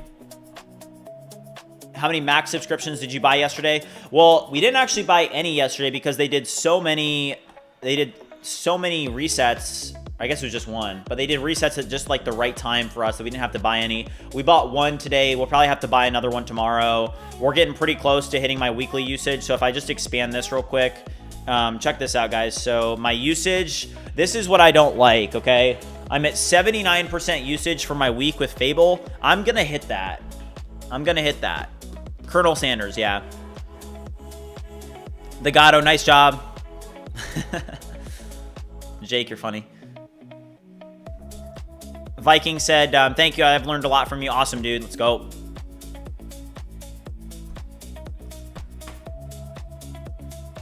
Speaking of which, let's just do a quick check on Stripe today. Looks like we got 1,690 today. So ARR is at an all-time high. We finally broke through 19,000, but I really am very confident that the next 2 months are going to be some of the biggest. I think that the launch of Vibecademy is going to be huge because basically what we're doing with Vibecademy is we are basically creating a competitor to Codecademy. In all the principles that I've used over the last 3.5 years, you know, an academy is something that I want to create. Like, I don't think that Codecademy, you should not be learning syntax anymore. And I think it's crazy that with Codecademy, they're even teaching syntax. You don't need to learn any syntax anymore. So, you know, obviously they're taking the approach, they're taking the high road, and they're saying, no, people are still going to have to learn how to code, and they're going to need to learn syntax. No, I don't think that's right. I think that you need to learn the underlying fundamentals and principles, and I want to help you guys learn that. And I want to help people learn that. And I think that this is actually going to perform very, very well. But it's just that I have to create the content, and you guys know me, I don't like to create content. So I like to code, I like to vibe code. I genuinely do it. So it's hard to create content in YouTube videos and X posts and content for Vibecademy when I have so much overhead and so much to do with actually vibe coding, and when vibe coding is my passion. But ultimately, you know, to be able to expand vibe coding and to help other people learn how to do it, I think is definitely supports what I want to do in life. So we'll see. I think it'll do well. Yeah. How do you deal with chargebacks and whatnot? I mean, I get some chargebacks, but honestly, I just, you know, they suck. It does hurt like your Stripe reputation, and it impacts like a couple different things. Like you have to pay $15 whenever you get one, which is so annoying. But I don't get a lot of them, and then I also just don't really care. Like I don't even try to defend them. I'm like, dude, I've got you know, so many subscriptions coming in. If somebody really wants their money back, to have their credit card company try and take it from me, like they can just have the money. Like at that point, like I really don't care. Like it's just not worth my time to like submit proof that, you know, I don't want to piss somebody off, you know. Okay, BridgeMind. All right, guys, we do have the update did just deploy, so let's go to BridgeMind.ai. So the update, this is now live. You guys can go check it out. What? Wait, where'd the Remotion video go? Wait, that's not good. Hold up, we didn't want that. Wait, that's not right. Why on the main website did the demo videos not render on the home page? It's like fallback PNGs. Why is this the case? It's supposed to render the actual Remotion videos in. Would you review why this is not the case? Why did the Remotion videos not get embedded when we shipped this on the landing page? Yeah, do you guys see that? So it shipped, but it shipped without the demo videos. What the heck? That was like huge. This is so much simpler though. BridgeMind is the home of vibe coding, a workspace for committing up to 16 agents in parallel, voice that prompts them in any app. I mean, we're gonna improve this, but this is a start. I like the look of this. Oh my gosh, that looks so good. Plugs into your whole stack. This looks fire. This looks fire. You guys see this? Plugs into your whole stack. It has all the... Oh, and even that's perfect. Download BridgeAgent beta. Oh my gosh, okay, that looks fire. That looks fire. BridgeSpace. This is going to need to be improved. We did get some product images, but this is going to need to be improved. Actually, it doesn't look terrible, though, with the screenshots. The product images, those actually look pretty good, to be honest with you. That is not bad. That's definitely an improvement. For what was there before, I don't like the landing here because I just don't like this here. I like how BridgeAgent did it better. But we need to get the Remotion videos because look at locally, I have the Remotion videos, but in production, it didn't show the Remotion videos. Let's figure out why. The likely smoking gun is CDN base. If that environment variable isn't set at build time, the prime suspect is this. What is get ignored? Oh, it's get ignored. Oh, okay. Well, that explains it. It's get ignored. Yeah, those improvements are huge, guys. Yeah, we got big improvements. Yeah, there's not only an image is missing, it's the entire demo videos are missing. But I do want to take care of this. But yeah, big improvements for sure. I'm very happy about this, guys. All right, it looks like it's I mean, man, what we were able to accomplish with Fable today is insane. And you know, with certain things, like you're seeing the fallbacks happen with debugging, refactoring, hallucination. But hey, if you're creating a Remotion video and if you're updating UI, you're not going to get the fallbacks. It's nothing that's... Oh, why is there fake reviews? There shouldn't be.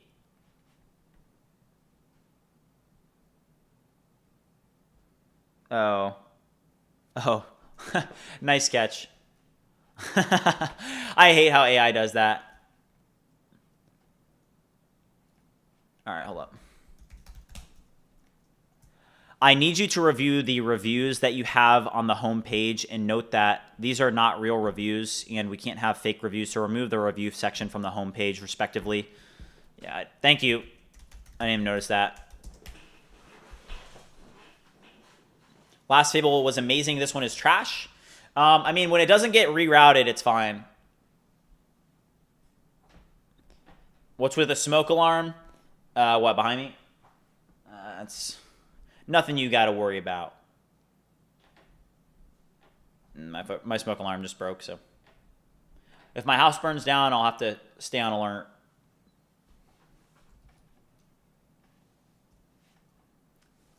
Let's go.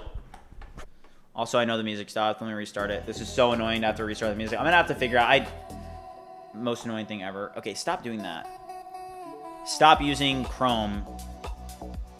And I mean, it may be better just to upload these to a public S3 bucket and then pull them. Is that going to be the thing that renders it the best? Did the demo work? It did, but I didn't include it. It didn't look very good, honestly. It wasn't really like a digital twin. I didn't like the look of it for the demo video. Okay, hold up here. So it's fine locally. You guys can see the videos. I don't want you to use Chrome. Why are you doing that?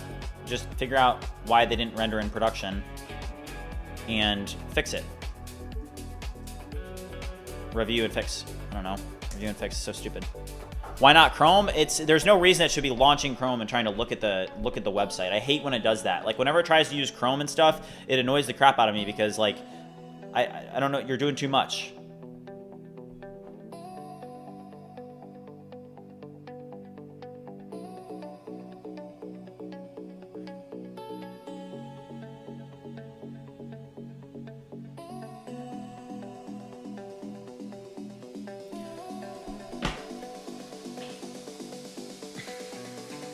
Yeah, there's not a big reason to relaunch. Yeah, it loves Playwright or Chrome. And then once you start launching Chrome and Playwright and stuff, it just is doing way too much. Like, it's doing the most, okay? It does way too much. It's like, let me do this, and let me do this, and let me do this. I'm like, and then it takes way too long. I'm like, honestly, I'd rather just have you do it, you know? Okay. Also, just a quick update. We do have a huge BridgeSpace update, so I'm going to have to watch this release after the stream and make sure that everything is good, but Windows is the last thing that's building here. It should ship out within the next, like, 15 minutes.